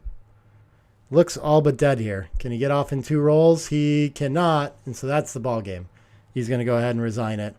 And we have Len advancing on the undefeated side to the undefeated finals. Congratulations to him. We'll see if Engen can continue some better luck on in the fighters bracket. But that will wrap up your round 5, your semifinals undefeated round of streaming here. We will be back shortly, maybe as fast as 15 minutes from now with the next round. As soon as I can sync up with the staff on what's coming up next. More backgammon to come quite quickly here. I'm going to send you to break for now. Thanks, everybody.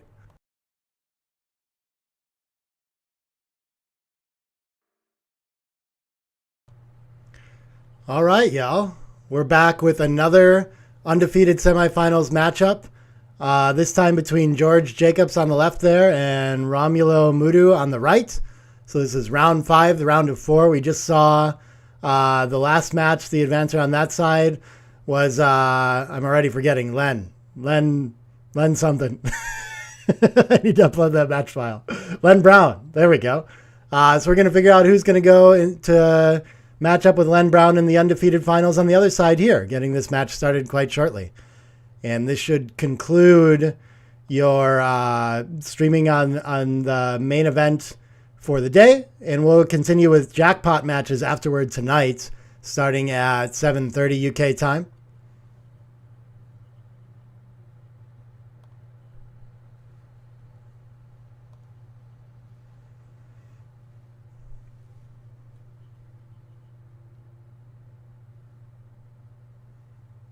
So all we have to do is wait for the players to get going ahead here.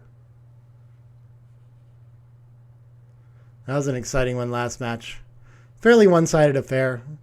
Not too much. I mean, there are big peaks and troughs in the downhill slide, but Len got to be ahead in that match for most of the duration.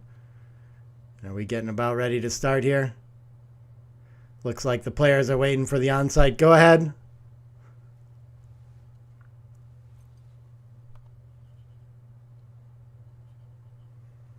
We'll cut over to the board here.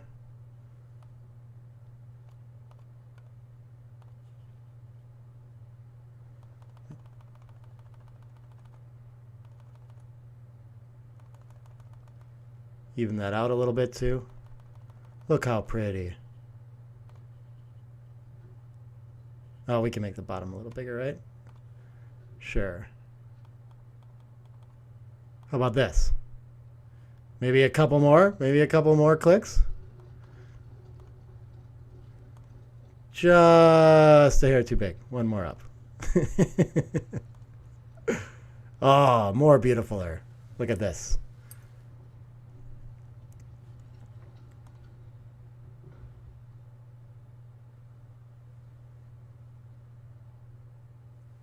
Ooh, who do we got in the background there talking to him? Okay, looks like the match is starting. Excellent. We're going to get started. I'm not familiar with either of these players, so excited to see how they play. They've made it this far in the tournament, so they must know something. And I think I had some prize information that I lost track of too, but maybe there was like 15,000 euros in the prize pool or something like this. So a decent amount at stake up top. And double fours response to that splitting roll is going to point on head. Beautiful start for George.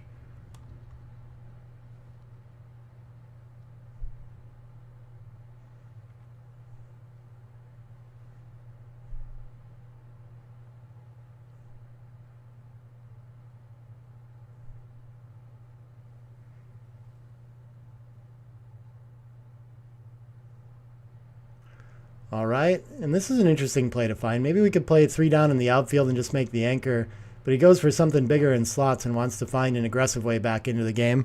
Can't fault that. And I think it's going to result in a double hit and a huge advantage for George to start the match.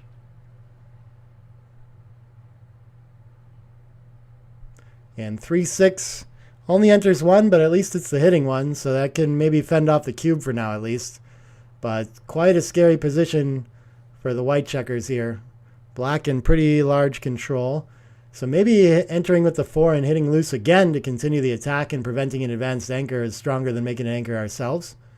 But okay, I'm overplaying it. I guess we have the racing lead too, so we can just keep it simple and enter that way. Must be part of the idea. I really struggle with those lately. I just never want to make an anchor in the opening game for some reason. I've learned too much. I'd always rather hit loose on some cruddy point, apparently. All right, we make another blocking point, play a 3 behind, and maybe advancing the back checker makes a little bit more sense there, but okay. Yeah, the 6-3, not ideal for distribution. 4-3 can just top out to the out, or can link up to the midpoint. Okay, yeah, beautiful shot. Gets another checker into the action. Black with a clear advantage, but against the anchor has plenty of work to do to consolidate this into a win. Covering the point. Sure, I guess we can be ready for contact, though our spares look a little bit awkward here. And 4-3 can just play into the 6 point. Is there something better than this? We're definitely not ready to run off the anchor yet. There's still too much contact fear. I wish there was some way to improve our distribution instead, but we have to put nothing better than putting the 5th checker on the 6 point. This looks like it can happily slot the 4 point or can advance the anchor to the 21. Maybe that's better to freeze all these checkers so they don't have the chance to make the 4 point. I think I kind of like that, and I don't mind as much being pointed on behind.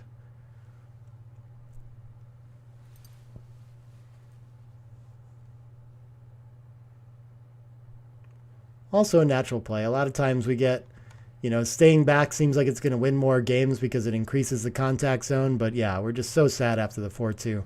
So tactically, it was just worth preventing that. Still had plenty of contact with his configuration after making it.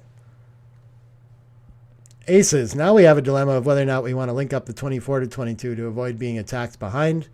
With the worst board, I don't think it's really helping our contacts, so I like this decision. To get mobilized there. 8-6 for distribution, a little bit better to keep blocking high numbers. 3-2. Yeah, I can just reinforce the 8 point. Why not? Gets a step closer.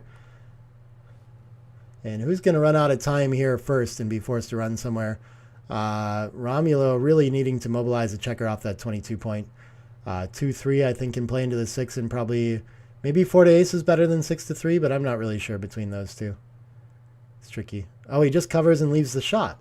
Yeah, okay. Maybe this is actually worth it for the purity. And now George has some 4s to come off to try to escape. But it doesn't change much to have that 4th checker back over the 3rd. Local legends, members of the RAC. Okay, Gaz. Thanks, man. And should be still an easy take for not having a hit or escaped yet. We still got the contact to play.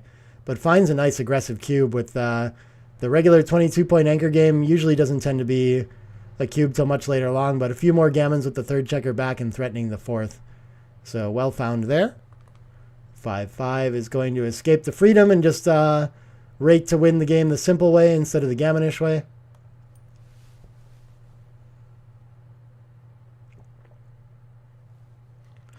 Double 6s gets a checker moving. That's beautiful. And can just play down from the 13. I think that's the next place to reduce contact. I guess we can make the 2 point and keep making it hard to clear the midpoint. Why not? But wow, I don't think he's close enough in the race to come out here and reduce the contact so much. Maybe it's better than being primed, but I feel like the 15 pip deficit that I'm going to have after the play is enough to play around with that I don't want to go all that way. Yeah, so staying back a little bit stronger. But it's actually a pretty close option. Okay. What does he roll here? A 6-5 to clear. Okay, beautiful roll. 3-1, and now contact all but dead. And just suffering a 22 pip deficit. So black likely to go ahead 11 away, 13 away here, unless some big game-changing set occurs. 4-1 looks like he can bring 2 in. Maybe the 4 wants to go to the 5 for distribution instead. Okay, all seems fine. Not big differences between these plays. Yeah, 7-5 seems okay. I like that for distribution. Nice and smooth looking, trying to establish that wedge for bear off.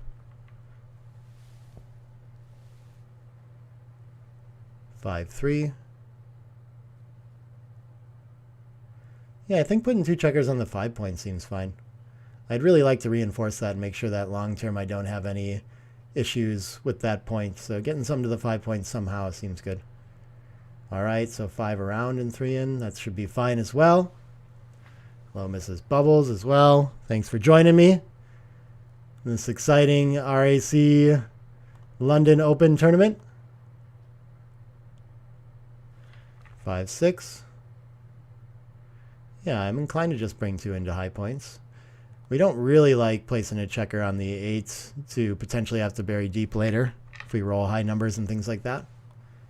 But, oh, he found the best play, though. Weird. Okay, I don't know.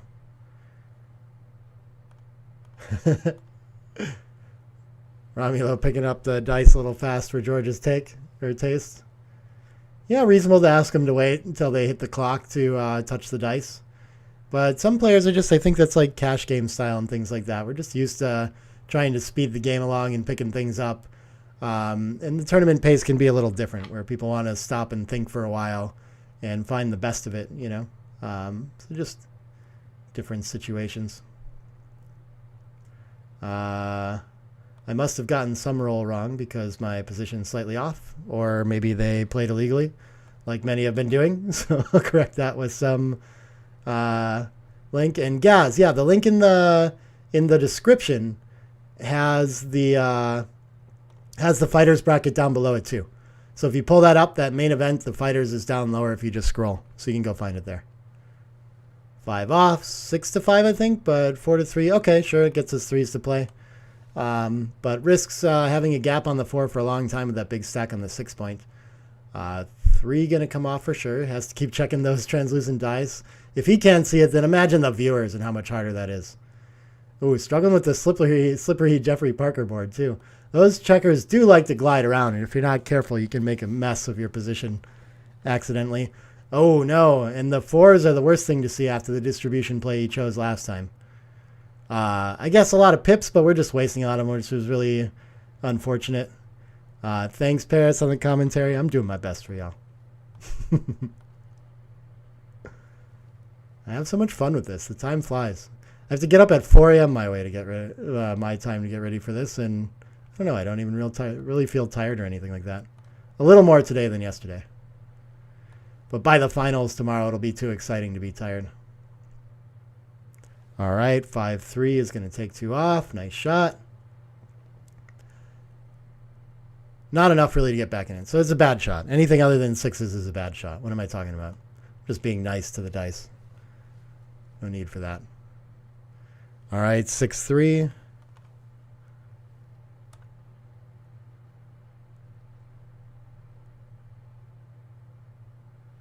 And a 5-3, 2 off. Many 2-1s later. Romulo could win this. Or George could lose this, I should say. 4-1. I think we take the 5-2 distribution. Something we learned early in the game, that this is better than spread out on the 6 and 1, or on the 4 and the 3 for that matter.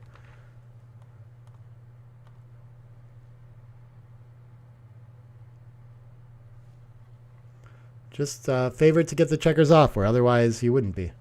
So there you go. He survives, advances on, wins 2 points, and on to 11 away, 13 away we are.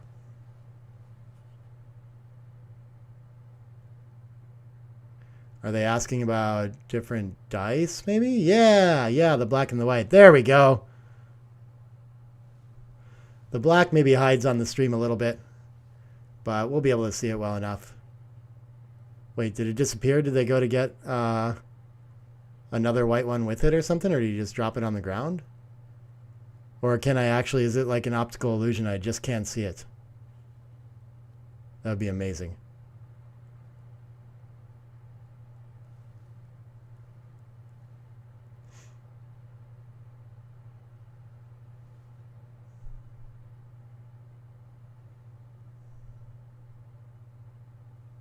Maybe he already put it in his cup, is what happened.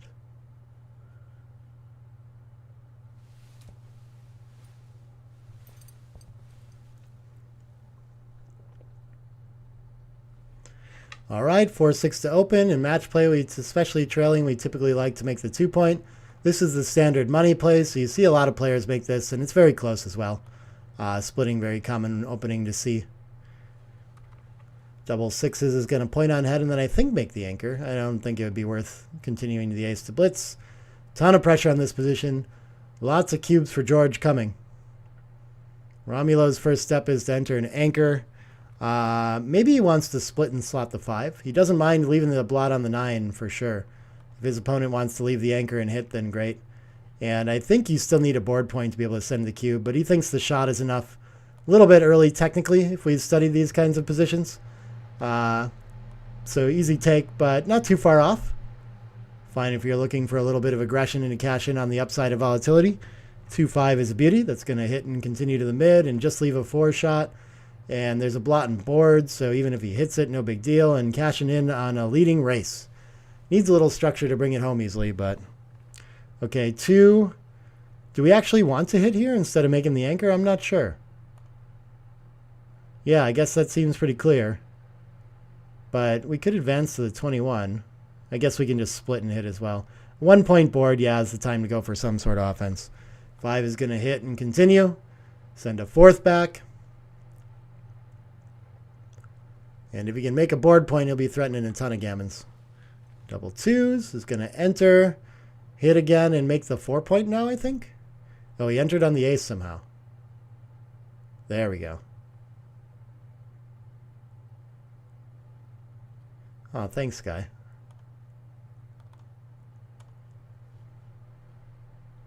Everyone says such nice things. Let's see. 3-1. Okay. What can we... I guess we want to enter high and just 8-7. Yeah, there's not really anywhere we want to play another 3 or ace, and we're blocked in the front there. Be happy to move all the pips in the rear. Can't do it. What does 6-4 do? It makes the 5 point? That's a huge improvement. Okay. A little bit of life coming into Romulo's position here. And now George, the one under the pressure to improve her. Okay. That's going to do a lot of work. I think it's still worth leaving the shot by switching 7-5 here to have that beautiful rack position. But it's a lot of shots from the bar, so not completely clear. And oh, okay, we have the opportunity to just make the 11 and threaten to make it naturally. That's such a beautiful way to deal with an open 5 point where we don't have to leave all these fly shots, and he's going to get hit instead. That's a very common theme that we see, though, and like having the 11 points to back up the 5 point is almost as like a very nice alternative to making the 5 point when you get the opportunity.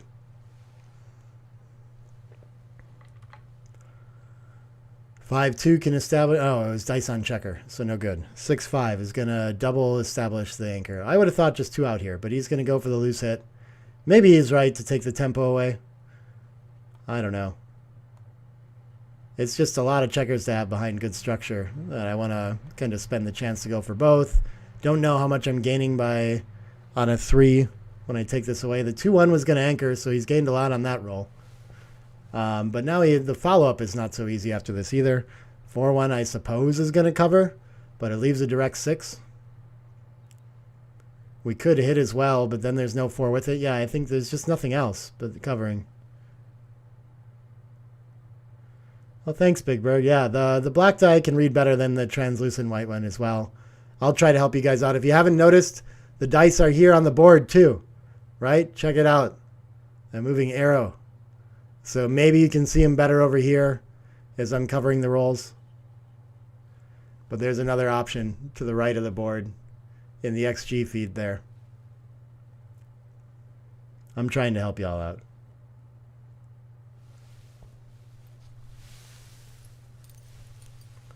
Wow, he just wants to link up instead. This seems like a pretty big underplay. It's like more shots to not just cover. Seems like kind of a better point here, but okay. 2's going to hit. It's a weird follow-up after choosing to hit loose, too. Like, it seems like your idea should be to construct the board instead of prime, where the idea of hopping 2 out was priming instead of constructing the board. So, kind of mismatching game plans here. 5s is going to fan. And 5-2 with the initiative now. I think he needs to hop out and clean up 10-8 and start making progress with this big racing lead. Can't afford to get stuck behind structure. Beautiful play from George, playing really sharp so far. 2-6 is gonna... That's a lot of blots if we hit from the bar, but I think we have to go for it. Yeah. Scary. Still not even the favorite after putting his opponent on the roof against the 3-point board. 1-5 does not hit back, unless it does on the ace. Maybe it needs to buy the tempo to avoid getting 5 primed here. I think it's probably worth it getting that into the mix.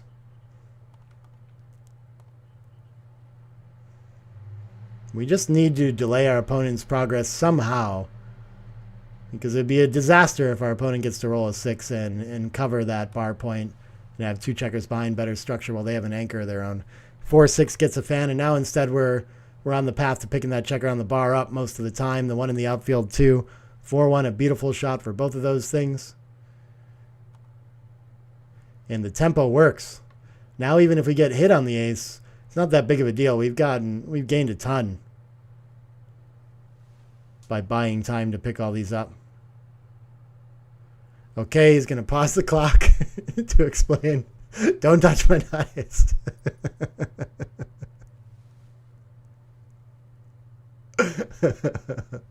I understand how frustrating that is. I understand how frustrating it is for Romulo too. He's not trying to like annoy the guy, I don't think, or tilt him, but I don't know. People just get like, some people are like the rules and everything super important to playing in tournament play and understanding, and other people just want to like speed it up and have fun. And so I don't know. You get both this way, but they're gonna sort it out. Is there someone adjudicating this discussion over here in the background? Okay. Gives him a firm talking to. It's the clock. And on we go to the other side. Thank you, sir.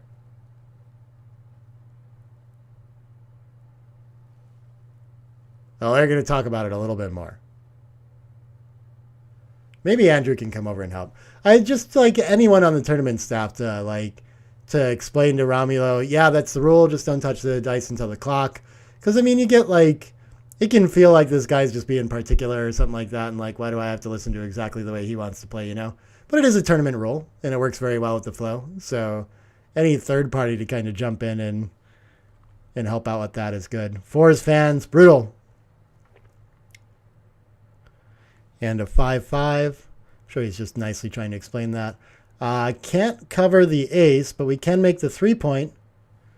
Very nice. I think just bringing another checker down into the action there. Yeah, and making the 8-point looks very strong. So George in a commanding position here. Very scary stuff for Romulo. Likely to jump to a 6-point deficit. Could get backgammon somehow, unfortunately, too, in a position like this, you know? Not completely unreasonable with 4 back and 3 more on the 18-point. 1-3. Okay, that's a big step in the right direction to saving gammons and backgammons, buying a little bit of time with that hitting ace. But the game mostly won for George. It's just how much is he going to win? He wants to find a way to play for more now. But, okay, he enters deep, and restricted mobility back on that 24-point could cost him. So some cracking risk. Not too great yet. Okay, establishes the 24-point. That's going to be huge for every aspect of the game, saving gammons and wins. Maybe sometimes it loses more backgammons because you stay back on it. I'm not sure. But 6-3 is just running, for sure.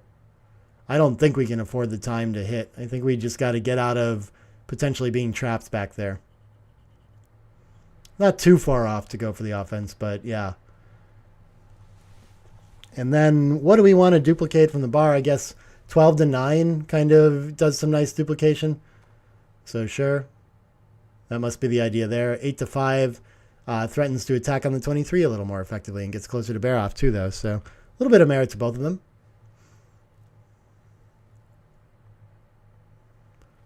5-6. Now I think we can afford the hit if we want. It feels like we have a lot of time in the outfield. The 5, I don't see anything better really than like 18-13, reestablishing the mid. But yeah, so we can bring in another direct cover, but it's very front-loaded. And so when we don't use it to cover, it's not in the right spot. If we use the 6 to cover instead, it's way too far forward. A lot of things that can be irritating about having placed that checker there down the road. So this, for example, I think the 6 is going to cover. The 4 probably, I don't know, no strong preference between any of them. But now we have that checker on the 4 that's just a little bit like stiff. And it's not really serving us anymore that we put it in there. 1 in and 5 has to leave a shot. That's annoying. I guess from the 18 is where it's going. I guess that leaves a double shot when it probably, maybe there's less hitting numbers if we play 8-3, oddly enough, even though there's 2 blots involved. Maybe that's like tactically worth it somehow, but yeah, my instinct would just be to reduce the damage there and hope for like the upside of getting away with it.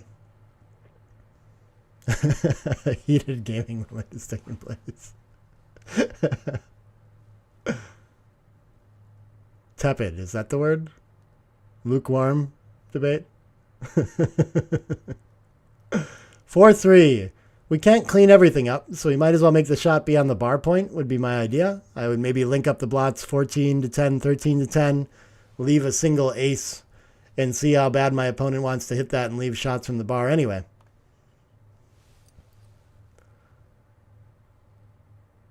And okay, there's a 2 duplication idea. That's what he's going for here. But there's a clear choice in which 2 is better. So that's the only problem I see with this play, is that our opponent will choose to hit from the 13 every time. The 5-1 is going to get a blot to safety. Oh, it was going to, and then what does the ace do? Oh my gosh. It's so frustrating. I think it still just slots the bar. There's probably upside when we get away with this. I don't know how to reduce shots and blots anyway. Okay, just leaving the 18 is a fine idea too. Even though it leaves the double shot. That's pretty wild. Those are super close.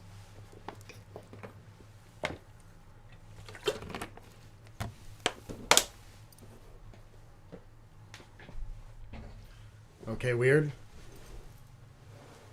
If that's the ace, then I'm not sure what decision you have with the 5.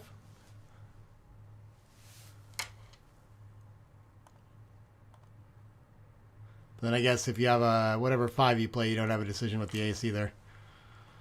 Tries to look for other options, so that's always a fine idea. 2-1 can just bring a checker in, and we're only in indirect range. Oh, the 2 could step up. Try to escape the priming structure. I think it's better to have less blots here. How do we not play in 9-6? Wow, he's got the right idea, though. And duplicating, yeah, again, it doesn't... I don't think there's any duplication, but our opponent doesn't want to use the ace to hit and break that bar point that much anyway. Ace-4 is going to have to try. I think it's got to hit twice. Maybe there's a quiet play in just like 8-7, 8-4 as well.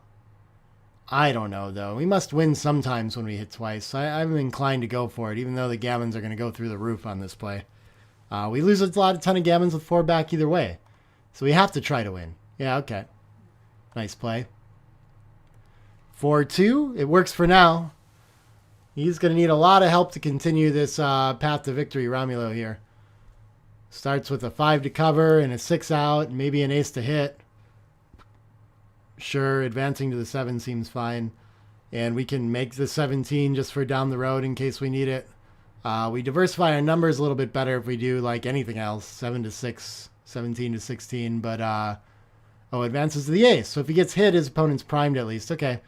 I think he has a little bit too much work to do to play so impurely and worry about the tactics of where the checker is placed when it hits. He just needs to hope to get luckier. Gets hit back. Can't enter.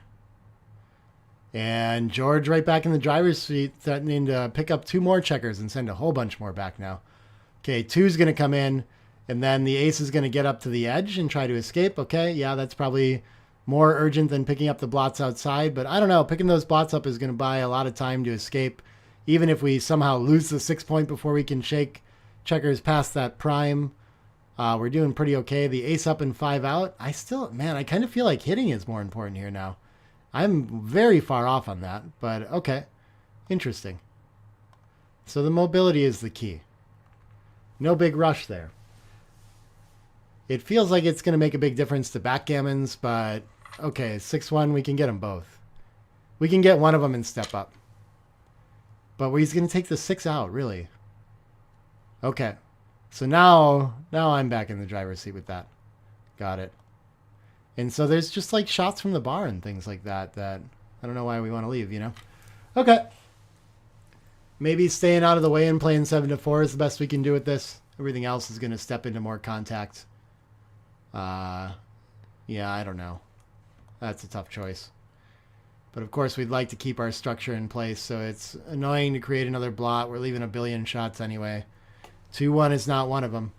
I think this is going to want to link up with the 14, and maybe something like 4-3 or 5-4 is fine. Just keep the contact zone very big. I like that. 17-14, okay. Get a pip closer would have been fine. Got it. So 6-4 is gonna... 6-3 was hitting either way if it wanted to. Oh, but he's not going to. He wants to come out, and maybe he's got the right idea here too. It could be much more important to reestablish that 18 than to hit right now. The advancing 3 is no good. I think we have to play 7-4 if we come out. That'd be my expectation. Yeah, not too far off to just hit. That's so hard to not be distracted by the option to hit a blot and try to go forward, though. But yeah, 5 back there is just, there's no forward plan. He does a good job of spotting that. Well played. 3-2, still can't get home to safety. What are we doing with this? I guess there's not really a reason to have any blots, other than we don't want to stack up 5-3, but it doesn't look bad enough, so I think I'm just going to safe up. But okay, a little bit too stiff, and we can find something slightly better. I don't know. I find this play too. They're very close. 4-3. Oh, this is beautiful to advance the blocking point. Don't we want to make the 14? Okay, he just safeties a blot and leaves no indirects. That could be fine. Yeah. Okay. Still keeps some long-term pressure too. 5-4 gets a checker in with no direct contact. Should have a fine time clearing the 14. Ooh, 6s is huge. This can establish the 12 for some direct contact too. And now Romulo's got some real winning chances from here too. 5-point board. I think he's still doing very well. Georges and everything like that, you know, so it's scary to get into blot hitting contests and things like that. But yeah, 6-5, no real options, but coming in. Okay. What did I miss? How do we find backgammons against an opponent anchoring on our bar? Oh, yeah. I don't know if that actually helps backgammons that much, but well, there is still a whole bunch of other checkers out there. 4-3 finally gets a good chance to hit with only 2 back on the ace point and containing the outfield very well. And so maybe Romulo can even be a favorite to contain here. I'm not sure who the favorite is anymore in this game. Slight underdog with that hop out with the ace-6. Maybe, yeah, before he is a slight favorite. 6-2 usually going to hit, but this whiffs somehow? Oh, no, that's so frustrating. Do we want to link up and make the 10 points? Or do we want to just like play something like 11-5, 10-8 and keep the contact zone as big as possible? We really hate it when our opponent gets by if we do something like make the 10. It's going to block some numbers. But yeah, this would be my instinct too. Wow, they're super close. All right, fades the ace. The 2-6 is going to come to him and needs a 3 to keep threatening to win this game. Otherwise, back to the ace point game idea. 6-5, I think we're going to stay on the ace point game. Get out of harm's way, slot the bar. Just 18-7 seems fine. Whoa, he wants to keep the contact. Wow, that is bold. That can lose a lot of gammons when he gets hit there. So just kind of giving some extra on the 3-5, for example, to hit and overtime him now. His timing was fine. He should have been able to get off gammons running a lot of the time too. But now he's in a little bit of extra gammon and backgammon trouble.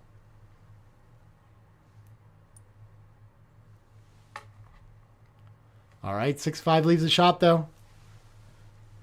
Early enough to win this pretty easily, Romulo.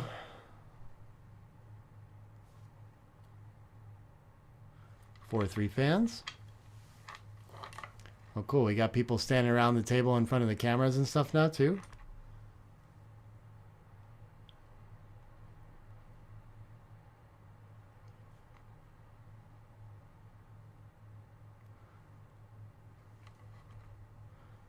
Four two fans again. Okay. Maybe out of shots here. Contact is getting a lot more gentle for, sorry, as a fan. And a 5-2 takes 2 off. Yep. There we go. Okay, there's still plenty of numbers that leave shots clearing the 20 or the 4-point, things like that. 3-2, another fan. Wow. Gammons and backgammons going through the roof. 3 up is not so good. 3 off, and then I think we clear from the rear, just like safeties the most often. Hard to clean up after we take off the 2. All right, 6-3, 5-3, 1-3, 4, 6-1. So hop in and maybe make the board. I don't think hopping out is going to save backgammons, but we're going to prepare for our contact best if we cover 4-3. And we're definitely going to need to hit a shot, I think, to save the gammon. I think it's probably better to take 1 off than 2 here. I'm not sure. We immediately have shot levers when we do it this way. Okay, but he gets closer to a backgammon, which is 22% there. So needs to make an aggressive play there. Very interesting.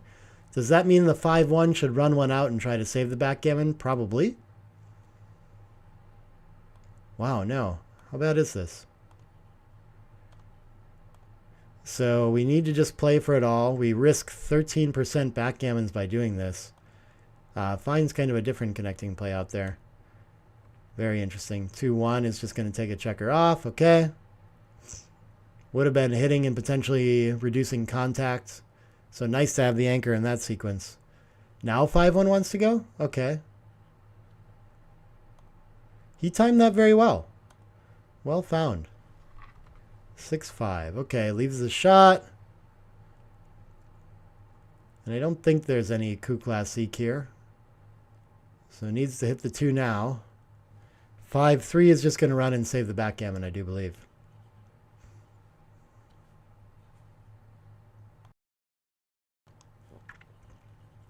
And yeah, he'll go ahead and resign the gammon. And on we go. Took a little longer than we expected, but 7 away, 13 away as it looked like as that game started off. Lots of back and forth. Interesting one for sure.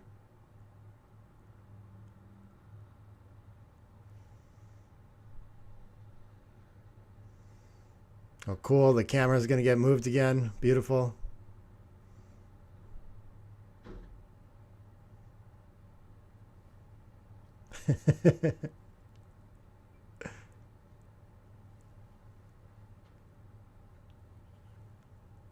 All right, a 1-4 to open.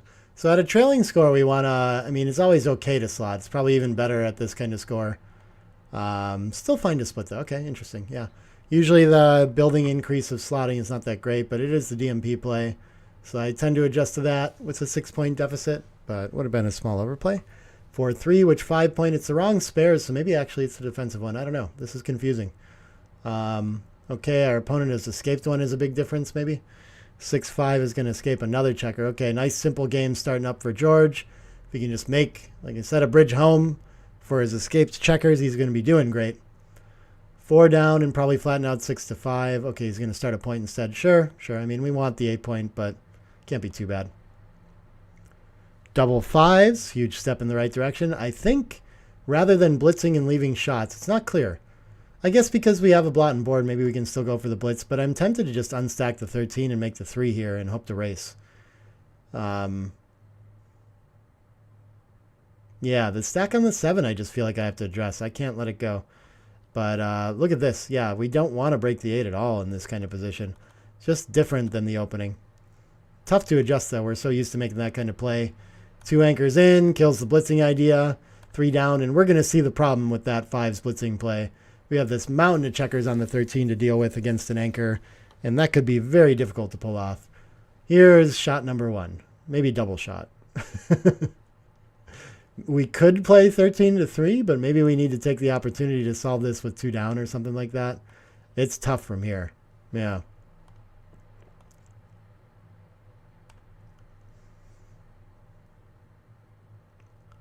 All right, 4-3 doesn't hit yet, but it improves the board.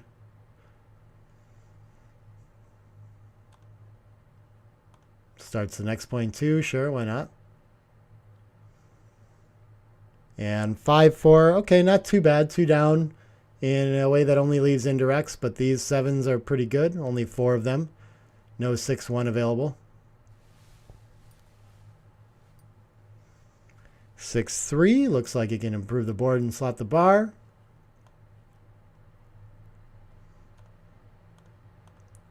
Just rolling home quietly for Romulo. Getting the trap ready. 3-1 would love to make the 5-point, but I don't think we can afford to volunteer a direct 6 against a 4-point board, so I like this, just making the 9. Hard to bring this game home without the 5-point, though. 4 in, slot the front, sure. Could have slotted the back. All the same. Or covered the back. 6-2. Is there a safe way to play it? No? Oh, yeah, we can just make the bar point. Okay. That's a pretty nice improvement. Same 4 shots, same 4 7s. 6-4. We don't have to give up the mid yet. I think we won't, actually. Down enough in the race. Don't mind if we get some unfortunate ace where we have to volunteer in the outfield later. Not a big change to the game. It's okay to keep working on the board and hope our opponent goes first. Wow, this solves every problem. Fills everything in against the 23-point board. After we make the 5 and the 4, it is not clear to me that our opponent has a take for contact anymore. Even with the mid to clear and to come home, no outfield presence, I think this might have won the game. That's a pretty big roll. Maybe by these numbers, I'm underestimating how good the contact is for white, and they're going to have a lot of takes still. But boy, does that look strong to me. I would have a hard time taking this 23-point game. And he wants to consider bringing the checkers closer to home instead. Not too far off of the idea. I guess he's seeing that he does have some contact problems. And so this 23-point game seems like a fairly clear take to me. I don't know about clear, but like there's a gap in the structure. 2 checkers dead behind me. Dilly builder on the 22. This looks like it's going to be gappier than our usually 23-point game. We don't need much more than our 23-point game to have a take. You know, we already have in the teens of winning percentages, so we just need something a little extra. Yeah, after we have to play in pure like this and start burying checkers, it's going to be a little too much, no timing. So he's going to play to the ace, draws the cube. Should be able to find a pass here, I do believe.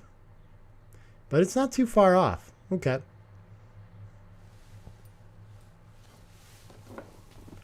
Yeah, okay, and so he's going to play it and use the score adjustment to say I need to take a little bit deeper here. Wrong kind of game, though, since it's too near the edge, and too winny. Not a whole bunch of gammon like reduction or high gammons on his side, anything like that. So he doesn't get the usual benefits of taking aggressive cubes here.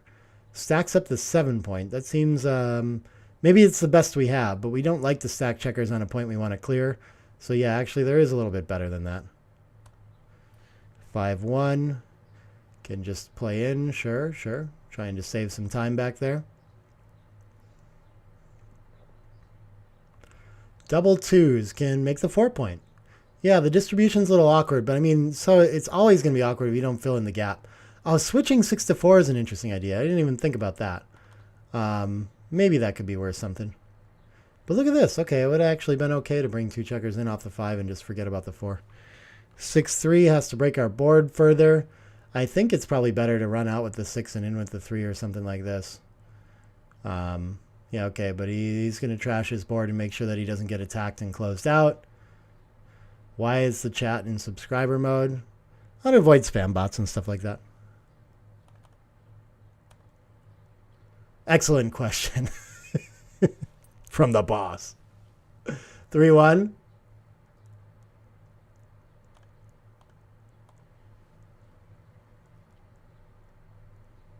And 6-2 is going to bring 2 checkers in.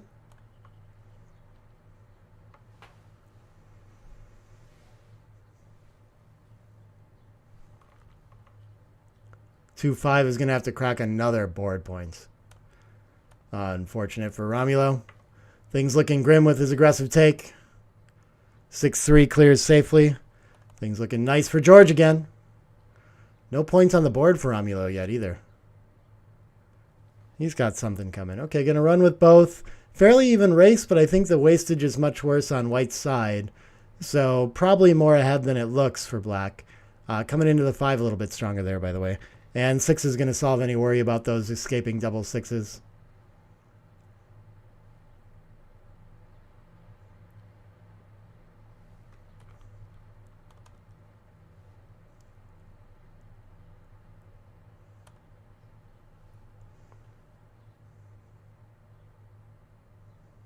Three, 3, okay, all but locked up.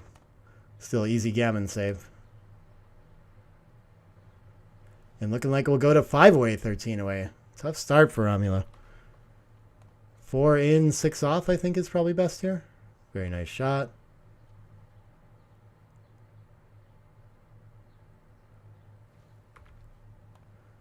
One off. One of the worst that he could find. I guess 3-2 takes 0 off. But it reduces shots into, I don't know. All the same. Probably the same amount of awful. Same amount of relevant awful. 3-1. No misses remaining. Just 3 rolls away. Romulo can do it if he starts with a set now. He does not. See if he's prepared to resign it.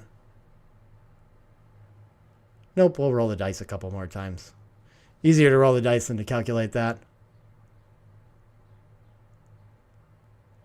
Oh, I think he sees it now.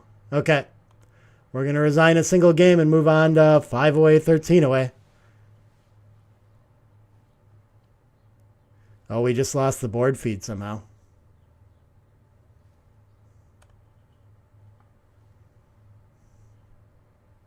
Bummer.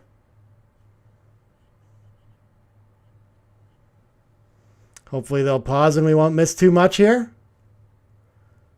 Oh, it's back. Just in time. 4-2. 4-1 is going to, yeah, down in regular split. We always like to challenge that stripped 8 point after our opponent makes a board point. Very nice.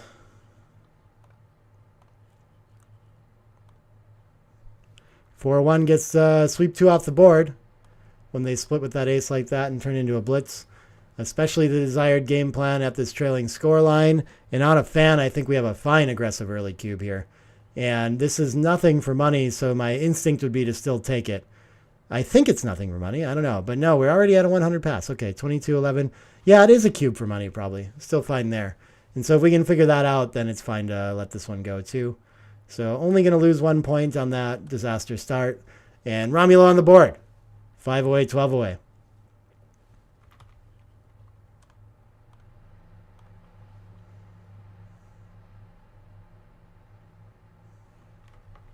Six two gets the split in response.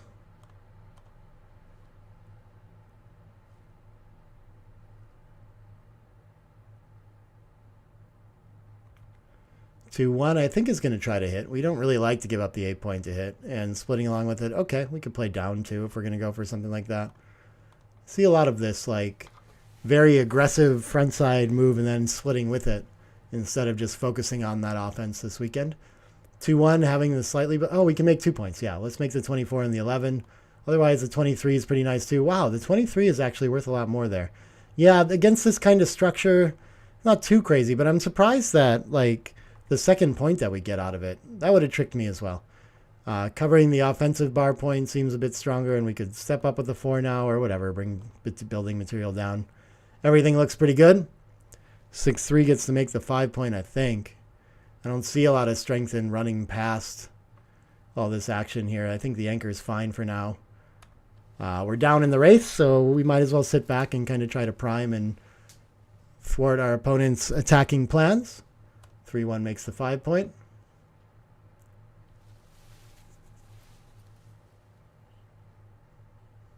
And 3-4.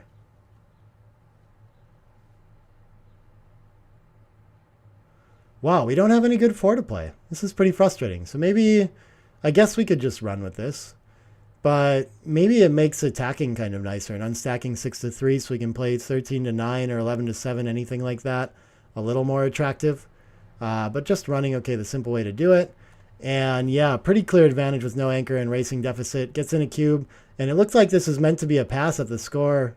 Oops. Oh, no. I got to go back and play from position now. See if I can do that. Transcribe action. Okay. So we're going to double and take. And what does he roll? A 5-4. And that's going to bring 2 down and leave 1 on the midpoint. Okay. Good follow-up. And 2-4. What does this get to do? Does it want to enter high and try to fight for an anchor because it gets to make a point along with it? Okay. It's scary. But yeah, if we go back, I want to go check that. The double action, we get a chance. Yeah, not a huge pass, but so we're at clear cube for money again, or like right on the cusp of that anyway. So another one where we can find the adjustment at the score. 4 going to hit loose, but we can't really make any new board points. That's a little bit frustrating here. We could just make the ace point. What if we just switch 9 to ace? That seems kind of like a nice play with the lack of options here. We can hit them both. Okay, and keep our 9 point instead. That looks pretty nice too. Oh, we can switch 5 to ace and not make it from the 9 as well. Okay, tons of nice options here. Wow, he finds the best of it though too. Good heads up play from Romulo there. Nice aggressive stuff with the cube already sent.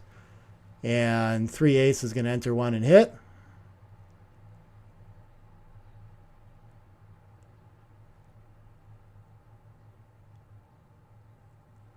And a 4-3.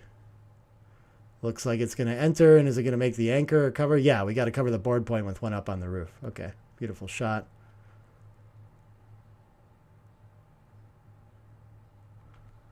2-1, gets to anchor up at the edge and make that 23 we were meant to have a long time ago. Nice improvement. And 1-5. Can't approve anything offensively. I think leaving that checker on the 7 is going to be fine, but where's our 5 after we make the 21? Maybe we should just try to run. Play like 21-16, and then I don't care about the ace, 22-21 or to the 15 or something, but going to make the anchor and play behind instead. Okay, okay. So we'll play in here like that.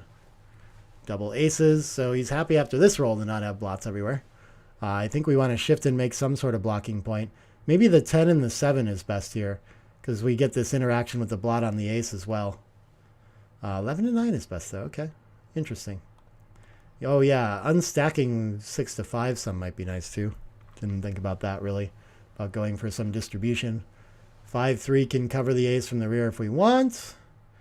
It could just run. I mean, we're under pressure to do that already. I probably still have that instinct here, but it's getting scarier for sure. Lots of follow-up attacks, so maybe better to just play from the 9 and make our board this time.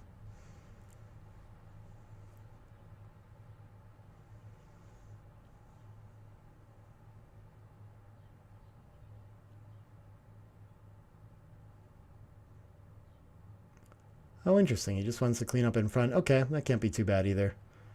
No reason to leave direct shots. Double sixes. Wow, this is going to get right back in the race and make the prime as well, 13-7.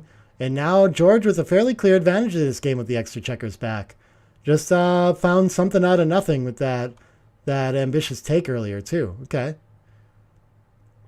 It's going to be very difficult to find a recube at 5 away, so I think he's almost always playing this game out. No need to have that blot involved. I like this decision to play in and start another point. Looks strong.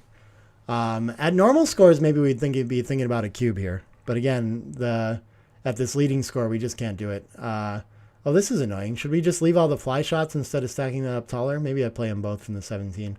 Not too bad. Yeah. It's not so many of them. 4 of them, and there's 2 blots in board.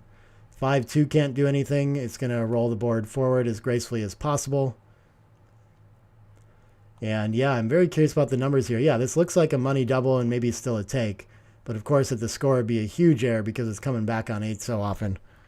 6-3 can just safety up. And we're hoping our opponent, I guess, crashes more before they run with the 6 is fine.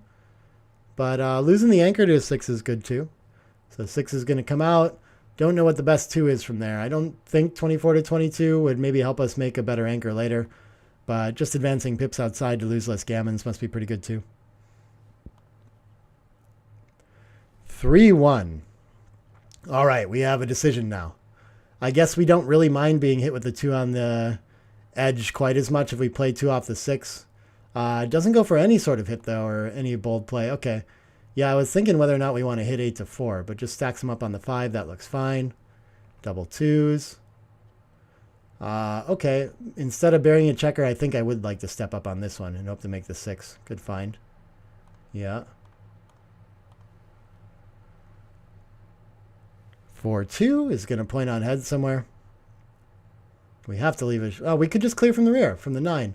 But if we do that, we're down in the race. Yes, I don't think we can afford it. I think we got to go for it. 2-6, 2-5, 1-5, 3-5. Quite a few shots. And they can be costly. 1-6 in and bury a checker. Why am I Nick Blazier now, Simon? Welcome. Why is that a joke? Explain it to me, Simon. Let's see. Here, I think blocking from the 8 and making the prime full is better, but he just lifts it up and wants to keep the rearmost 6 blocking point. And misses a cube there. Wow, I have no idea how you find that. I want to look at that one. That's crazy. He's 87 with 18% now. Okay. I didn't know this was so dead by any means. The anchoring 2 looks pretty strong and like winnable from here. And so he must have a reasonable decision here too. Nope, nope. Everything's gone now that he's anchored. Okay. 6-3 going to clear from the front, unfortunately.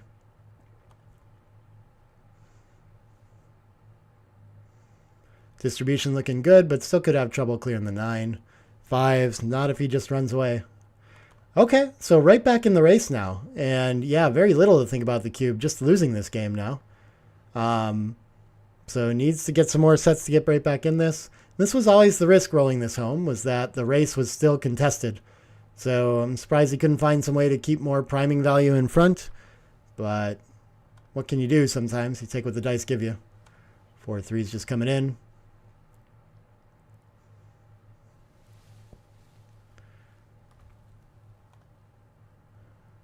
Four-two can play 6 to probably 5 to 3 is better for distribution, but wants to give himself a 2 to play instead. All of them are pretty good 2s. I don't see a big difference. 5-4 brings another checker in.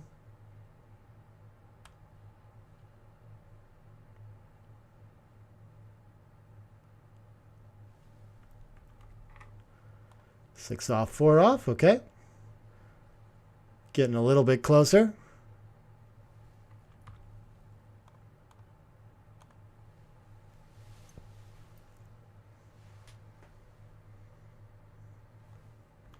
Two off again.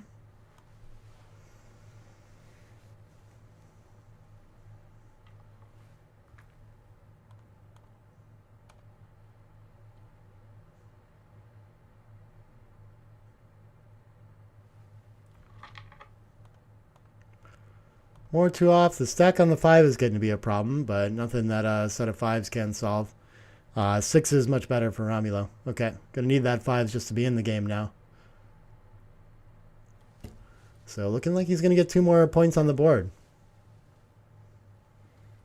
All right, 2 off, not too bad. I think we do that. I mean, we could spend some 5 to 3 distribution things instead, but seems like we need a big set to catch up anyway.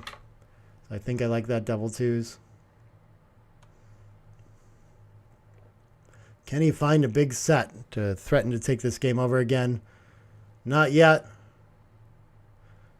Probably one more chance to roll 6s or 5s or better. 2 off would be enough. 6-1, 5-1 keeps him alive in the game too. Double aces. All these are fine. Double 5s. Oh, wow. Okay. And Romulo with 1 chance to save this game. And can't do it. Wow. And so he's going to get an extra 2 points for that take. We will double it and see if I can get that back up there. That's really unfortunate. That's going to ruin that video, I think. You find here 3-2 is going to play 2 down. Wow, an aggressive opening at this leading 3-away, 12-away score.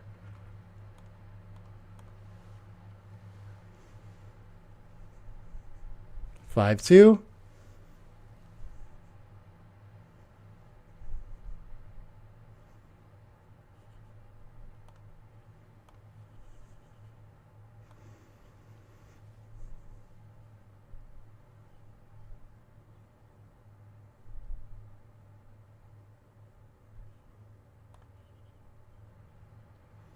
And wow, he's gonna, with just a slight board advantage, wants to get a cube in already, and he's right to do it too. Okay, this is a very nice score cube find.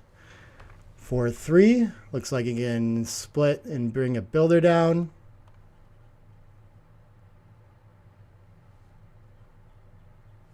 Five, 6 can run.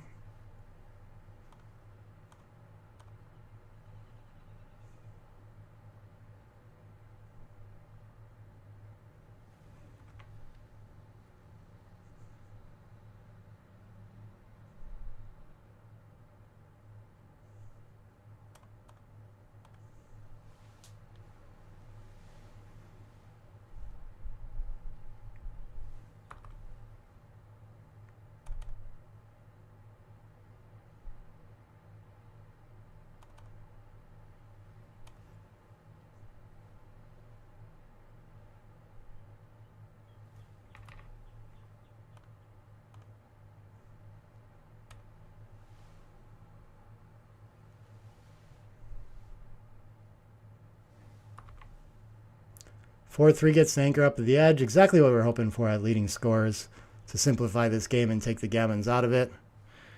5-1. What is this going to do? I can just clean everything up. He's down in the race. So I guess this is better distribution. Yeah, helps us maybe make the bar. I like this play. 4-3.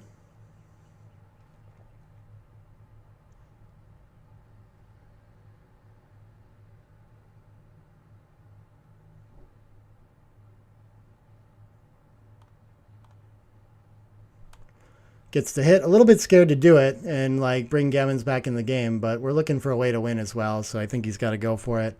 And when it works, there's a little bit of pressure to potentially win a Gammon for the match too, so huge swing on that sequence. What do we got now? 4-2. Can just bring checkers around to the outfield. Nothing else to do really here. I think we're happy to flood it and risk the 5-5 and 5-6 for the building potential when he enters on the 5. But we are getting hit loose and board a lot, so maybe he's right to play a little bit more stiff. Yeah, good find, George.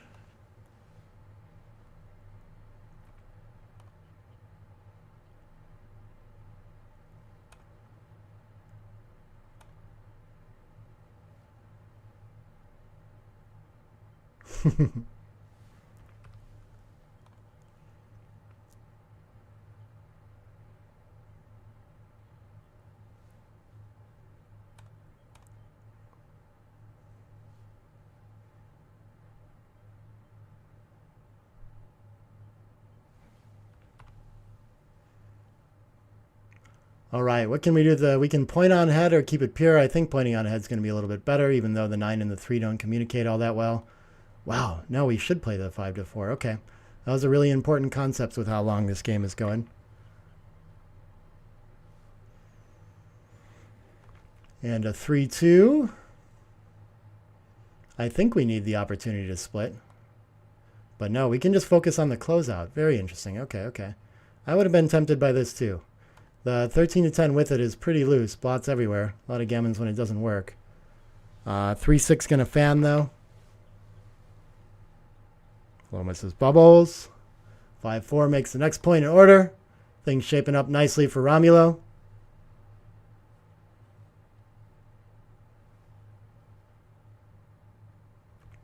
One, two. We get to enter and hit loose on the ace. Oh no, we get to hit in the outfield. Way easier. Okay, yeah. Either way, both aces are quite nice. We're very glad to hit. And 3-2 dice on checker. If we can get like one opportune fan, George can be right back in this and threatening a gammon again. Most of the time, Romulo going to enter and put him in some trouble again, though. 4-2 fans, though. Wow, wrong time for that. We only have a couple rolls that are going to point on head here. They involve fives. So the 2 ace, I think it's worth it to go for that loose hit on the ace here. I think we have to try, and then we can just bring the 12-10 a little bit closer. Even if we get hit, we've bought some time. He wants to make the blocking point in the 11, though. That's worth something as well. But that checker is just so misplaced. We got to do something with it. And 3s were going to hit us anyway, but now they get to point on head. So much stronger roll that way.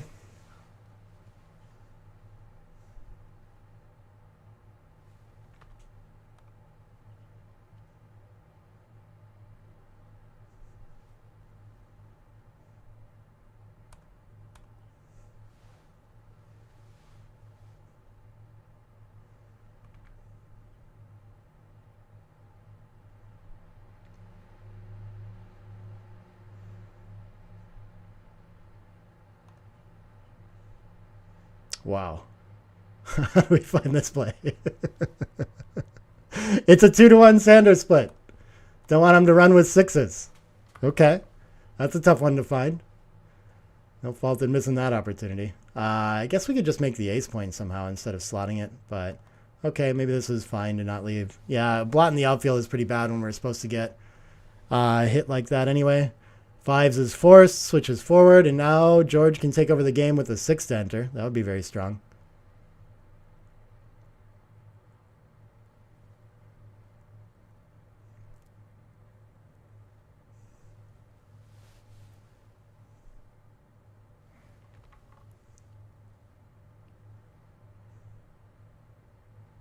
Two 5 gets some mobility after the fan. Beautiful shot there. Contains the outfield.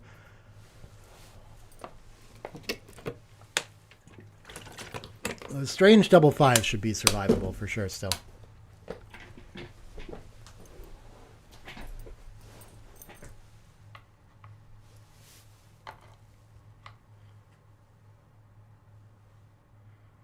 All right. 6-2 is just advancing and covering the outfield. That looks like a pretty nice play with that roll too. Getting out of harm's way the best we can. I'm not sure if any entering sixes are going to go for the hit anymore. It's a bit too scary against this 5-point board. Just getting that checker around would be nice. There's still racing equity too, so less pressure to do that for George. 5 outs and goes for maximum coverage. No need to make a point out there. I like that play too.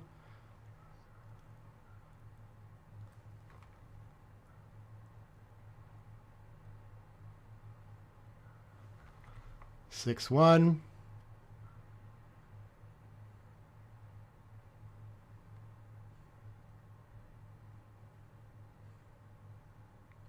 Sure, maximum containment. We have to leave one indirect fly shot no matter what. Seems fine. Not a big need to like make the 15 or anything like that. Being spread out a little bit stronger. And what do we do with 6-4 here? Yeah, we can bring it closer and link up and only leave one indirect from the roof again. I like that. Just the 6-1, we even get returns on it too. Sixes would bring George right back into this game as well. Ace deuce. Yeah, just entering with an ace to save gammons is kind of nice too, but not too many with only 3 checkers outside. This is 4 what? 4-2. Okay. 4-6. Yep, okay. Gonna bring 2 checkers in. Just the 6-4 from the bar to hit. Sixes to have a decent race. 5-4 is another fan. He's been spending a lot of time up there.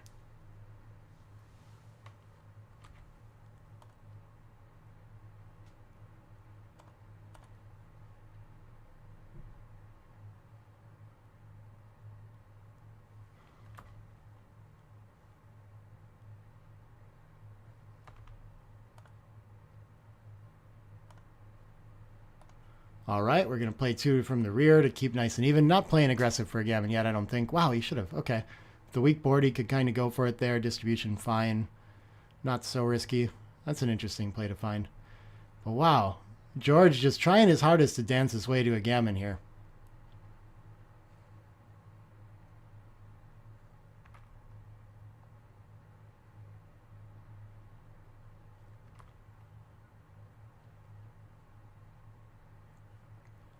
All right, now he's ready to peel for it. It looks a little bit safer. Okay, only 16%. Yeah, there's just too many opportunities to enter on the 4 and increase contact, and there's not very many shots from this anyway. 6-1 and 5-1. Yeah, maybe we've increased by a small amount, but I doubt it. 6-1, 5-1, 4-1 the other way. And now I think it's important to start taking 2 off to increase that gammon number. Yep, we're even. So we reduce our number of rolls off at best case to 5 instead of 6. You know, assuming no doubles. 6-2 should be enough to save it with that perfect crossover in as well. But we'll see. Got to race off now. All right, the doubles is going to put the gammon threat back on. 1, 2, 3, 4, 5, 6 crossovers to get off.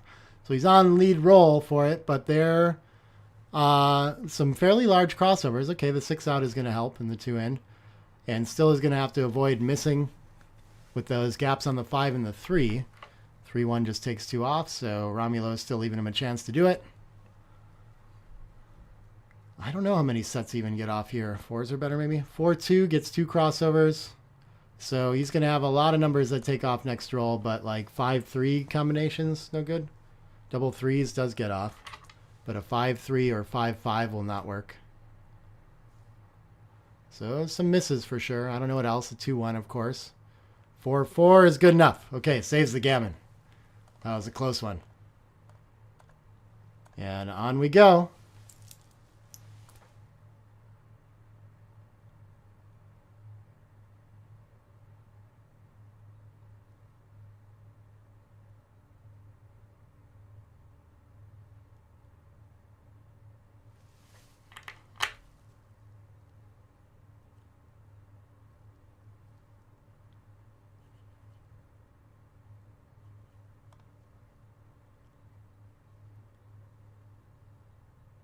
Three-way, 10-away. Small step on the way. And usually at these trailing scores, again, we like making the deuce point even more, but we know that Romulo just likes his splitting play and seems to find that at all scores, so he's going to stick with it. If it's the game you know, probably not a big enough difference to matter too much. 3-5 gets to hit. Double aces. He's going to make the 5-point and split, I believe, to double cover that blot on the 18-point. But he just wants to slot instead. Okay, that's an interesting play. Duplicate sixes. Finding some aggressive stuff. Not going to like it after the threes. I don't know what to do with them anymore, though. We can hit both. We can point on one of them. Yeah. Hitting both is what George is going to go with pretty quickly, too. Nice find there.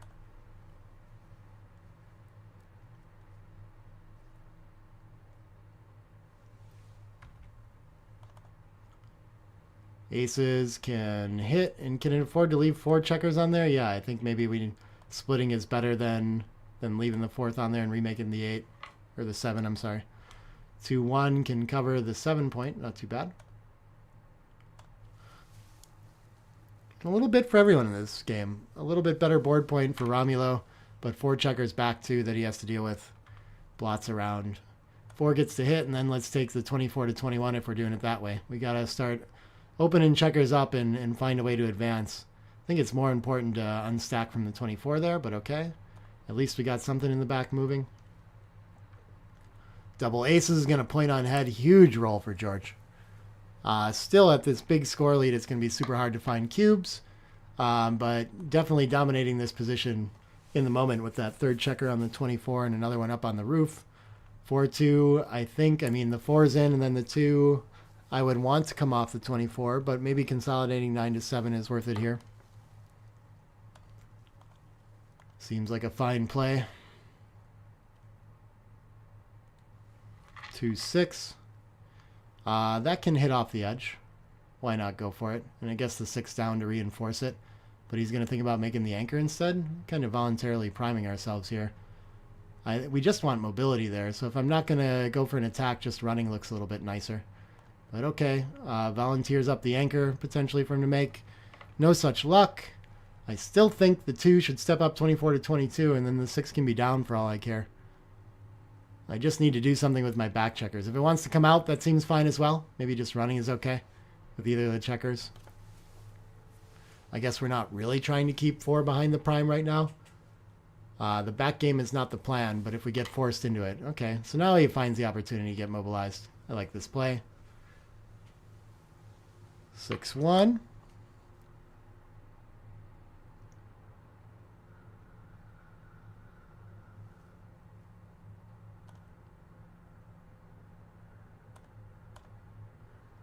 What better do we have? He should just run. Yeah, I mean, his position's so far advanced that he doesn't want to be on this 22 at all.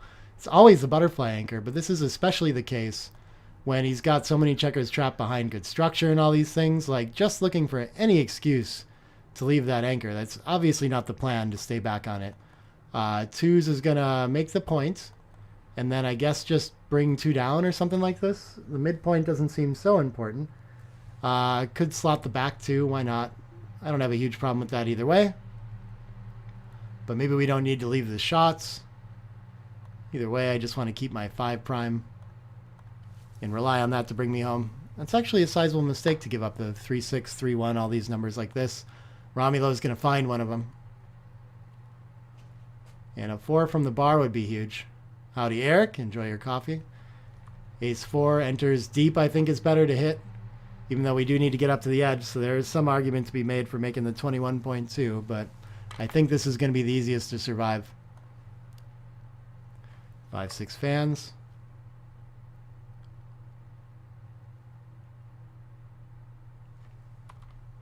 Double 6s is out. And then just around or make the 2-point. I guess fanning more might help here, but we make our structure impure when we do that. Maybe I'd rather have the 5 prime, I think. Yeah. Must be close. Double 5s. Fans again. And in this kind of position, George is almost always going to be going from not good enough to cube to too good to cube. So I think correctly carrying on makes the 6 prime. Should be seriously too good. And just hopefully having an easier time, or not hopefully, likely having an easy time rolling this home. Unless some sort of disaster double 4s strikes soon. Double aces is manageable. I'm not sure it's worth slotting, though. We really don't want the checker immobilized behind the prime, and we can roll it forward naturally enough just by playing 10 to 6. But okay, Bot actually still likes slotting there just to avoid the risk of coming home awkward. 3 in and 5 down looks clear. And just waiting for his opportunity more than anything to roll a 6 or 5 to escape before he worries about rolling that prime home, I guess is the idea. 2-1, likely to hit off the edge. Now it would be getting a little bit too front-loaded to play safe, and he finds it. 6-6 fan.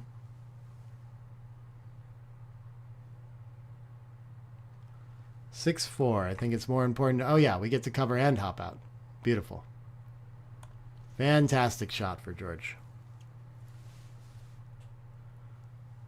A lot of Crawford games in his future. Occasionally unlikely backgammon. Up to 5% on the backgammons already.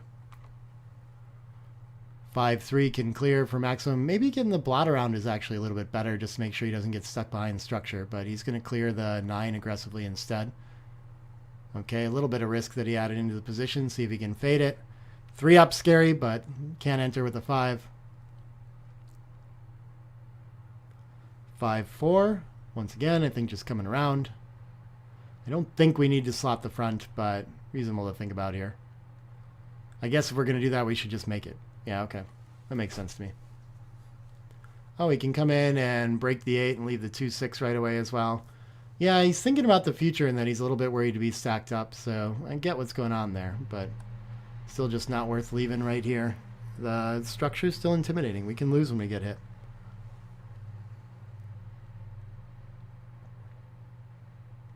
Two, 1, beautiful throw. Takes away any sort of anti-jokers. And entering on the ace and moving some freight around would be pretty strong for Romulo to try to save some gammons. Every roll that he spends on the bar is losing a little bit more, I think, and relying on contact even more. Oh, he takes the opportunity to clear the bar point. Okay, well, his opponent's on the roof. Yeah, I like that idea. It's a little bit deep. Maybe I would have waited for something that didn't have to put a checker on the deuce. Double 5s is going to be forced to leave a shot. We didn't think about this number. Unfortunate. 5 or an ace-4 from the roof is going to put Romulo in great shape, and still some cleanup to do for George even when missed. Ace-deuce, okay, at least gets to start moving. Maybe just the 2 in, 2 slots the front. Yeah, I like that. Let's extend our structure somehow. 13 to 11 is a nice way to build it from the back as well. Ace-deuce gets to take 2 checkers off the 6. That's a beautiful shot. I think we'd rather do that than clear the 5 entirely. But, oh, look at this. We should just leave it cleared. Okay. That's an idea. We can just play the ace from there and then, like, take the deuce off and get a checker off that way.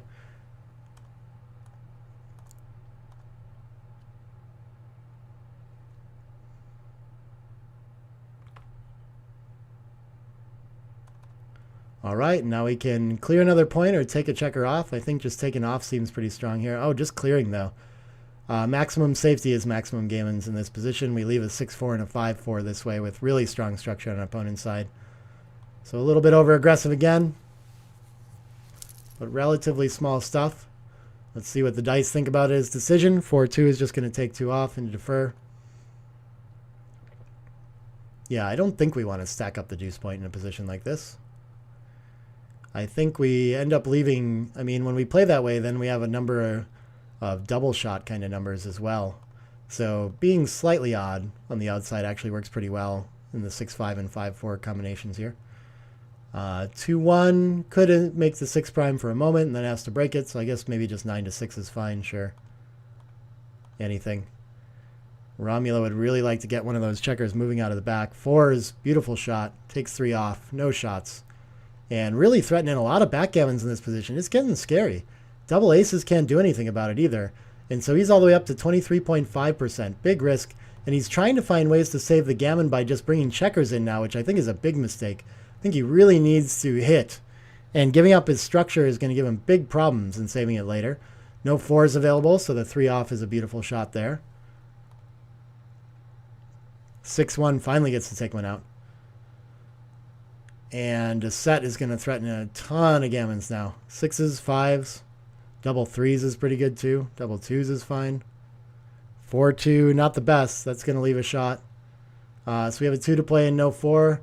Probably still cleans up the best to go from the 5, but it is more shots immediately, and it's not a checker off. So not completely clear. Okay, it is completely clear. We're just never cleaning up after we take off the deuce. Yeah. So too hard long term to deal with that. 3-1 hits. Okay.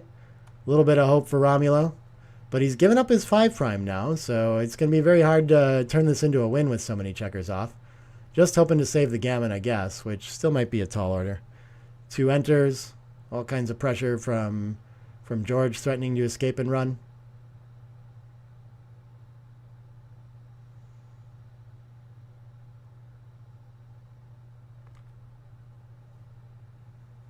(3-1) has to try to keep that checker back there. So I think the loose hit makes a lot of sense. Wow, he shouldn't, though. He should just focus on containment and distribution. Oh, he can make the 8. Of course. Yeah, misses that chance to just block the 6s out. I get the idea, though. He doesn't want his opponent to just be able to run to a winning race. But he had other opportunities to make more structure and still doesn't want to give up so many gammons, things like this. What do we have here? 3-4 gets to hop out and make another bid for freedom. 4-2.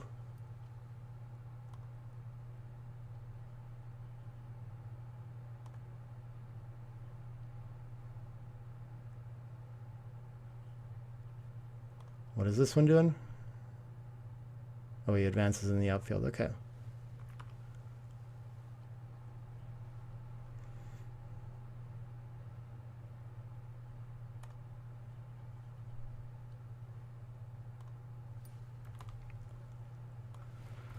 Five, 3 is in and slots the next board point.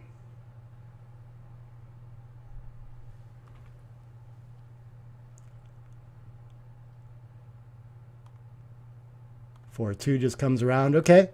So making a big freedom. 6s and 1s to hit. And a 5-4. That doesn't get there. Wow. Okay. So the gammon's right back on. Scary stuff.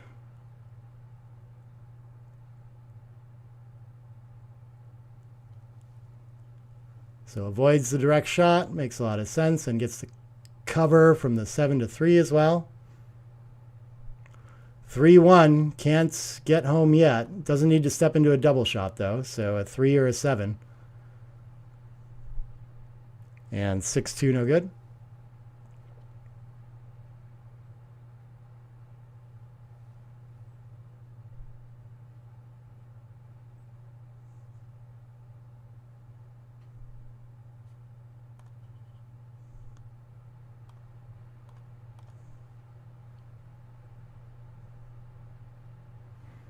Double 4s. Looks like it's going to get by and take 2 off. Wow, and now there's a ton of backgammon threats for the match here.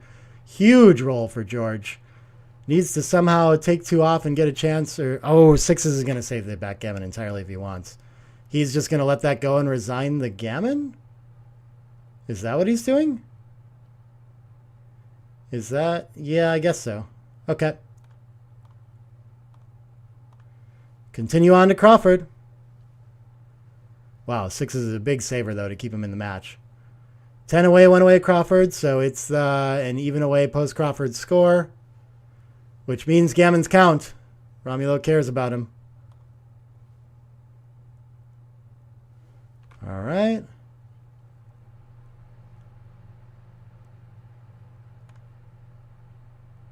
What do we have? It's a 3-2 for black to open. Okay. Why did I think white rolled that? Didn't they? Maybe I'm crazy. 5-3 makes a board point.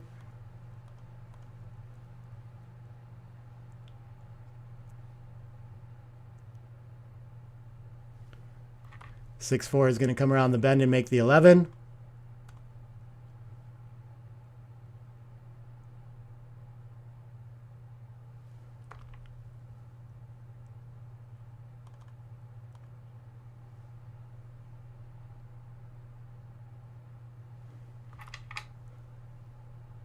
Six, 4, I think, can just run and try to win the game the simple way. Get past all these checkers. I mean, making the bar point would be nice, but escaping is a nice distraction from all the building he's doing as well. So I like this play quite a bit. Only 10 pips in the lead, and when he gets hit, he loses all that racing advantage, but it's a nice moment. 6-4. How much pressure is Romulo under to split and control the outfield now? I guess he just makes the board point, but I would have been tempted. That should be a pretty strong play as well. Double 2s can't safety the blot, but can make the 4 and the 9 together, which communicates pretty well.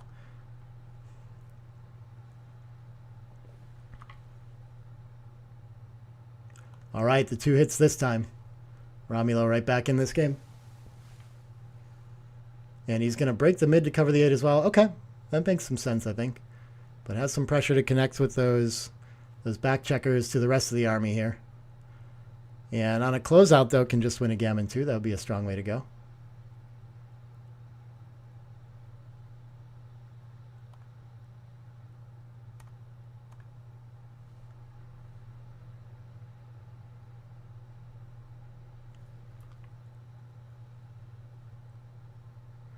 Ooh, what do we do with this 2-5?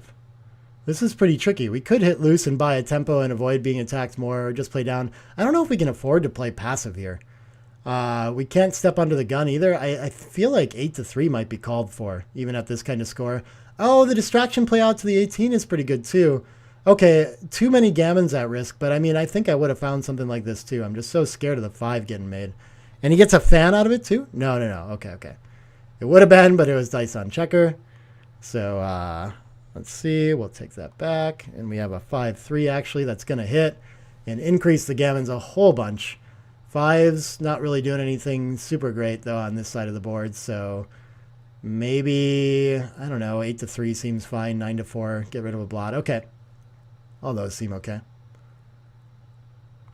Double 3s is going to fan.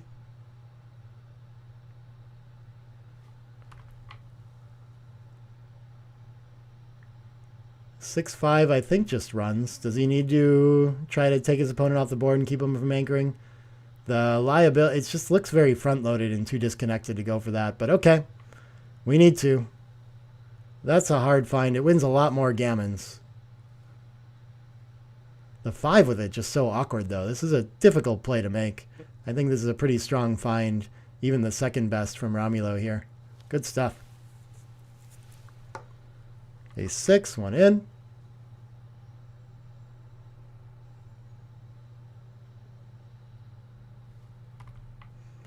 All right, the 6 gets to cover and the 5 gets to hit again. We're all in on this game plan pretty clearly now. Now that we got away with the hit on the deuce.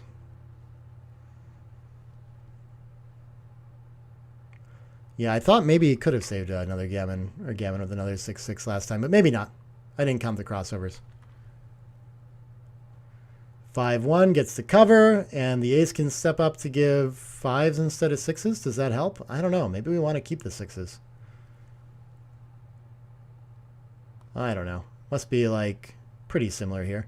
But in mobility really limited by this structure black has there. Chances. Double aces, okay. And a fan.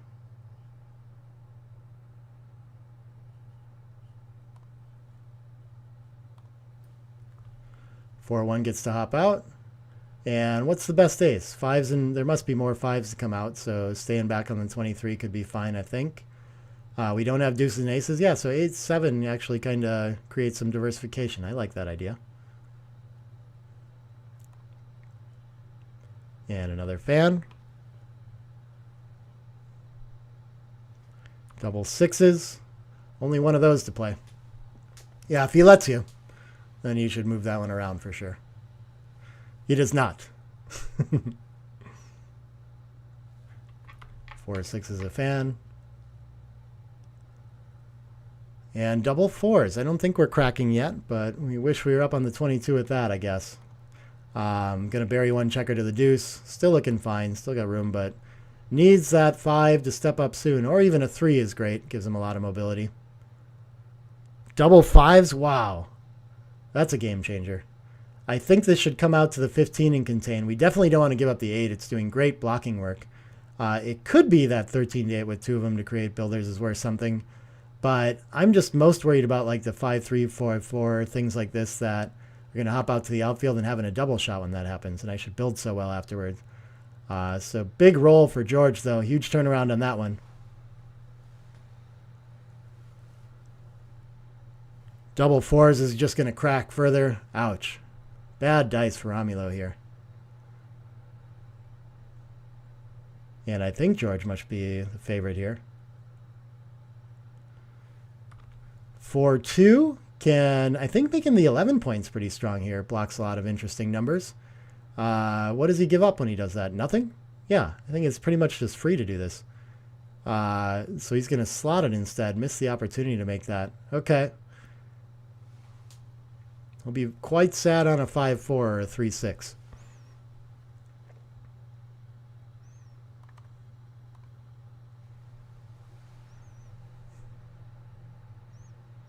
Four, 6, no such luck. No more checkers to bury. I don't think it even helped him. Maybe it created an additional builder for the bar point. You can make that argument. Double 2s was making it either way, but huge improvement to the position. And I think, yeah, maybe getting on the 3-6 is fine. Just to try to have more builders to close out that 20 or the 5 point. We'd really just like to make the 5 point. It's a big improvement to this position. And now I think George has done enough work to be like a pretty big favorite in this game. 5-4. This can make the 11 to start and maybe 13 down. Yeah, I mean, we want to make the 11 so bad. I don't see any better 5 after we do that either. Oh, really? Okay. I guess this is somehow containing the outfield better, but it's just going to be our best way to close the 5 point is to get those builders loaded up on the 11 with it. 5-6 is going to be forced to leave a fly shot now, I think, unless pointing on head is probably actually exactly not what we want to do. We want our opponent to stay primed. Okay, so he can keep some outfield coverage and play a little bit deep here. I think this is a good compromise. Maybe not according to the bot. Okay, more cracking for Romulo. And George, you know, I mean, he was doing really good in this position, but I think really under a lot of pressure to roll a 3-2 ace combination. I guess a 4 with it to make that 5 point to bring this home now. The 6s and 5s up are tough. Oh, thanks everybody. Thanks UK BGF for the compliments. What do we got going here? We should actually slot it because we're running out of time that much. Yeah, last time the 2 down for the builders was good.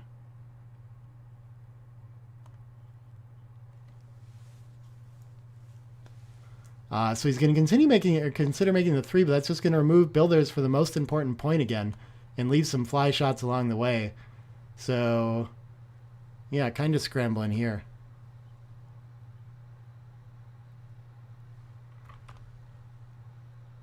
Oh, is Matean trolling under the UK BGF name now?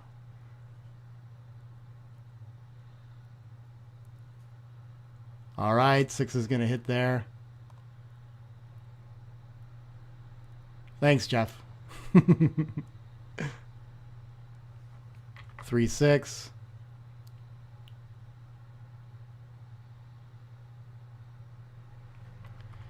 Three, 2, I think more important to make the 5 point. Yeah, he's going to take this opportunity to finally close it out. Okay, and still on the path to victory with a miss there. And so after some hiccups in the road home, it was quite close. Got there.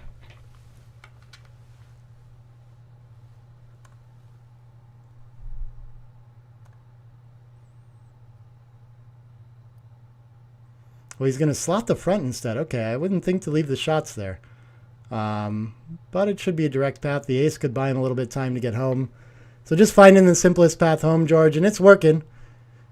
It does make the game a lot simpler when it works that way. So the 6-4 is going to cover and play down. Why not in? I guess we can't get off the 6s either way. So he's going to come around.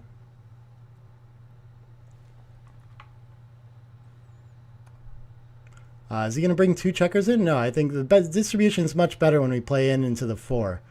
Okay, he can play in this way too, but a little better. We can just play 11 to 4. Is a little bit stronger, I think. Keeps our 6-5s working and things like that. 9 to 4, 6 to 4.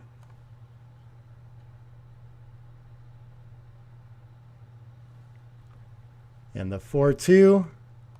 Yep, I think he still needs to bear off somewhat aggressively because the biggest risk to losing this game is opening up the 6 early and his opponent rolling some big numbers or a set.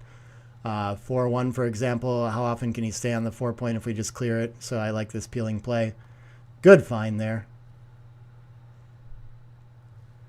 4-1 gets to stay that one. I don't know if the shot's going to be worth too much or if he's going to get them very often. But it's a little bit of life for Romulo. What do we have? Ace up. So 5-1 just going to clear the 6 point. Basically everything but double aces going. Okay. He gets to stay one more roll. I guess that qualifies as pretty lucky. I'm not sure Romulo feels that way. Looking for a 6-5-4 combination to leave a shot. And double fours. Okay, just going to break all the contact. Now he's going to need some big numbers just to get back in the race. Still a little bit of a hope for that for Romulo, but it's looking like George is going to go on to face Len Brown in the undefeated finals here.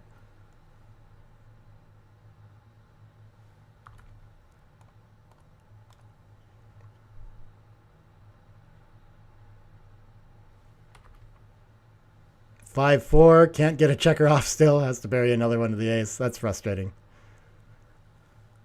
Almost rather a 5 in and a 1 or 2 off.